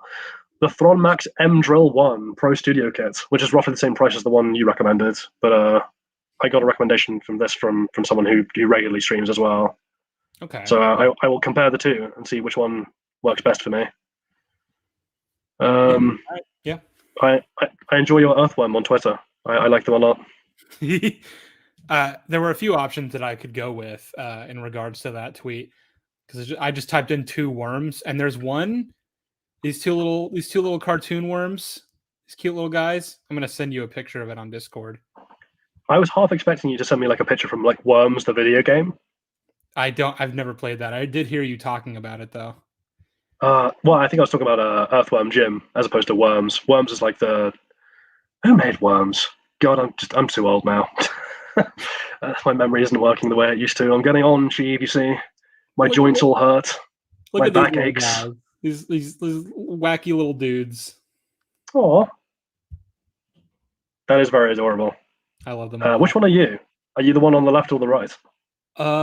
See, the one on the right is a little more whimsical. Chat's not gonna have any idea what we're talking about. Yeah. We should move on, maybe. We'll talk about it later. Okay, so TFA. TFA is crap. Yeah, that is my 2 cents. Well, it's your turn, right? So you walk me through TFA, and I'll stop you when I have questions. It'll be every 2 seconds, but oh well. All right, so title crawl. Well, this should go well. Luke Skywalker has vanished. Okay, let's stop and talk about that. So I'm gonna need you know what movie? I'm prepared to accept this. I'm going to need an excellent reason why the hero of our main trilogy has just up and left during what is, I'm told, is a huge galactic crisis. That seems a little bit out of character with the Luke I remember to just fuck off like that. But maybe the film will give me an excellent reason, Sheev. Maybe it'll really fill me in on this. You want to know something? That is exactly what I put in my notes. Great minds, Sheev. They think alike. Yeah. Great worms. In his absence, the sinister First Order has risen from the ashes of the Empire. Fuck off. That's my immediate reaction. Just fuck off. Not only has he vanished mysteriously, but in his absence, basically a de facto new empire was able to rise in its place. That's not good. Also, man, do I have so many questions about this new empire? How does it exist? How the fuck is this thing able to exist? We're not going to get any of that, Jolly. Don't worry. Well, thank God that they're not establishing the world building crucial for getting the stakes settled. I'd hate to go into this movie with stakes that make no sense. World building is overrated. The sinister First Order has risen from the ashes of the Empire and will not rest until Skywalker, the last Jedi, has been destroyed. Why? Yeah, so that's the thing, is like they treat Luke as if he is the end-all be-all. Like, we need him. We need to find him. Leia and the Resistance are thinking this, and the First Order are looking for him because they're like, he's the greatest threat to our power. And it's like, yeah, why? He's just one guy, really. He's a Jedi, but he is just one guy. Again, I'd like to make the comparison, right? Opening crawl of Attack of the Clones is like, hey, remember how the last film, the Senate was really corrupt? Well, now people are really angry about that corruption, and they're threatening to break away. Like, oh, cool, that makes sense. This one is, hey, remember Return of the Jedi when we defeated we had the Empire on the ropes, and the Emperor and Vader was dead, and the rebellion found new impetus and was probably going to drive the Empire out and restore galactic peace and prosperity. Yeah, none of that happened. Don't ask me how. Don't worry about it. A wizard did it. No, fuck it. A wizard did it. A worm did it. No, Jolly, no. That's the thing. The Empire wasn't just defeated because the Jedi, like there was a Jedi that was in the rebellion. That essentially had nothing to do with it other than the fact that he was able to use that to redeem his father. He chose to not strike him down in anger, but to see the good in him. That is what made him the quintessential Jedi in the first place. But it isn't simply, oh, well, we need a Jedi because that's the only way we're going to stop this First Order. Yeah, it's not like a Jedi is like some kind of a special trump card where like the Empire, are like, well, we have a Death Star, and the Republic are like, well, Uno reverse card, friend, Luke Skywalker. We win. Jedi. We have a Hulk. Yeah, Jesus. Because here's the thing, right? The rebellion didn't win because Luke killed everybody. That's not how that works. It's Luke redeemed Vader, and that allowed, that decapitated the incredibly overly centralized leadership of this ungainly empire. And so what Luke actually did was he created the circumstances that would allow a rebellion to be successful. Mm-hmm. But they still had to be successful. They still had to go out there and fight. Yep. No, Jolly, no. He turned on his green lightsaber and he swung it around and he killed the Emperor and he killed Vader and he killed he stabbed it into the Death Star's core and blew it up, and then he walked. He came out with a lightsaber and faced down the whole First Order. It was great. I clapped. I was tired. Like, so how I said like the theme of the trilogy and what you would argue is a theme of this movie is how you wrestle with legacy, like the question of wrestling with legacy, and does your past define you, and how do you move forward from your past, and how what's important, where you came from, or who you choose to be, right? But that's the message. Mm-hmm. You'd think, given that the legacy of Darth fucking Vader, who is the central character of the previous 6 movies, it was his story. You'd think that this would wrestle with the legacy of Vader a bit more, right? But we just get an angsty teen, or an angsty 20-year-old, I guess. He's actually like 30. Oh, fuck me, is he? All right, so an average, he's older than me. Jesus Christ. So we have an angsty 30-something-year-old who puts his helmet in ashes of dead people, and because he's edgy. Occasionally, Yeah, and occasionally moans to Anakin's Force Ghost who apparently isn't listening or doing anything. Like, do we get any like? I know the novels cover this, but I'm not interested. Do we get any? That. No, we're not. We're not do we taking have that into account. Yeah, do we have any background on like what Leia thinks of Vader, or what the galaxy thinks of Vader, or does the galaxy even know that Vader killed the Emperor, or do they just think Luke did that? Oh, What the fuck is going on? I would assume that like Luke would have told the galaxy that, like, listen, I know what he did was wrong, but it is worth noting that without, we couldn't have done it without him. Well, you say that, Sheev, but the novels contradict you because apparently he didn't. Yeah, I know. That's why I say fuck the novels, because even if they were a fix, they actually just make it worse. There's so many things from the expanded material that make the sequels worse. The thing I was saying is, I think the shadow of Vader should be looming way larger in this trilogy than it does. Vader was like perhaps the most pivotal person in galactic history, and was a genocidal lunatic who helped run an evil fascist empire for 20 years. People should definitely be concerned with who he is. That speaks to Kylo Ren's motivation as well. Why does he consider Vader good and worth following in the footsteps of? Why does he want to finish what he started? What does that even mean? And again, like you already brought up, why is Anakin not doing anything about that? Yeah, well, he was on his way, but a worm intercepted him. Fuck! He was caught in a wormhole, Jolly. Fuck. If you listen carefully, Sheev, you can hear my soul slowly deflating. Like it's got a little puncture, and every time you mention something from the trilogy, another one gets added, and that wheezing, whining noise is the air escaping from my heart. So moving on. Anyway, on to the third line of the opening crawl. With the support of the Republic, General Leia Organa leads a brave resistance. Resistance to what?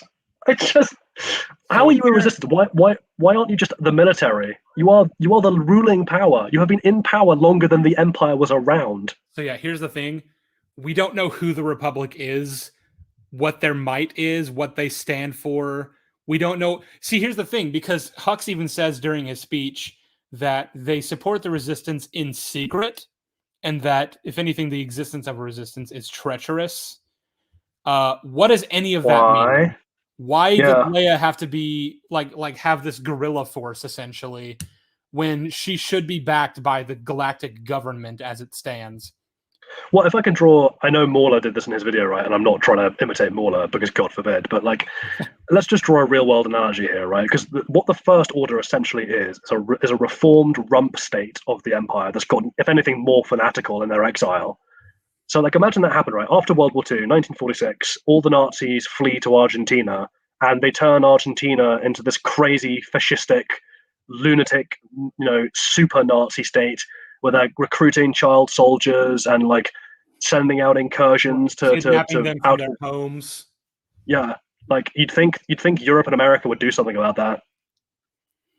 Well, so apparently we're meant to believe that they don't know about the First Order being out there. But they do, because the resistance they do though, because the resistance exists. Right. The inference I would make is that they, like the First Order, once it got big enough to pose an actual threat, quote unquote, they made themselves known, which why would you do that? And then the resistance was formed to combat them. Yep. I mean, also, they definitely do know about them because Leia Organa's son is one of the guys heading it up. Well, also, they know the name. They know Snoke by name. But yeah. Leia don't worry. I'm sure we'll get lots of information on Snoke. Do you see what I mean about this film being so absolutely broken just from the get-go? Mm-hmm. But yeah, I just really want to hammer this home, though. A lot of the questions that I just asked are explained in the books, and we're not going to accept any of those explanations because they're not in the film. Yep. If it's not in the movie, I don't give a shit. Mm-hmm. Also, the ones in the book are bad. Yeah, true. I wouldn't. Again, we did this with Attack of the Clones. If there was a Clone Wars style show that existed in between the films, which there kind of is, I guess, if we're counting Resistance, that explains any of these and patches them in any way, that does not matter. It is not in the films. But I believe my audience is fully on board with that, so we don't need to spend too much time on it. Okay. So Leia's leading a brave resistance. She is desperate to find her brother Luke and gain his help in restoring peace and justice to the galaxy, which we already went over. Why does she care that much about Luke? But also, question: so, is there not peace and justice in the galaxy now? Like the Republic are in charge still, as of this movie beginning. Not. Well, apparently the Republic is 5 planets. Yeah, in close proximity to each other. Yeah, why? I need to know what kind of government was established in the place of the Empire, how widespread they are, and what influence they have on the galaxy as a whole. Is it just a lawless galaxy right now? Because apparently the Republic is 5 planets. Well, how is that the possible thing, right? when it's been 30 years? Well, there were more than 5 planets involved in the rebellion, so this can't possibly be true. On top of which, and again, I want to stress this, the time gap between Return of the Jedi and Force Awakens is 30 years, roughly. Like, Kylo Ren was conceived, I think, the same year as the Battle of Endor. Mm-hmm. So that means that the Republic has been in power longer than the Empire existed. What the fuck have they been doing? Yeah, I don't know. Because that's the thing. I imagine if we actually took the time to try to build this post-Empire world, I imagine it probably took many years to establish yourselves as the new galactic figureheads. There were probably plenty of systems that refused to bend the knee because they believed the Empire was the right thing. In this time, or just didn't want any part of it. Yeah, in this interval where basically they were reining in all these free worlds under this new galactic leadership, maybe like we were talking about about Mando 301, maybe there were people who tried to break off on their own and establish their own pirate republic. Which for any of you in chat who don't know, that's what Grief Karga is essentially doing, apparently, with Navarro. The most interesting aspect of that show that they're just not going to discuss is that Navarro is basically Space Tortuga. That's actually a really cool concept. It's really cool, and they're not doing anything with that. And this movie doesn't do anything with that. It's also backwards. We'll get to this. Sorry, we'll get to this when we get to Han Solo. But why is Leia leading the Resistance? Why isn't she a politician? Why isn't it Han leading the Resistance? Why isn't she like the Chancellor at this point? She was like, I don't know, one of the main figureheads of the rebellion. The rest of them were probably so old that they'd be dead by this point, you'd assume. Well, yeah, because I assume what happened was like Mon Mothma was probably like the wartime chancellor when they were still mopping up the Empire. Mm-hmm. And then I imagine she would have carried on for like a term limit because they definitely would have reintroduced those after Palpatine. And then presumably it was either Padme, presumably it was like Leia or Akbar or one of the senior politicians inside the rebellion, right? I wouldn't say Akbar. He was more of a war general leader than a politician. So I wouldn't even consider him a candidate here. Yeah, it's probably Leia then. She's really the only candidate. It would be Leia, or if it's not Leia, then we need to know who was elected in her place and why, and who this person is. We don't even know who the chancellor is. We don't even know if there is a chancellor. They could have a completely different governing body. Isn't he technically? When they do the cutaway to the planet being Hosnian Prime being obliterated, there's the weird goat-looking creature is apparently the chancellor. Is he? Okay, apparently he is. Yeah, sure. Don't know anything about that.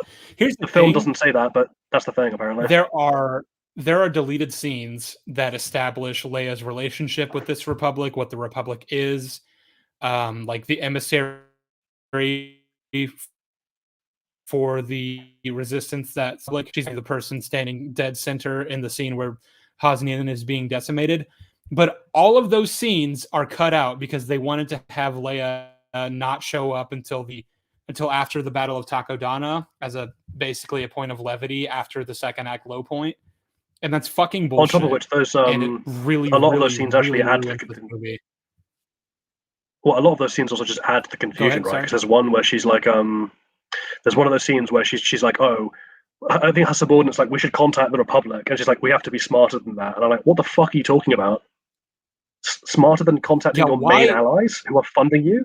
Why do the I just don't understand why the Resistance and the Republic are a separate faction. That's fucking stupid. I don't understand anything in terms of resources. In terms of resources and factions, I have no idea who's in charge, why they're in charge, what resources they have. Like, how can the First Order have this? How is it possible that they have this army? It's like I'll go further. It's not possible. It's simply not possible for them to be this well resourced. And here's the thing.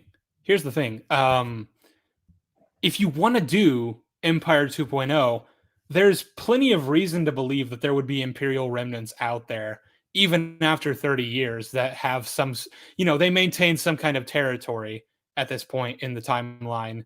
Maybe they have control of an entire sector up in like the northeast quadrant in the Outer Rim.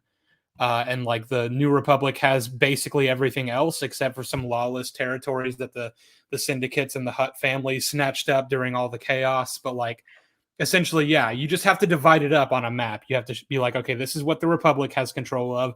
This is where the First Order is. And this is like where, the lawless areas, the free worlds or the Hutt-controlled worlds or the syndicate-controlled worlds. We just need to see that, and you could easily have done that. Yeah, the problem, and we haven't even moved off the title crawl, but the thing about the title crawl is that it is setting up the stakes for a story. It is informing you of what's happened in intervening films. It is letting you know the state of the universe and its players and who is in it and what they want and what they're doing.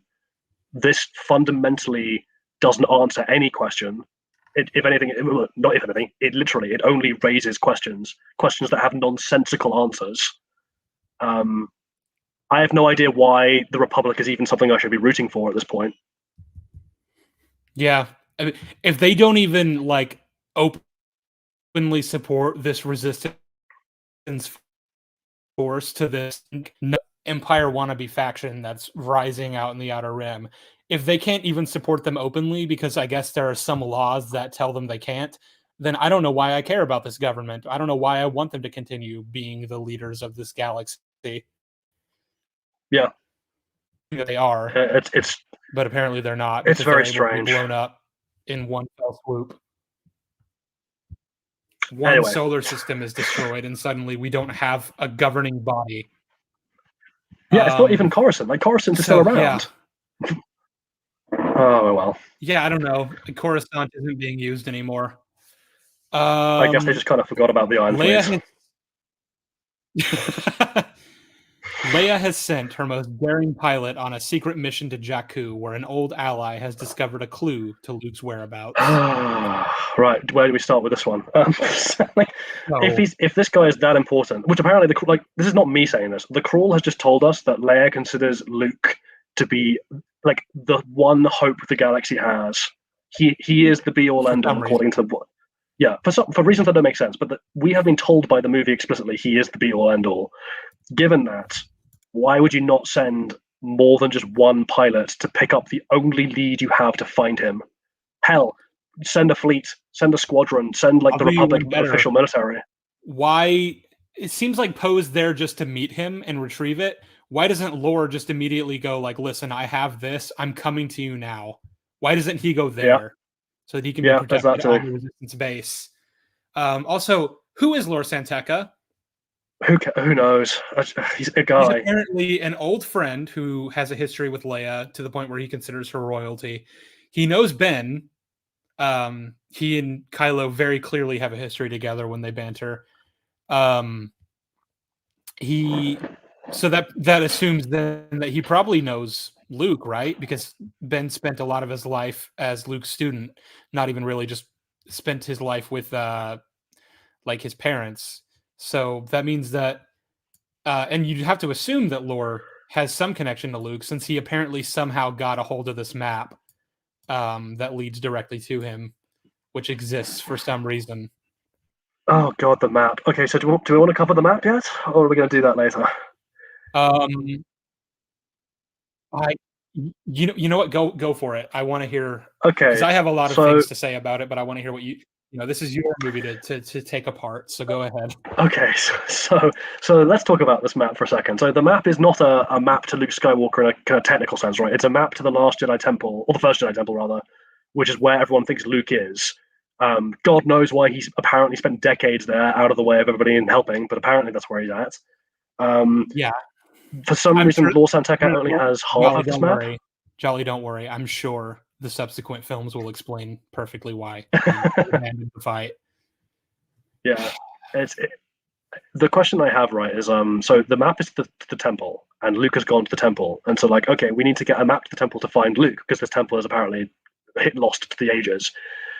My question is, why does Lor San Tekka have half of a map? Why doesn't he have the whole thing? And if someone says to me like, well, does it matter that he has half of it? Isn't that just like what the story is telling us? The problem I'm going to have with this is like, well, the Empire have the other half drawn from official records, and you're telling me that the Republic don't have the other half? So here's the thing: is that we don't even know how we got a hold of this map. So I don't know that we can conclude anything about why does he only have a piece of the map. We don't even know how he got it. So like, I guess it's essentially the premise is telling us this. Sure. My question still remains though, because this is going to come up later. Because like, the fact that it's half a map is engineered so that we can have a thing where like, oh, both sides have half the answer, so we're racing for the full answer to get to Luke, right? It's a race to Luke, basically. It's an Easter egg hunt. Mm-hmm. And the issue I have with this is like, Luke didn't leave any way to find him with Leia, or the Republic, or Han. And don't give me the he didn't want to be found thing, because that's not in this movie. Yeah, that's in the next movie, and it's bullshit. So I don't accept that. I don't accept that defense, even if we're taking TLJ, because you don't want us to take TLJ into account. By the way, well, and also because worse. If that was the case, right, you would think Han would have mentioned it, because Han says like, "Oh, Luke went searching for the last Jedi Temple, which is first Jedi Temple, which by the way is a weird thing to do if you don't want anyone to find you and you don't want the Jedi to be a thing." But he went looking for the first Jedi Temple, and that's what Han knows. So clearly they spoke before Luke left, because Han knows that's where he went. But Han doesn't mention anything about Luke saying he didn't want to be found, which you think would come up, right? Well, like, so that's an important piece of information. How does Han even know this? Because again, and we only know this from TLJ, so we don't know. But like Luke, he failed. He tried to kill Ben because great. Then Ben turned on him and became Kylo Ren, and then we're meant to believe he lied, or did he go to Han and Leia first and be like, "Hey, your son is Kylo Ren now. Also, I'm leaving." I don't know. This film, man. do you see why I'm saying Attack of the Clones is better already? Like, let's do opening scene. The problem with the Force Awakens that I have is that like the story is incomplete, and when you have the completed pieces to for the puzzle, it makes it worse. So you're either dealing with a broken and incomplete story, or you're dealing with the complete story that is completely and utterly and destroys the rest of the whole of Star Wars. So it's just not good. We have the problem is serious gaps in established information is essentially what I'm getting at, that when those gaps are filled in, only give us more questions and make things infinitely worse. Okay, but like forgetting how it fits. Because again, like as we pointed out, it just doesn't fit into a large trilogy. It just doesn't, because that trilogy just doesn't fit with anything, including itself. Mm-hmm. But like, just looking at this movie on its own merit. So forget like the questions it raises about who Snoke is, because we can put that down to like, oh well, that's for the next movie to sort out, which is a shitty way to write, but whatever. This story is like a scavenger from a lost planet, an ex-stormtrooper, and Han Solo go on an adventure to find a map to Luke, and along the way they'll learn some things and they'll have some adventures. Oh boy. And it's going to end. So the story of this movie in isolation is the quest to find Luke Skywalker. So just on its own merit as a film about that, does the story make sense? And we haven't even got past the title crawl, and it's already broken down. Just on its own merits. Forget how it links into anything larger. Mm-hmm. Like, this is a problem. This is the point where you do a redraft. Yeah, this is the point where you go, I don't know what I'm doing, and I've already completely destroyed Luke as a character even before the Last Jedi can get their grubby little paws on him. So back to the drawing board. Let's come up with an entirely new premise to this story. Yeah, we can't have the Empire suddenly be back and all powerful and the Republic being pathetic and nonsensical, because that is not possible given what we know about this universe. Again, like I said, if you just do it to where it's like an Imperial remnant and we're drawing up territory and we're seeing, because here's the thing, typically, and I would imagine it's even more so in a galaxy this big, it's going to take a long time to deal fully with the aftermath of a war that spans the entire galaxy. There's just going to be territories run by like Imperials or like former Imperials turned warlords who still have stormtroopers working for them. Like, that's just going to happen. They're going to have strongholds and bases and parts of a map that belong to them still, even after 30 years. I can accept that. So I don't think that it's inherently bad to have like basically an Empire 2.0. My main issue with it, again, is that it fucks with everything the way that they choose. Also, it's just not very original, and I'd have liked to see something different and new. Yeah. Well, it comes down to like simple logistical things, right? Of like, so this is a rump Empire state. So like, simple question, like, so under the Galactic Empire, how do they recruit stormtroopers? It's like, well, they recruited them by being the official government and essentially either conscripting them or like making it an appealing or at least available job. It's pretty easy to recruit. How do you recruit when you are an in-flight Nazi rump state that has no solid base? You're fleeing, you're in retreat. Where are you recruiting from? Because like, yeah, you'll bring some loyalist troops with you, but 30 years down the line, I don't give a shit if they're not clones. Like 30 years is a long time. Those troops will have aged out of being useful. Where are you pulling your new troops from? So you kidnap a bunch of new kids, I guess. Okay, so given the resources that we see that this Empire rump has, they've been stealing like literally millions of children, and apparently no one in the galaxy noticed. I don't believe you. Like, no, that's bullshit. how did you do that? Yeah, well, again, because like, so Finn is like amongst the first generation. Like, he must be amongst the first generation to have been stolen and raised, right? Because he's in his mid-20s. Yeah, no, he would have been born probably only a few years after Return of the Jedi. Yeah, and so like your entire stormtrooper base is now comprised of mid-20-somethings with no battlefield experience. Yeah, you're gonna lose. And also, I also don't know how you're resourcing them, and also you probably don't have that many of them. Well, Jolly, you have logistical issues. If you're able to build a planet-sized super weapon and blow up the entire Republic in 1 minute, then actually I think they stand a pretty good chance. Oh, Jesus Christ. Like, okay, to make a real-world analogy about like how hard, because, okay, even if they pulled millions of troops, I want to point something out about the nature of conquest, right? And we're seeing this right now in Russia, so listen up, people, I'm going to drop politics on you. When you are an occupying army, most military experts say that you need a ratio of about 1 soldier to every 5 civilians in order to be able to hold down the population, right, from just resisting you and blowing up your shit. When you have a hostile population, that's about the ratio you need.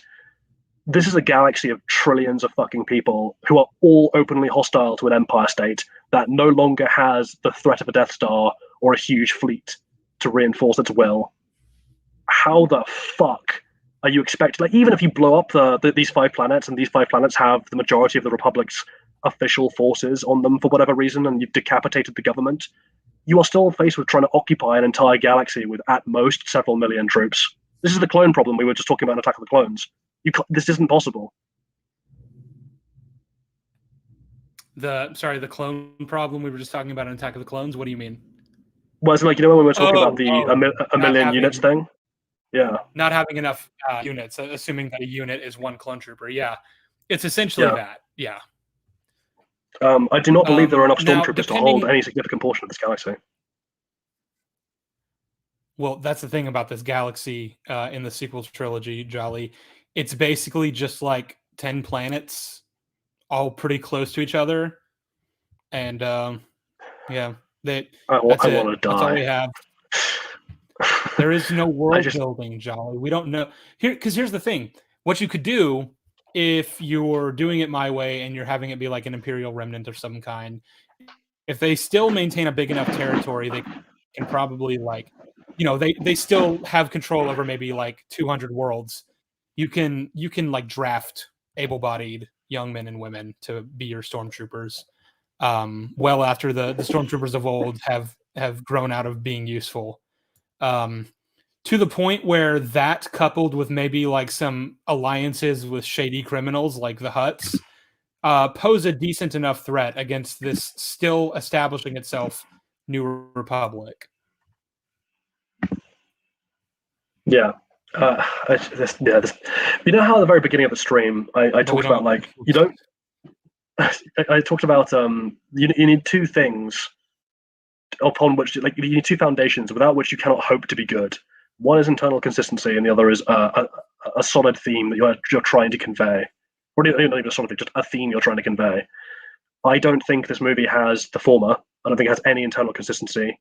The world building is broken. The context is broken. Yeah, no. The characters are largely broken. And I don't think it has a theme beyond what is salvageable from a selective reading of several of its characters that is not in any way supported by the surrounding world or story.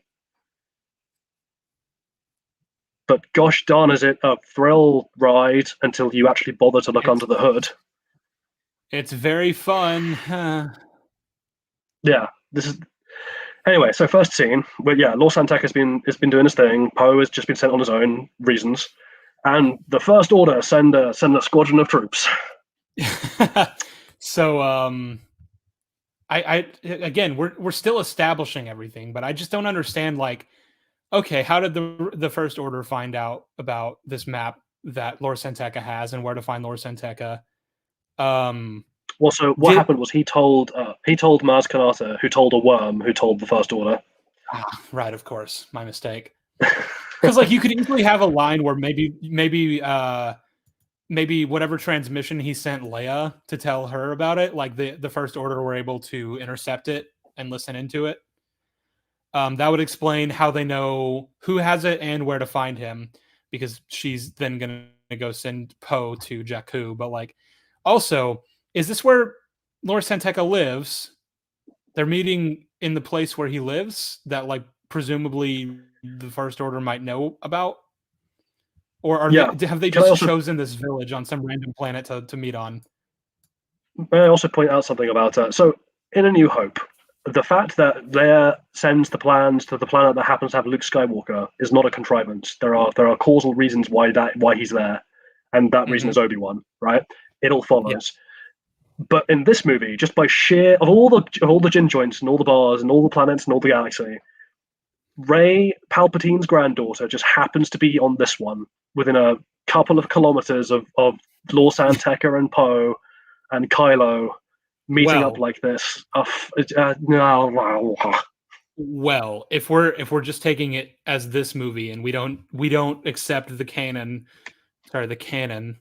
that Rey is Palpatine's granddaughter, she just happens to be a Force sensitive person. I don't know that it's that much of a coincidence.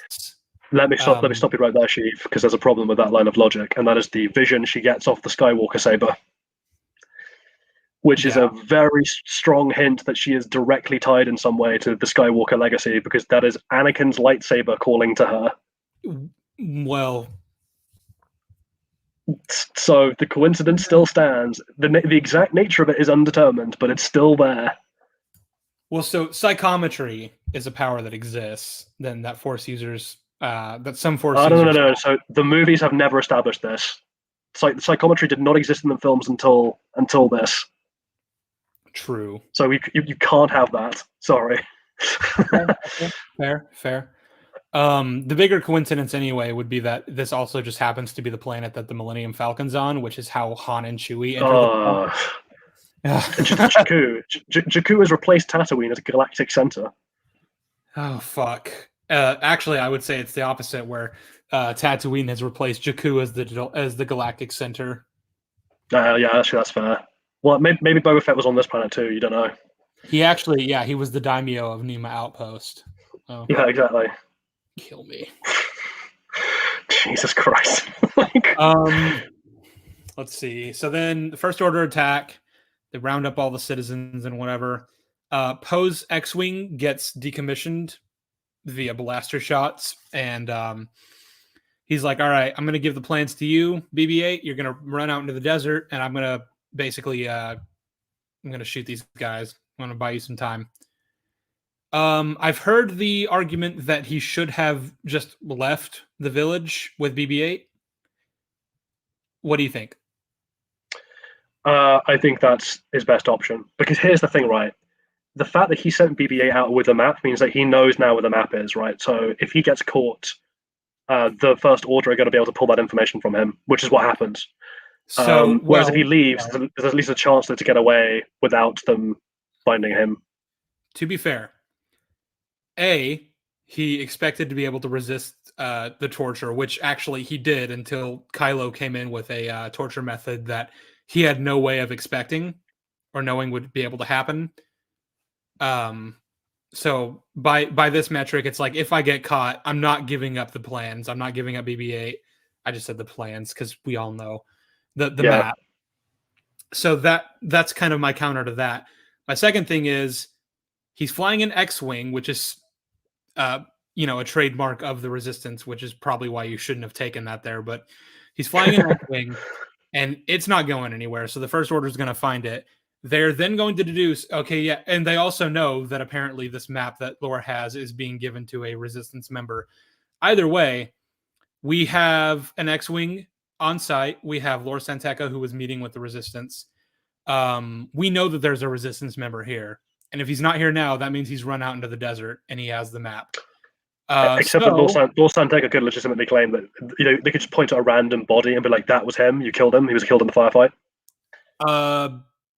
On top of which, if Poe is this committed that he's willing to risk, when you give yourself up, you're going to die eventually, right? Like, yeah, he's got no qualms about this. This is a death sentence. If you've resigned yourself to death to protect this map, why not shoot yourself? If you're dead, there's no way for them to find BB-8. Okay, yeah, true. My only point is I don't agree that he should have gone with BB-8 because then they would have just been caught. They would have been traced. I think going is better than staying and being caught. I think, especially if you've essentially resigned yourself to torture and death anyway, just shoot yourself. If that's what you're going to plan to do that. I think the alternative is kill yourself. Essentially, you don't. We're the worst of the Twitter trolls now. We're just telling people to kill himself. You need to kill yourself, Walt. Well, yeah, but that is literally the best option. If you run with BB-8, you get captured, and so does he. If you get yourself captured, you die anyway, and you run the risk of getting the information tortured out of you, even if you don't expect it to happen. So just kill yourself. That's the only option. Yep. And I want someone to clip that. I will say, in defense of The Force Awakens for a second, I do really like the thing about Finn moving around the battleground, having to freak out. I think there's ways of refining it to be even better, but I am largely happy with that of just like Finn having a nervous breakdown in the middle of a gunfight. Yeah. It's nice characterization. It's a shame that it wasn't followed through, the idea that stormtroopers are people, but well, so I've heard the criticism that of all the stormtroopers that are brainwashed, apparently only one of them was like, this is kind of fucked up, and like resisted the brainwashing. What do you think of that? I don't know if it's necessarily a contrivance that one of them resisted the brainwashing, because as we find out in later films, he's not the only one. I will say that it is amazingly unlucky for the First Order that of the bunch of 30 troopers they brought, that one of them just happened to snap now. Damn, that's unlucky. Okay. So would you, I guess, maybe... Would you get rid of that criticism if there was enough in the film to establish that Finn is Force sensitive? I would be much more amenable to that if it was established. Yes. There's other things like one of the little fixes. I was rewriting the scene, sorry, go on. Oh, I think that there is enough in this film to deduce that Finn is Force sensitive, even without taking the Rise of Skywalker into account. Perhaps, but that leads to all sorts of other questions, like the fact that Kylo seems to notice it and does nothing about it is a bit odd. Yeah. But, like, the issue here is, if that's true, that leads to other problems. And, like, it fixes some things potentially, but it creates problems elsewhere. The other thing here is, like, the characterization that Finn gets after the scene is botched and fucked. But right now, like, if I'm just doing rewrites, just to hammer it home, I might have even made him a combat medic. I think that gives him, like, a way easier incentive for an audience to understand. It's like, why of all the stormtroopers does this one snap? Like, well, this is the one who's told to care about other stormtroopers' lives, right? Like, Well, he's this is the one who's got blood smeared on his helmet, so that's it. Yeah. Well, as in, like, imagine, honestly, if they'd filmed the opening of this movie like the stormtrooper equivalent of the beach scene in Saving Private Ryan, where, like, Finn is the medic who's, like, just dragging himself through it and, like, slowly having a breakdown, and then, like, by the end he's just, like, so shaken, and there's, like, dead stormtrooper blood on his helmet, and he's just, like, absolutely spent. I think that's way more understandable. As it happened, it's just, like, particularly given what we learned later in this movie, it's the First Order picked up their janitor, inserted him into a not just a combat scenario, but, like, a special forces mission crucial to the fate of the First Order, according to the title crawl, mission to recover absolutely needed information that they cannot afford to lose, and then had a nervous breakdown. Well, so I would actually even say, being super generous to this film, the idea that they had to grab a random janitor to basically go on this mission would speak to the idea that the First Order does not have a lot of troops. Unfortunately, it contradicts it later with the scene where they're all on Starkiller and there's a shit ton of them. There's millions of them. Yeah. But I would, if you cut out that scene, that's the thing. There's a lot of scenes in this movie where I'm like, just cut this out, and it's marginally better. But then unfortunately, again, you can't do that. That is not an endorsement of a movie. If you keep having to say, let's just remove this scene, it would make it better. Because this is the thing. But right? yeah, I would like to, that. It speaks to, like, how limited the First Order is. If you have to be one of your troops in this extremely pivotal mission. Yeah, because this is the thing, right? Like, if you're going to defend Finn here as being like, well, the of all the troops in all the world who could have had a breakdown, it happened to be Finn here, and we're prepared to accept that. And my response is going to be like, I cannot believe how selectively incompetent the First Order is, that they put an uncombat a non-experienced janitor into not just a combat mission, but a crucial combat mission. You'd think Kylo Ren would even have his own personal, like, selected legion. Like, fuck it, why aren't the Knights of Ren here? Well, because we know they exist. This movie confirms they exist. Yeah, they got lost. They do that a lot. They were on their way. They got drinking with the two worms. They're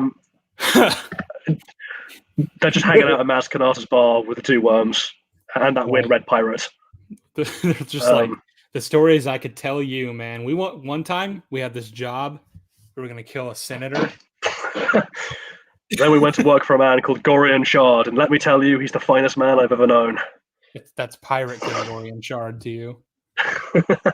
Like, none of this makes sense, right? Like, the Poe's presence there and the way the Republic have approached this, and Lor San Tekka being there, doesn't make sense. The way the First Order have conducted this mission doesn't make sense. Who is there and who isn't there for the First Order doesn't make sense. Poe's reactions don't make sense. Rey's presence on this planet and the Millennium Falcon's presence on this planet both don't make sense and are unbelievably contrived. Well, also, just to make matters worse, why did Kylo not just interrogate Poe while on the planet? Yeah, there's also that. It's bad enough that he took him up to his ship and then wasted time having other people torture him instead of just getting the information right off the bat. But, like, also just do that while on the ground still. Don't even take him up to the ship, because that's a huge waste of time. Yeah, I mean, what would literally, if BB-8 hadn't been there and Poe had been like, I don't know, I quickly dug a hole and I threw in the map, then, like, he would have been taken up to the ship, tortured. Then they would have had to come all the way back down to exactly where they had been standing, move 2 feet to the left and dig it up. Mm-hmm. What a bloody waste of time. Also, if this is a power that you can do, why did he not just do that to Lor San Tekka before killing him? Why does he kill Lor San Tekka? I don't know. I don't want to hear he was having a freak out as an argument, because no, he bloody wasn't. Well, I guess the idea would, like in any other circumstance where he's not needed alive, I would almost accept the explanation that Kylo was killing him because he's like a reminder of the person he once was, and he doesn't want that.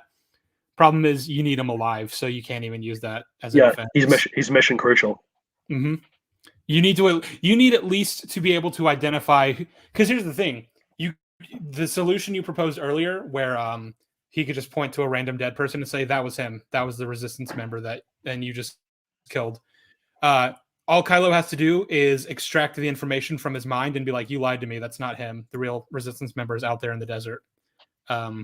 And he's not even that far away, so we could probably get to him before he gets to any kind of settlement.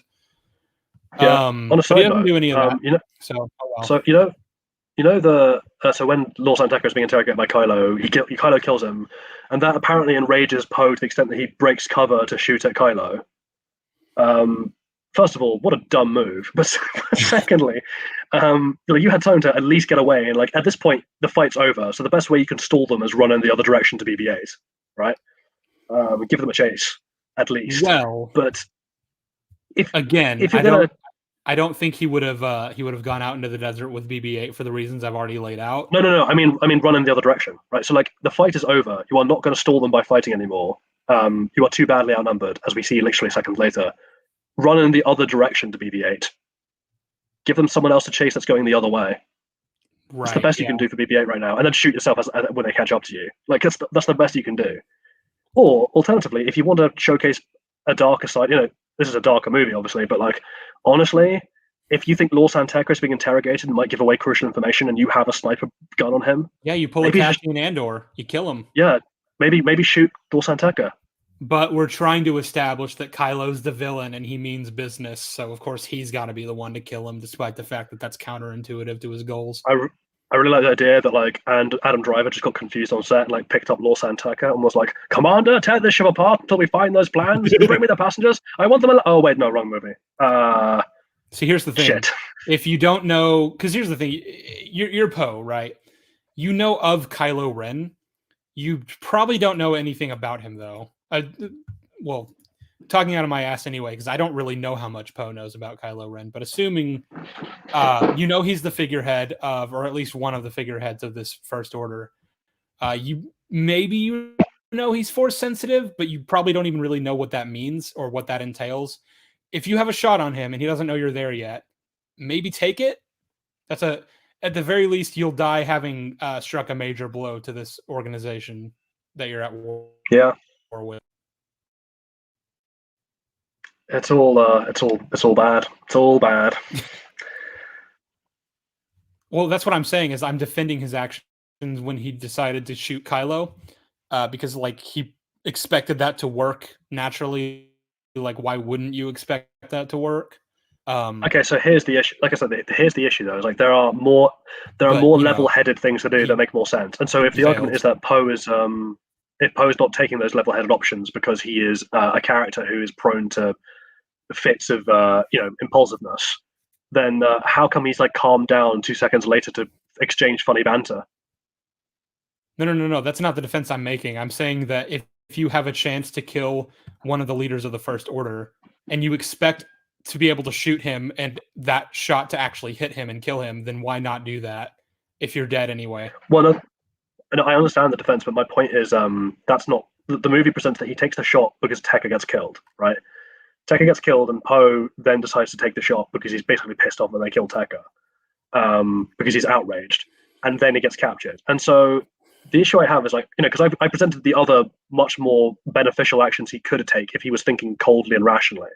And so the question is his character such that would excuse him from taking those level-headed options and dispose him towards taking the more outraged, aggressive option? And I'm like, potentially, but the problem with that is that a second later he's calmed down enough to exchange in witty repartee. Yeah, no, I agree. We got to move on though. We're still on the opening scene of this fucking movie. Let's we're gonna have to barrel through this one a lot quicker because I'm gonna have to head off in an hour. So. Okay. Well. Right. So he gets captured. They take him up to the ship for some fucking reason. Let's see, who is Lord San Tekka? First Order knows resistance meeting. I had a lot of notes about this, but we already went over them, so I'm just kind of contrivance. I already talked about. Oh, I did also note that just to really hammer home how much time Kylo was wasting by bringing Poe up to the ship and then proceeding to have other people torture him instead of just getting the information immediately. An entire day passes where we watch Rey going about her daily life, doing her thing. And then she catches up with BB-8, and like that's at sundown. And then the scene after that is whenever he confronts Kylo, or whenever he confronts Poe and takes the information from him. So he let an entire day pass in Jakku time before actually getting the information. Rather than, of course, just torturing him immediately once he's on board, or just torturing him before taking him aboard. Yeah. And then it's daytime again when Poe and Finn crash on the planet, which means that an entire night then passed before the First Order were able to get to the droid, apparently. Along between the time that Finn crashed on Jakku and then made it to Nima Outpost, which presumably had to have been several hours. Yeah.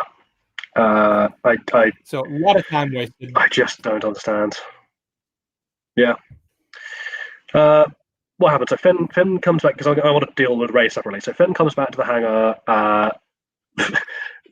Phasma teleports in to tell him that he's acting weird. Like literally teleports in. Like it's really funny. She's got some loud ass armor. There's no way that you didn't hear her clanking up the entrance ramp. Yeah. But yeah, she teleports in and she's like, "You're acting weird." And rather than like confining him to barracks or sending him immediately to like get him checked, she's just like, "Oh, we'll check in on you later. Bye." And then he goes and like they don't even log him as like potentially suspect. Like he just goes and like without authorization, without clearance, takes custody of their most valuable prisoner and fucks off. Just walks him across the hangar. Which is especially bad because Kylo Ren himself sensed something wrong about him and knew his exact operating number too. So it wasn't just that he sensed some turmoil in a random stormtrooper and was like, "Oh, that's weird," but didn't know who the stormtrooper is. He specifically identifies him as the one from the village, FN2187. God knows how he knows that, by the way. Like that's a very specific thing for Kylo to have memorized.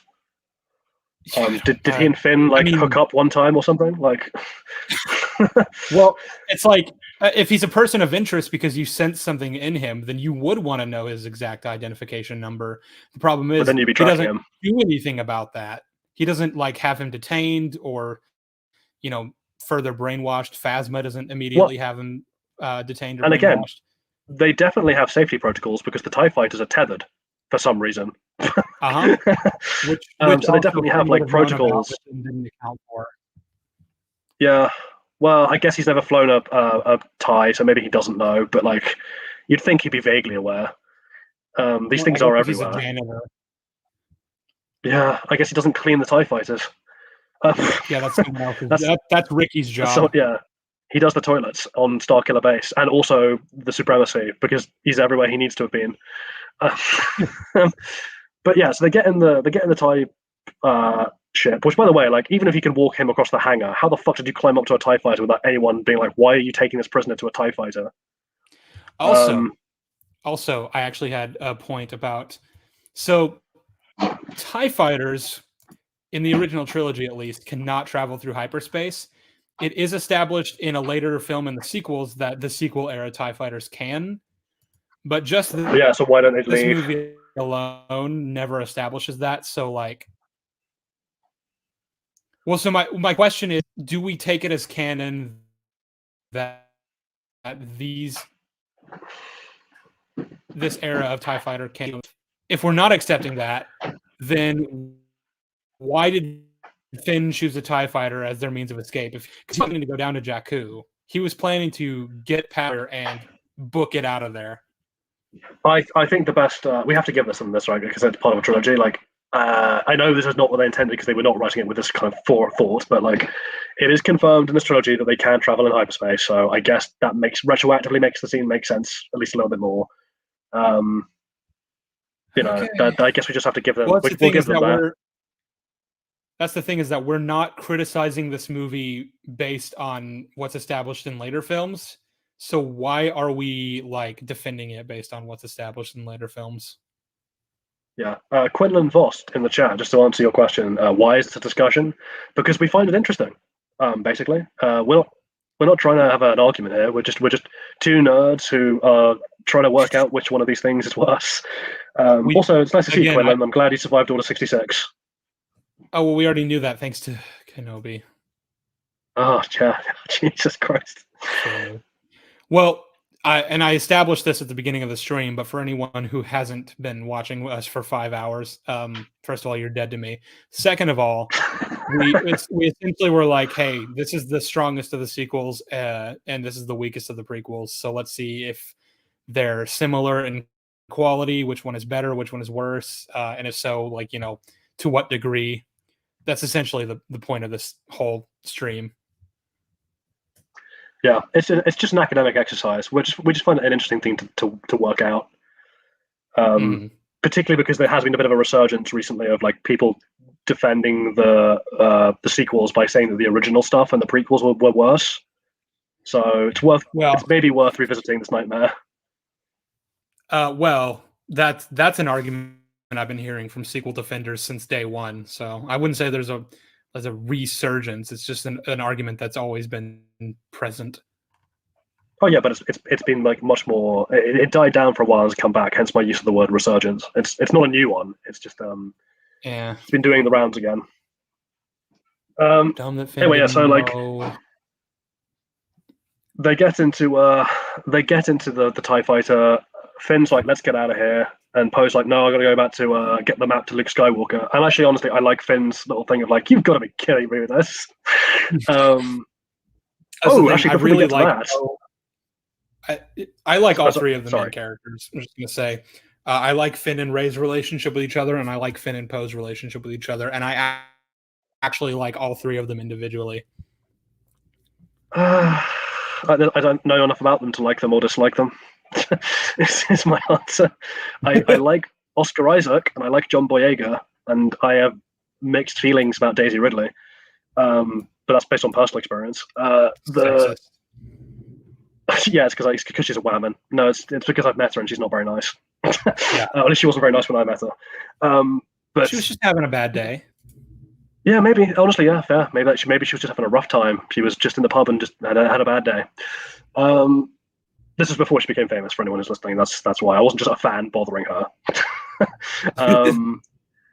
But yeah, like before we even get to that, so they're trying to untether this TIE fighter, which they can't do, and Jojen Reed from Game of Thrones notices they're trying this.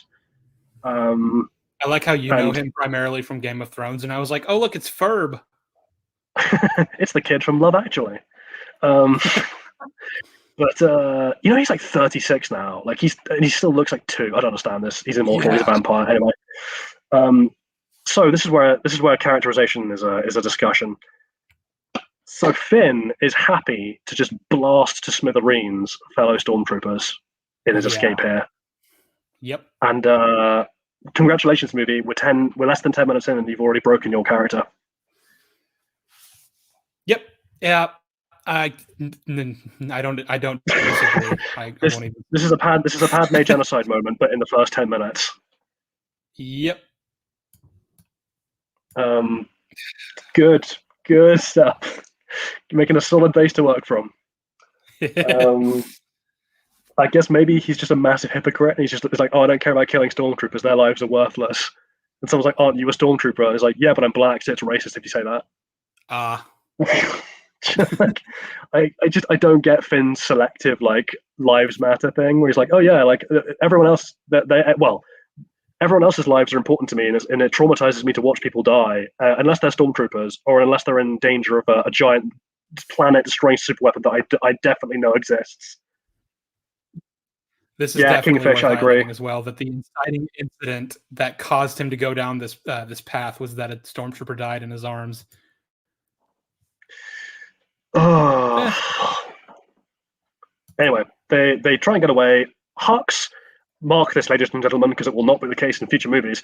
Hux is competent and has them shot down immediately. Yep, it's good stuff. Yeah, we'll never see his like again. Truly, Force Awakens Hux was peak Hux. I miss Force Awakens Hux. Look how they massacred my boy. I gotta let Star Wars go. Yeah, I think it's reaching that point. No, Finn was not trying to shoot the cable. Yeah, I'm sorry. I was about to highlight that. Definitely not. Well, he was aiming at the stormtroopers. He wasn't aiming at the cable at all. Well, but they're completely different places, right? The cable is attached to the wing of the X-wing, so it's lateral to the X-wing. Yeah. Whereas he's shooting behind himself at the guy setting up the gun. And you can't even say that he was like getting used to he's very good at aiming. He's a very good shot. This is established multiple times throughout the film. Yeah. He seems to be very comfortable in a ship gunner. So my next question is after the shooting down, considering they are they're in orbit, they are way above atmosphere, they're in a piece of metal that is maybe 3 or 4 meters across. They are falling from that height with only one wing and no power. Mm-hmm. How did they survive? Well, so Poe says he was thrown from the crash, which I took to mean like he was essentially jettisoned and maybe had like a built-in parachute that saved him. But Finn just straight up crashed into the ground. I don't know how he survived that. Yeah. Also, that can't be the case because remember, Finn takes his jacket from the wreckage. Yeah, so I don't know. Maybe he took his jacket off before jettisoning. Sure. Yeah, he teleported. Here's the thing that like it's going to come up later when we find out Poe's alive and exactly what happened. It's like, okay, so why did you leave Jakku? First of all, you hadn't recovered BB-8, which is your sole purpose at this point. You like went back to the Resistance, I guess, empty-handed without the droid and without the map. What the fuck, Poe? Yeah, and again, just because this is a comparison I've seen, so I want to get this out of the way. You know how in Rise of Skywalker, when Kylo's ship gets sliced and he crashes at like 1,000,000 miles an hour and doesn't die, just walks out of the wreckage? Yeah. I'd like to point out that the speed he's going in that crash will be significantly less than the speed of this one-winged X-wing that isn't specially modified, falling from atmosphere. Like, they're like honestly, from the sheer force of falling, they should be dead before they even hit the planet. The sheer G's involved. Mm-hmm. Sorry, give me a second.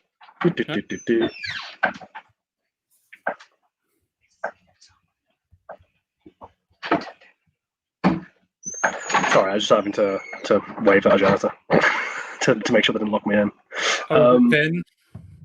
It was Finn. Yeah, Finn's here. This is where he went. So, yeah, I don't understand how he survives. I don't understand where Poe is in the wreckage, or where the fuck? Yeah, where the fuck does Poe go? I have no idea. Domino effect. It's mad. He just vanishes. Yeah, a good question for another time. If he jettisoned out with a parachute, could we assume that he landed like, I don't know, a really far away distance from the ship? He was thrown out and like launched hundreds of feet. God. I don't know. He woke up at night, no Poe, no Finn, no nothing. That's what he says. I don't know. His life's a Bethesda game. Yeah. I don't even get the impression that Finn really looked that hard for him because the ship exploded. I guess is that what happened? And I guess he was like, "Well, I'm dead." To give the film its props, I do really like the little quick dialogue where they name Finn. I like that. Yeah. It's I love nice that stuff. Yeah. It's cute. I'm so glad they followed up on it. Oh Jesus. Anyway, so yeah, then we cut to Rey. Jannah already had a name by the time we met her. Imagine if Finn had been like, "Why do you still use your number?" And she's like, "It's the only name I ever knew." He's like, "Well, we can work on that." That would have been cool. Jannah, I'm gonna call you Jannah. What happens though if you? Well, I guess that's great until you find a trooper who's called like NGER. Then it gets a bit problematic. It's okay. He's white. It's like Finn's like, it's okay, I give you the pass. Like you have the N-word pass. he's like, you know what? Actually, I already chose a name. I'm Gary. Nice to meet you. No. That's not how this. No, That's not how this works. Nagger. yes. Nagger. Your plate said CUNT, so we're gonna call you that. Oh god. It really says something when the Clone Wars did a better job of the whole, I have a name, not a number thing than this. Well, until you get to 5s. Yeah, well, I guess with 5s, at least I can kind of see why that. But like, yeah, the Pong Krell and Bara arc, where like he's like he insists on calling them by their number, and Rex is like, my name is Rex. Mm-hmm. Yeah, be nice if we had that. My soul is dying. So yeah, we get Rey. I hate this. Movie. So this will be the only time I just say this. This next 5-minute sequence, which is Rey going about her daily life, is really good. Mm-hmm. It's good stuff. It characterizes her really well. It gives her backstory. The music is good. The scenery is great. Honestly, like this is even better than the Binary Sunset in A New Hope. I really like this. I think it's really well done. It's a shame it goes nowhere. I would say. Sorry? It's ever had just this little sequence here, which is such a shame. Yeah. And also, like, so again, there are some things we need to make clear here in terms of how Rey is characterized compared to how she's going to be described later. So Rey is an abandoned orphan living underneath a brutal taskmaster who barely pays her in just enough food to live. She makes a living from scavenging. When she meets BB-8, she is very clear. She doesn't want to be around other people. She doesn't trust other people. She is a loner. She doesn't like other people. She is someone who longs to leave this planet, and she has dreams, but she's ultimately longing for her parents, as she tells BB-8. And she's really unreceptive to the emotional advances of other people in any sense. Remember this because it will be lost in milliseconds later. Yep.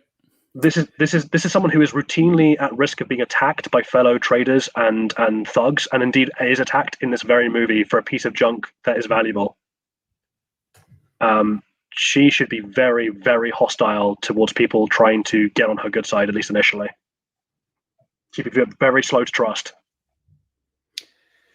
Which, in a better movie, something like having Finn breaking those barriers down over time would have been great. Well, it might, if in the better movie where we had all three of them, Poe, Finn, and Rey together from the get-go, the comparison would have been fascinating, right? Because you have Finn, who is presumably going to be the quiet, slightly stern, but like traumatized, but kind-hearted one. You have Poe, who's the hothead, who maybe doesn't consider that the stormtroopers are people. Maybe that's his flaw. And then you have Rey, who is like this very binary, this is right, this is wrong, this is my way, and all the highway kind of person. And watching them bounce off each other would have been great. We don't get that. I would have loved that dynamic so much, man. Oh well. Oh well. So yeah. She finds BB-8, which I guess was going to have to be down to pure coincidence, because of all the people in all the world she could have run into in this town of scavengers, it happened to be Rey. It's pretty convenient. Oh boy, lucky for BB-8, lucky for the galaxy. She takes him home. I really like the scene where Unkar Plot is like, I'll give you several dozen portions for the droid, and she's initially going to take it. Yeah, and she's initially going to take it, and then she's like, actually, no, droid's not for sale. It's a nice little moment. This is a huge nitpick with that scene, but like, one of those little packages is 1/4 portion. So when she denies the sale and she just takes what she's owed, which is 1/2 portion, she only takes 1 packet. And that's always annoyed me because I'm like, why? No, take 2. You're a starving person who lives very paycheck to paycheck, essentially. Take it. You need that. It's such a small criticism, but I've always hated that part. Also, because this is leaping slightly ahead of time, but so the Unkar Plot owns the Millennium Falcon. Yeah. You think that ship is going to be super valuable, right? Given Yeah. given its history, like that thing is like, to say that's a collector's item is like, I mean, imagine if we had like the tank that killed Adolf Hitler. Like that's basically what that is. Fuck me, that's valuable.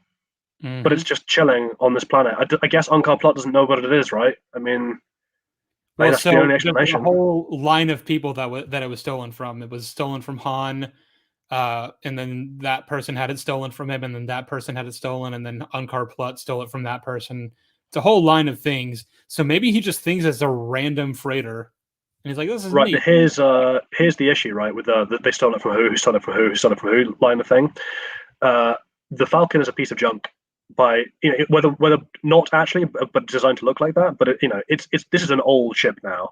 This has been through the mill. The only reason that you would steal it versus another ship, particularly this quickly between this many people, is if they are aware of its value. Yeah. So yeah, Unkar Plot should know what this is, and he should have Yeah. sold it. He should have sold that shit. Fucking got out of Nima Outpost and set up shop on fucking Canto Bight or something. I don't know. Yeah, just moves to the Miami planet from Andor. Like, you're a millionaire at this point if you've sold the Millennium Falcon. Yeah.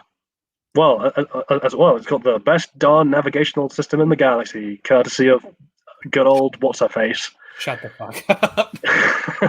L8. I call it Femputer. I just remember her as Femputer. Phoebe Waller-Bridge. Phoebe Bot. Leet. Phoebot Waller-Bridge. Yeah. Anyway, so she gets hold of BB-8. Good for BB-8. She fights off two attackers, and Finn, of all the times he could have made it to this station, he just so happens to make it in time to witness Rey fighting with over BB-8s with this, and BB-8 just happens to see him. Remember, Finn doesn't want to be seen. Well, also, so are we saying Poe's jacket is one of a kind because he identifies Finn as he's wearing Poe's jacket. Get him, and then Rey chases him. So I guess so. I guess it's the most unique jacket in the galaxy. Nobody else could be one that. Well, I'm happy for it to be like exactly it's like it. I'm happy for it to be like it's unlikely that anyone on this planet will have the same jacket. Like I'm happy with that. The issue I have is when BB-8 is like, "Go get that guy," and Rey's like, "Why? Why am I attacking this dude who I've never met, who's running away from me?" Well, he did tell her why am I that getting involved? it belonged. Like he's wearing my master's jacket, and I Right, guess but why she's does just Rey like, care? "Well, fuck it, I'm gonna beat the shit But out why of that does guy." but why does Rey care? Like Yeah, I don't if know. BB-8 is like if BB-8's like, "Oh yeah, that's my master's jacket," and Rey's like, "Oh, that's interesting, cool. It's not my fight. I'm not getting involved." I don't give a shit, actually. Yeah. Yeah, no, it's weird. I've already stuck my neck out for you twice today, BB-8. I've lost loads of food and I got attacked. I'm not in the mood to start another fight, honestly. Because as the movie doesn't point out, she is not even a 20, she's like an 18-year-old girl on her own in a large and hostile environment. You do not seek fights if you can possibly avoid it. Mm-hmm. Anyway, she seeks a fight when she can possibly avoid it.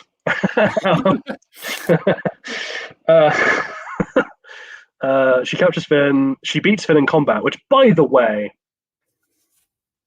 Yeah. Finn is a trained stormtrooper, 20 years since birth, and yeah, he's a janitor, but he was apparently sufficiently combat trained to be included in a special ops mission underneath Kylo Ren's direct command.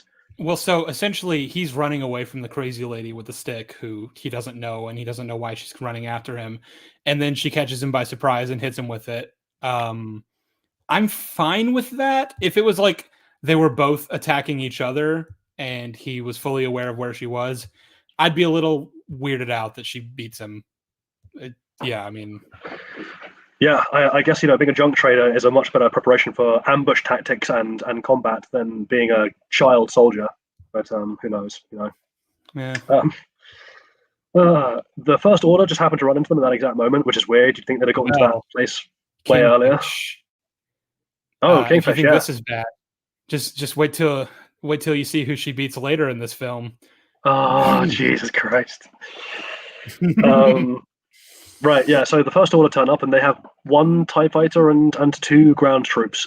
By the way, the two ground troops just vanish during the chase. Don't know where they went. Yeah. They're there to point. They're there to point them out, and then they just vanish. No shooting at them. Nothing. Not even stunners. Also, the TIE fighters have the accuracy to destroy the obvious ship, but not the Millennium Falcon that they take like 20 seconds to boot up. Well, so they're there to get BB-8, right? This has nothing to do with Finn. They're there to retrieve the droid. Yeah, but you don't want to get them. Like, you surely want to disable every transport out of there. No. My point is, you said that they only brought out like 2 TIE fighters and like a couple ground troops for this. I don't know that you need more than that to just pick up a droid.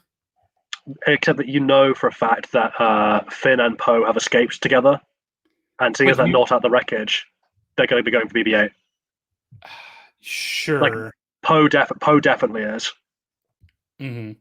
Well, we're establishing a timeline here that's already really weird because several days Really were broken. allowed to pass before they actually went after the droid. But like, could we assume that they sent out the TIEs and the fucking stormtroopers to get the droid before Poe and Finn even escaped?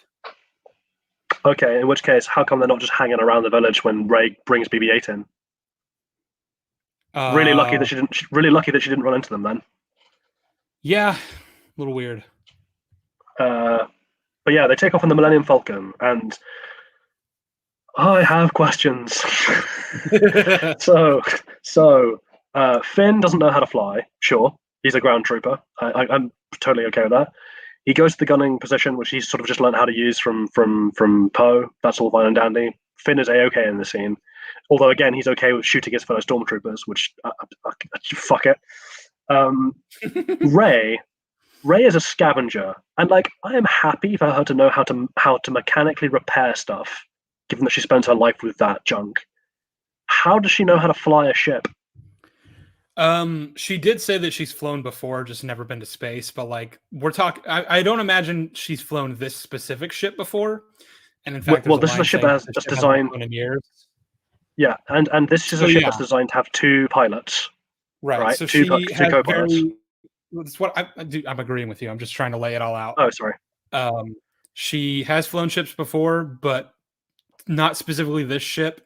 And also, it's very rudimentary knowledge. And also, this is a ship that requires 2 pilots, and she's just the one person. So it's a bit. And she pulls off insane tricks that even Han couldn't do.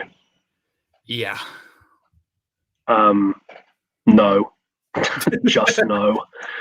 But this is going to start a trend, and that trend is Rey being gifted powers as the plot demands. Mm-hmm. I hesitate to use the word Mary Sue because it's been infected by the kind of nerd-rotic style anti-SJW bullshit dialogue, but if ever there was an example of a Mary Sue, I'm afraid Rey is the archetype. I don't even care for the word or the term at this point. It's just, is Rey consistently characterized as well as are her power sets consistently characterized? Because no and no. No and no is the answer to that. That's all I care about. We can use whatever terms we want. Yeah, again, the term isn't important. I'm just highlighting a kind of trope of a particular style of writing a character badly, and it's being employed here. Yeah, we don't have to use the word, but it's as you highlighted. Like, this is just not good at all. Yeah. They escape. Apparently, there is no First Order dreadnought or First Order Star Destroyer hanging around to intercept. They're just gone. Mm-hmm. That's unfortunate. You think they'd be there? Yeah, well, they had better things to do, Jolly. It's okay. Yeah, those 2 worms. they came back. They commandeered it. They commandeered the Star Destroyer. Somehow the worms returned again. I will say this. I really like BB-8 in this movie. I particularly like the scene with him where he does a little thumbs up for Finn. But I would make an argument that I think BB-8 might be the only consistent and well-characterized character in this movie. He's pretty solid. I do like BB-8. He's a good little droid. Sad. It's kind of like how in Rogue One, everyone always talks about how K2SO is like the best character because the rest of them are pretty bland. It's that. it's that, but even worse because it's like, well, the droid's the only one that's actually consistently characterized. So, you Oh no, know, actually, Hux is consistent in this one. oh yeah, the droid and the Nazi. Yeah, well, I mean, consistent in terms of like he's consistently competent when he's on screen. I don't know where he was with this ship right now. Out of sight, out of mind, Jolly. Out of sight, out of mind. Yeah. BB-8. Okay, yeah, so I revised my statement. Hux doesn't survive. BB-8 is the only one who has no scratches on him. Well, let's be very careful about this. Is there any scene in the movie where BB-8 is mischaracterized? Oh god, is there? No, I honestly no. I think he might be the only one that is consistent. All right. I can't think of one except maybe running off in the middle of the forest. But well, he was chasing Rey's after decision. Rey. Yeah, that's Rey's decision. He was just following her. Yeah. Now, before we continue, I'm going to say one thing. I'm really hungry and I need to eat some food here in a bit. And I know that you need to go here in a bit too. So let's try to put a cap on how long we go for, and we'll just kind of have to rush through the rest. Sure. Should we call it? It's 11:20 for me here now. When do you want to call it? Let's call it at 6 for me, or so midnight for you. 12. Yeah, 12 for me. All right, let's do that. Let's do that. So let's barrel through so we can get to a conclusion. So dialogue scene between Rey and Finn here, I like. It's very natural. They allow the actors to bounce off each other nicely. Mhm. BB-8's cool. I'm mostly happy with this. But then immediately, they get buzzed because someone is incoming. Not the First Order, though. No, it's another ship. It's Han. Yeah. How does he know? Well, it's like, okay, so the idea apparently is that they were scanning for it. I've never understood the idea of being able to scan ships. Apparently, you can track their signature. This is known. This is established. I guess the idea is that they picked it up as soon as it was activated again after many years. However, pretty lucky for them that they were just in the area, because this is, know, a galaxy. Yeah. Those are big. Han boards it. We get to see Han and Chewie again. Yay. Han, it seems to be okay with Rey and Finn mostly, which, yeah, sure. Han gets pulled into the search for Luke Skywalker because BB-8 is obviously carrying the map, which, like, man, God, they're lucky that they ran into Han. Anyway, Han goes to the cockpit. Now it comes down to the fact that, like, why was Han not already in the fight? Why was he not, like, leading this basically as a general? Because the backstory we get on this is, and this is not just my word, this is the director's word, is like, after Kylo, he went back to doing anything he could do, which was smuggling, and he split off from Leia. I'll even do you one better. It's not just the director saying this, is Han Solo himself saying this in the film. I don't believe this. He said it's completely out of character. I went back to the only thing I was ever good at, and she says we both did. That's completely out of character for Han. Yeah, no, Han is assassinated. Also, even if he gave up, the idea that Chewie just let him do that. Yeah, no, because that's the thing. People don't ever seem to realize this. Chewie was way more like, let's invested do this. in the rebellion. Back in A New Hope, even before Han was. Remember the scene where they're laying out the plan. They're like, all right, we need to. These are the schematics of the Death Star. This is what we can do. A small one-man fighter should be able to penetrate the outer defenses and blow a hole in the exhaust port. Chewie looks over at Han, which is obviously implying, we could do that. And Han kind of waves him away like, no, we're not going to do that. Chewie was invested from the beginning. He wanted to help because that's his character. Yep. Chewie has a character. So that's Han and Chewie assassinated in the first 5 seconds. Not good. Not a great start. But they have no time to think about this because, well, first of all, we have the scene, the crazy nostalgia scene, the key jangling scene of Han walking into the cockpit like he's never seen the Falcon before and reacting like a fan would. Mm-hmm. That's odd. I don't know what there is to say about that other than it's very clear in the meta why that scene is there. skating Well, I mean, past I it. guess you would assume that like he's just being sentimental, like I finally have my ship back, but I don't know. Well, also, yeah, he puts the dice back on the thing. Hey, those dice, guys, Yay! guys, remember those dice? They'll be important later. They're very significant to Uh, his past, and he cares deeply about them and the oh yeah, woman. they're strongly associated with a particular woman who he really loved. You know, his one true love. Jesus Christ.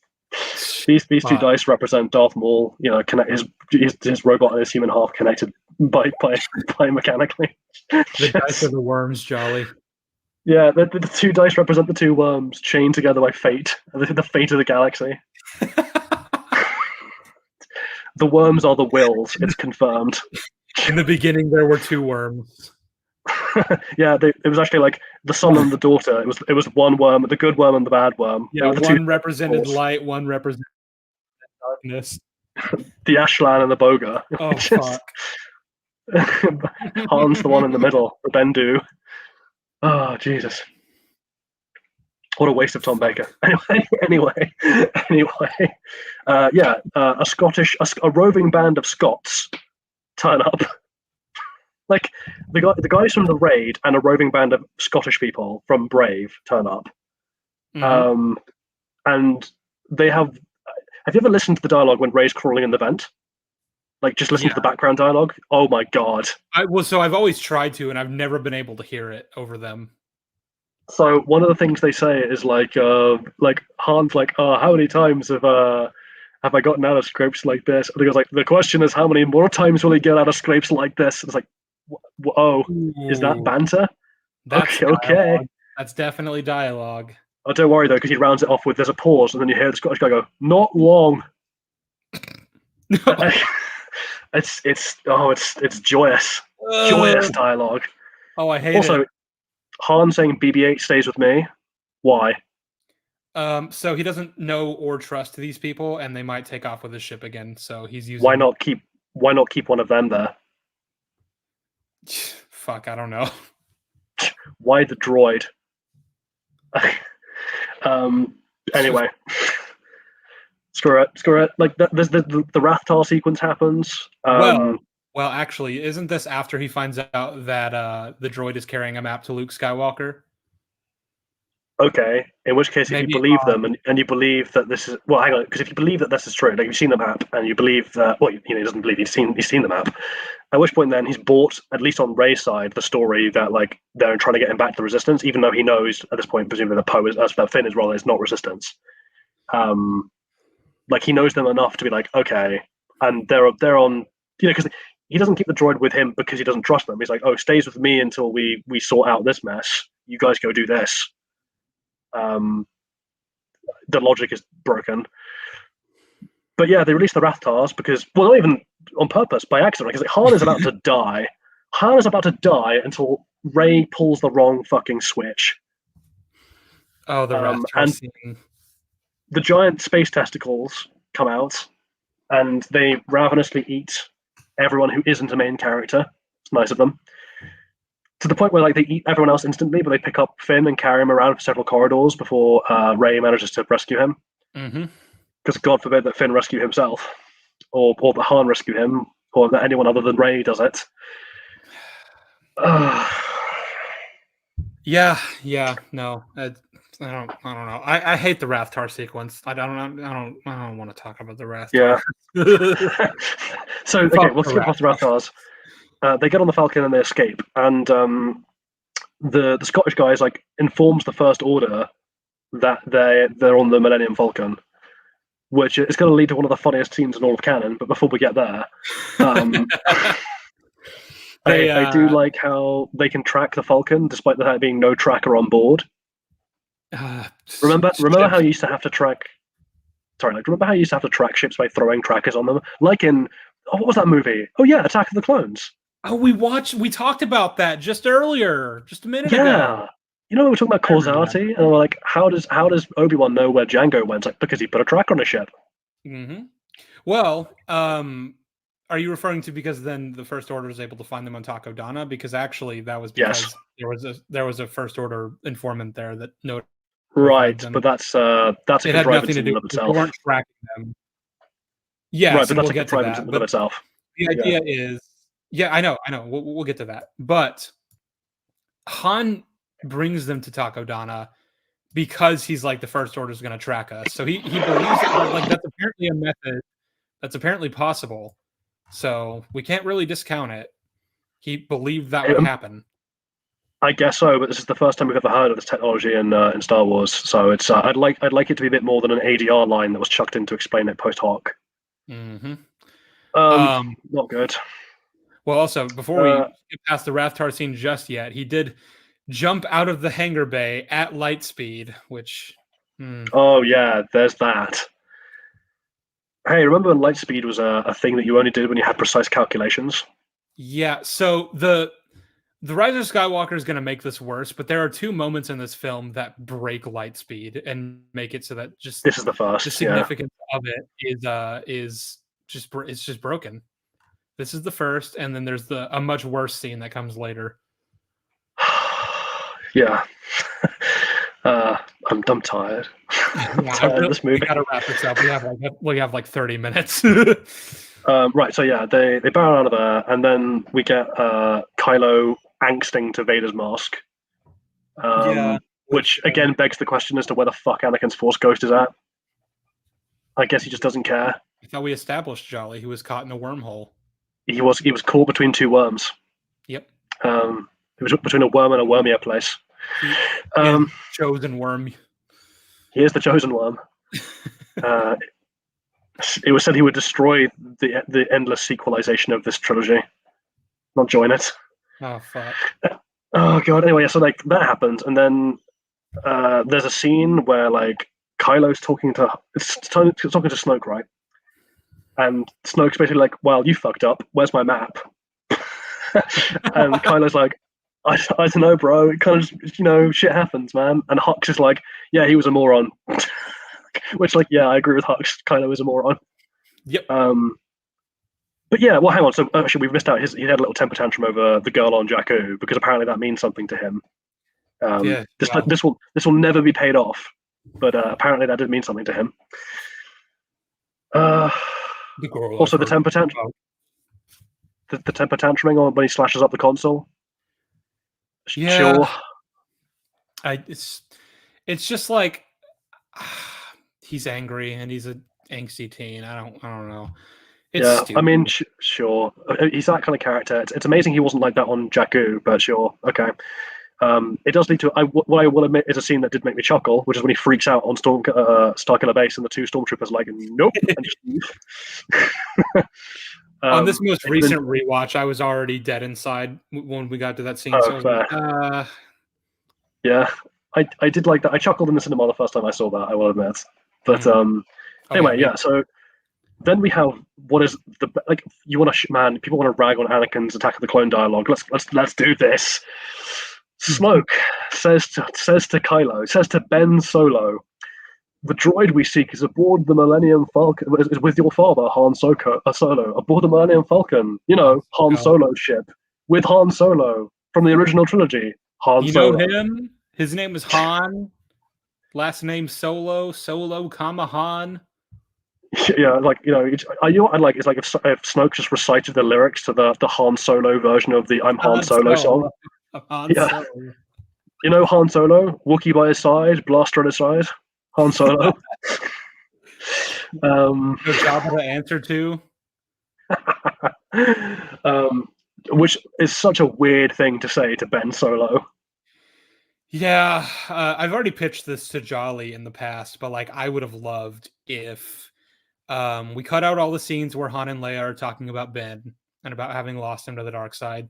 Cut out that bullshit exposition where we find out that Ben is Han's son, or rather that Kylo is Han's son. And just cut out all the scenes that give that away. And then the moment that we find out the truth is the scene where Han dies, the scene where he confronts him on the bridge and he says, "Take off that mask. You don't need it." Kylo says, "What do you think you'll see if I do?" And he says, "The face of my son." That would have been the perfect moment to have that happen. Take off your mask. What will you see if I do? The face of a worm. Oh, Jesus Christ! We're losing our minds because of this movie. I'm already gonna just concede that this movie is It's a lot substantially worse than Attack of the than Clones. Attack of the Clones, but we can Yeah. We'll give final scores at substantially the end. worse. It is substantially worse. And that's the thing. Like, people forget that the prequels at least have some merit. These do not. Yeah. Anyway, so yeah, we come back and yeah, Kylo is admonished by Snoke, who is being all mysterious and Snokey. Which sure. My They favorite plot. part was when he said it's Snoken time and proceeded to Snoke all over Kylo. Well, actually, what happened was Hux came in and said it's Wormman time, and they were like, "Cool, go destroy the Republic."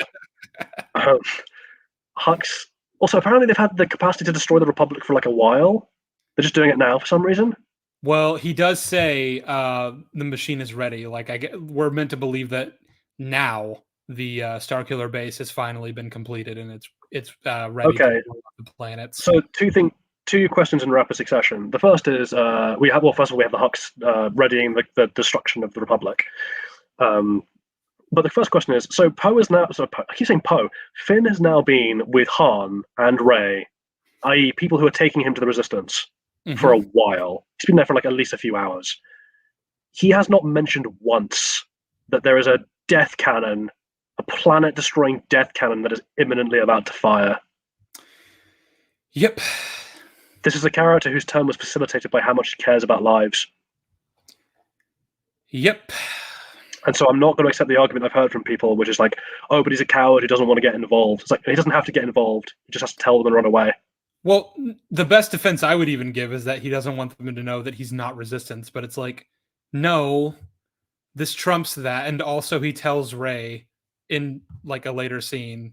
Yeah. Also, this is your best bargaining chip in case you want to, if you're going to he bring literally BB-8 to the Resistance, which is what they're apparently doing. He literally admits to Rey that he's a stormtrooper, but still doesn't tell her about his time on this planet-destroying super weapon. Also, his cover gets blown anyway because Han pulls him aside to be like, "You're not Resistance." Mm-hmm. So why not just tell Han then? You might win yourself some brownie points. Mm-hmm. And actually, on that note, Han should be pissed at him when when he does. He's like, "Oh, it was the First Order. They've done it." And it's like, "How the fuck do you know that?" "Oh, well, I used to work on this base that they've been building, one that just destroyed the entire Republic." Because, like, for all Han knows, maybe Leia was on one of those planets. Yep, and even if she wasn't, that's Han's life's work. That's just gone up in smoke. Han's entire legacy of what he's achieved just gone instantaneously. Oh dear. Anyway, so yeah, let's do the bar scene. So they're at the bar scene. They meet Maz Kanata, who is, not Yoda. Maz Kanata calls out Han Solo's name in a large bar full of criminals that we know contains a First Order mole. Well done, Maz. You also, dipshit. What a coincidence that not only is there a First Order mole there, but also a Resistance mole, and that they're able to contact their respective factions, and both of said respective factions are able to show up at the same time. Okay, yeah. And also, Finn buggers off because he wants to leave, and Rey is brokenhearted. That'll make sense, I guess. The Hosnian system is destroyed, and given that it's visible in the fucking sky, like not just the beams, because some people have argued, it rips hyperspace or something, which fuck off. But if that is your argument, the problem is you see the planets being destroyed in the sky. Mm-hmm. So Maz Kanata's castle is right by the Republic. Why did Han stop here? Why didn't he just take them straight to the Republic? I mean, I guess it's good that he didn't because they'd all be dead. But like, if his thing is like we can be tracked, I was like, okay, so you track them. They can track you to within a planet distance of where they're going. Anyway, one good reason not to take them to the Republic directly would be if someone who had certain knowledge about a super weapon that is about to target the Republic were with you and was telling him, "Hey, let's not go there." Because thing is, you can still have the same result, right? Because like Finn can give them the information, and they can be trying to evacuate the planet and just be too late. Mm-hmm. But no, we had to make everyone chronically stupid and broken. That's literally how Chewie died in the EU. They were trying to evacuate a planet because it was being destroyed by the Yuzan Vong, and meanwhile, a fucking moon was going to collapse on said planet. And they were evacuating people, and Chewie simply didn't make it off in time. Well, I mean, yeah, sounds better than this. It was. But yeah, no. While this is all going on, Rey hears a whispering or a screaming from the basement. I love how we just both sigh. So she comes down and she finds in a box Anakin's old lightsaber that was lost on Bespin. How the fuck this? I mean, literally, even the film doesn't know, right? The film literally goes a good question for another time. Yeah, we're not interested in answering it here, and we never get an answer either. By the way, it's never explained in these trilogies. I don't even think it's been explained in the expanded material yet. All we've gotten is in like a comic, an Ugnaught picked it up. So. The dark side of the worm is a pathway to many abilities, some considered to be unnatural. Well, the dark side of the Force is a wormhole to many abilities, some considered to be unnatural. To many worms. Anyway, yeah, so the lightsaber calls to her, and here's the thing, right? This is Anakin Skywalker's saber calling to Rey specifically, no one else. Not Finn, who you're telling me the film is trying to establish is also Force sensitive. No, specifically to Rey.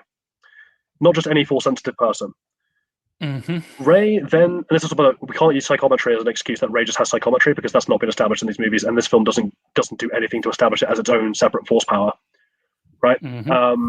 So Rey is specifically called to Anakin Skywalker's saber, which then shows her visions, all of which are from the Skywalker past, right? The corridor on Bespin, Vader's breathing, Luke screaming, the burning of the temple. And then it closes out with Ewan McGregor's Obi-Wan telling Rey that these are her first steps. Really hitting all those notes. Yeah, and you know what? The vision is cool. I like the vision. It's a shame it doesn't go anywhere. We even have Maz Kanata to come and be like, the lightsaber called to you specifically, everybody. Is Maz Kanata Force sensitive? I don't know. I have no idea. Guess.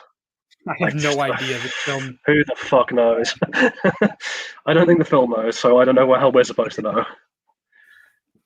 But yeah, planet's destroyed. Rey rejects the lightsaber and runs off, which is a weird reaction, honestly, considering that you're looking for Luke Skywalker. Yeah, well, she got scared, so. Sure. Runs off into the forest because we need to get her captured. I mean, because she's really upset. BB-8 follows her out because BB-8 is a moron who doesn't stick with the people who are guarding him. You think BB-8 would prioritize his mission to return to the Resistance over Rey, given what he's programmed to do? He has very vital information that needs to get out of the Resistance immediately. See, so BB-8 isn't BB-8 is her as a character. We have found the moment. Not even BB-8 is safe. No. Not even BB-8 escaped this mess. Well, at least the worms were consistent in attack. Yeah, the worms have our backs. They're always on our side.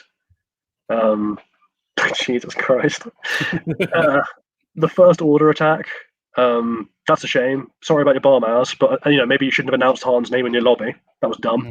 Yeah. This is really on you when you think about it. Also, why did they decimate the castle when the goal is to, I don't know. to capture the droid in one piece, presumably, so you can get the map? Yeah, it would have been a shame if they destroyed it. He could have been crushed by the rubble, assuming he was in there. Oh, good job, guys. Also, here's something I really like. Finn's weapon gets teleported out between scenes.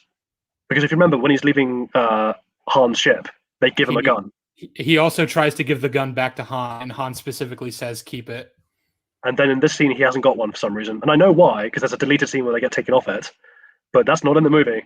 And also that scene is bullshit.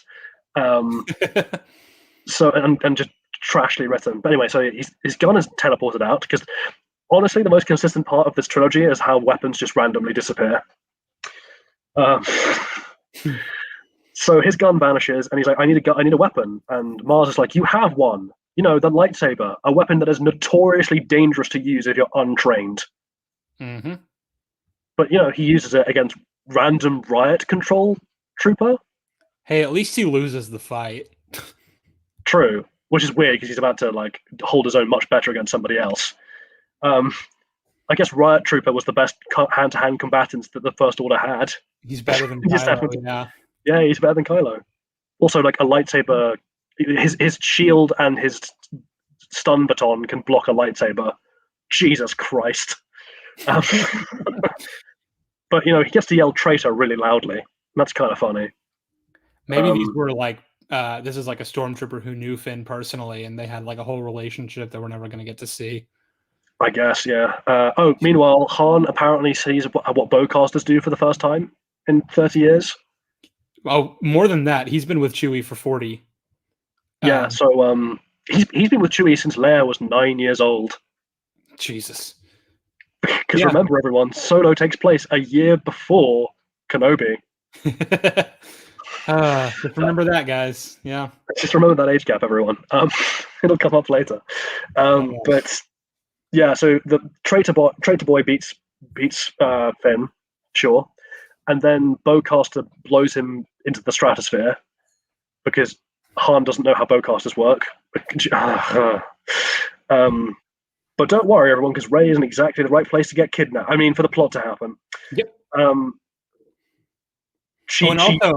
I should point out that the only reason Kylo knew to go into the woods to find her is because she shot at a bunch of stormtroopers who didn't even know she was there. That she didn't need to do, and also she becomes a crack shot with a pistol, having never used one. Mm-hmm. Also, the reason that Kylo goes into the woods today is because he's sure of a good surprise. He goes in, he finds Rey, he pretty effortlessly takes her down, which, like, yeah, sure, he should absolutely be able to do that. But here comes the absolute stupidity. So he reads that Rey briefly saw the map from one specific angle, and is like, I'm going to just exchange you for the droid, which, by the way, it's not just that we need the information, it's that we have to stop the information getting to the Resistance. So we need to at least destroy the droid if we're not going to take it with us. Mm-hmm. But Rey, sorry, I just saw the comment. Yeah, I like this thing. It's peak writing, absolutely. Rey has seen the map briefly and apparently has photographic memory that is in downloadable format. I don't know what was kind of going to do, like print out a PDF from her brain. I don't know. Jesus. He was going to take the information from her head and have it in his own head, and then he was going to apply the image, the still image of it that she apparently perfectly memorized, and put it against the piece of the map that they have. The First Order records. That's fucking stupid. Also, I'd like to point out here, so his force powers work on her immediately here. She can't resist. She gets frozen and then immediately knocked out when he clicks his fingers. Bear in mind that she can't resist his force powers. That'll be relevant in a moment.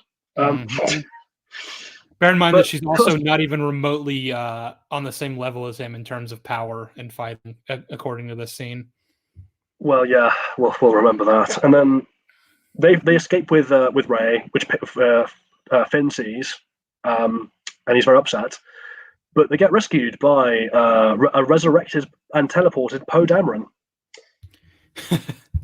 Who, he went all the way back to the Resistance because he's in another X-Wing.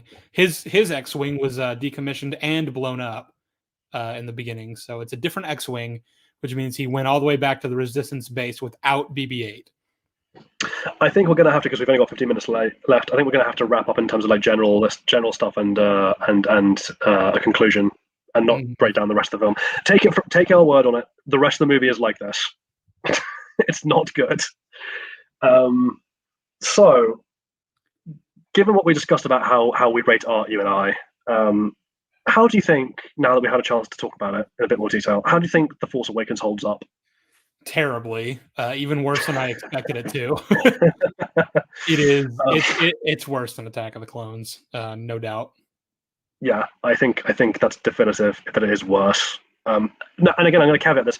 I think to some people, and I don't begrudge them this, because I think it's designed to be this, I think it is a more entertaining movie to a general audience. I think it is a well-designed theme park ride, and it's great at being that. But as a piece of art or as a film that's trying to just say something, tell a story, it is beyond broken. Yep. Here's my hot take. I think it might even be a worse thing than The Last Jedi, purely because at least The Last Jedi is trying to say something, however badly. I mean, I guess at this point I'd have to rewatch that movie, but I don't know. I don't think so.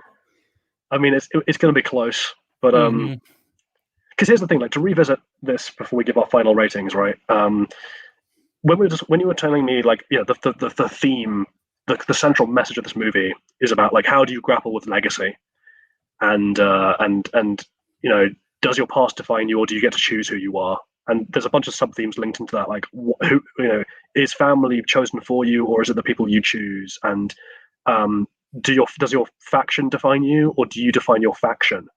All of these questions that the films as a whole try and bring up, and that this film introduces in some characters.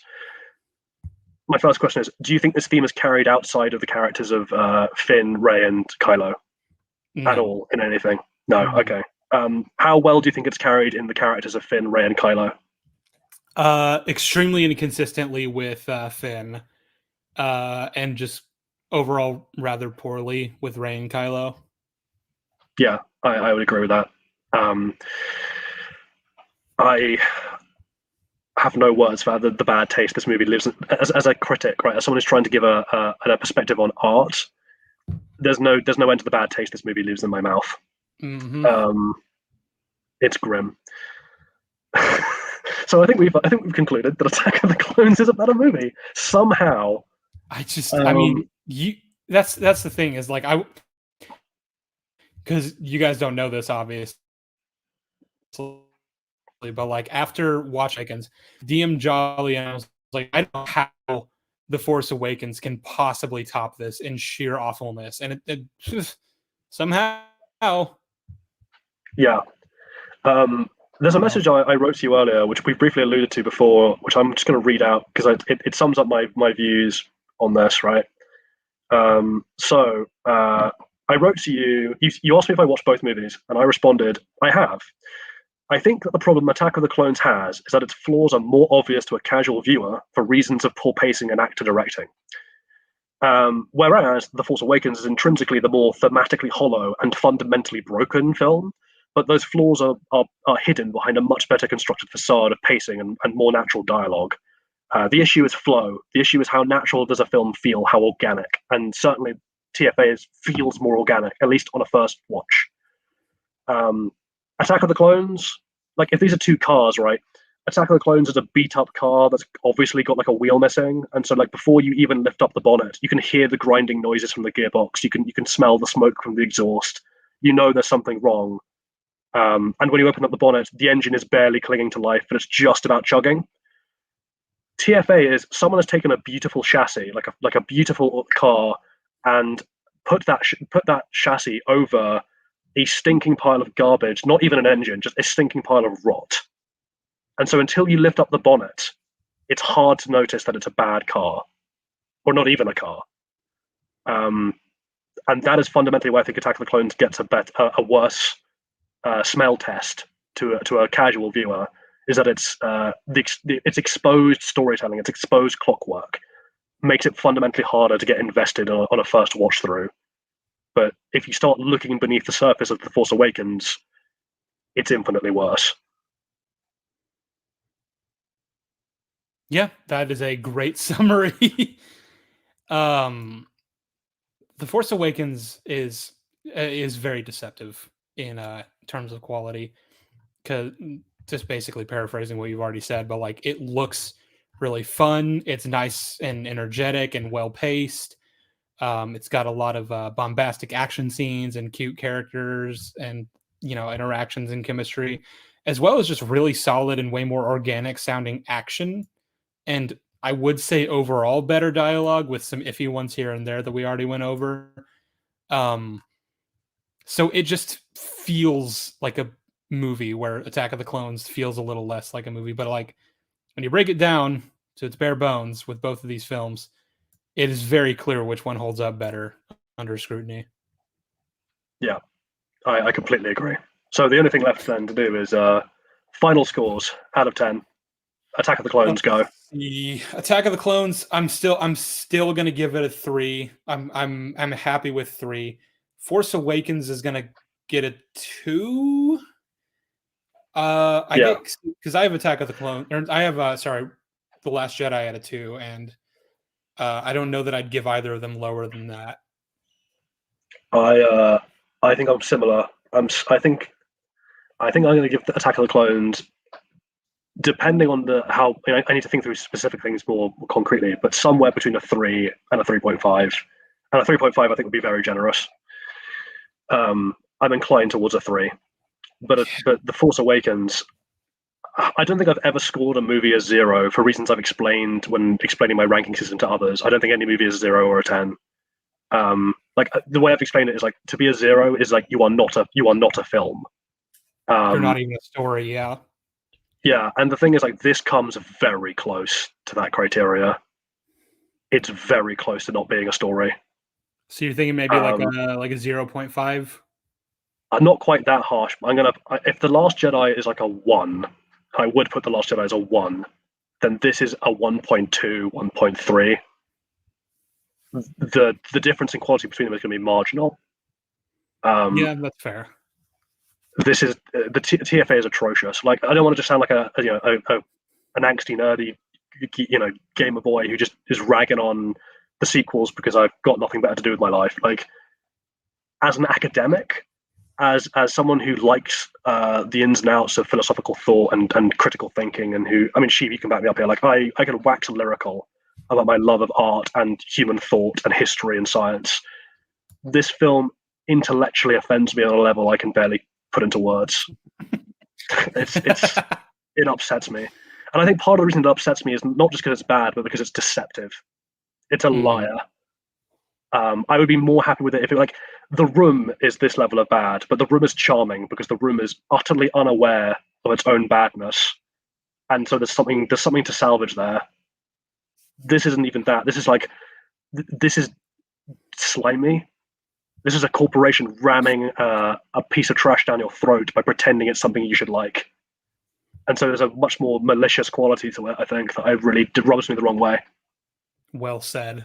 Well said. However, I think we need to call it because my DoorDash order has arrived, and by the look at the photo they sent me, they put it in front of the wrong apartment. So I need to go get that before it gets before the worms take it. One of my neighbors, one of my worm neighbors, and also you need to get to bed because it's like midnight. Yeah. I will say before I go, it's been a pleasure talking with you as always, Sheev. I'm sorry about the delay. I don't know what's happened there, but I'm glad we got another definitely the Wi-Fi. Another constructive and just generally quite pleasant debate. Actually, not like discussion about media. It's genuinely lovely. Yeah. So thank you very much for the opportunity. We need to do this more often. Actually, I will have you. Oh yeah, I'm down for that. On anytime you have a topic you want to go over. Oh well, thank you very much. We'll see how Mando pans out, and then discuss. Oh, dude, do you want to do a breakdown of Mando season 3 when it's over? That'd be so much fun. Sure. Honestly, fuck it. Let's do it. Let's do. You know how EFAP have their watch togethers. We should just do that. Maybe. Either way, I would. Because we probably should just do that, because here's the thing. To break it down once it's over, that's probably going to take like 3 streams at least. Oh yeah, I think I think first reactions are probably the best way to go for a TV series. All right, I'm going to say goodnight, man. But thanks very much for having me on. Yeah, thanks for being here, and night everyone. Night, Jolly. No. Well, that was fun. What was your favorite part of the stream? I liked that part too. You guys are already dropping off like flies, so I'm just going to end it. Goodbye.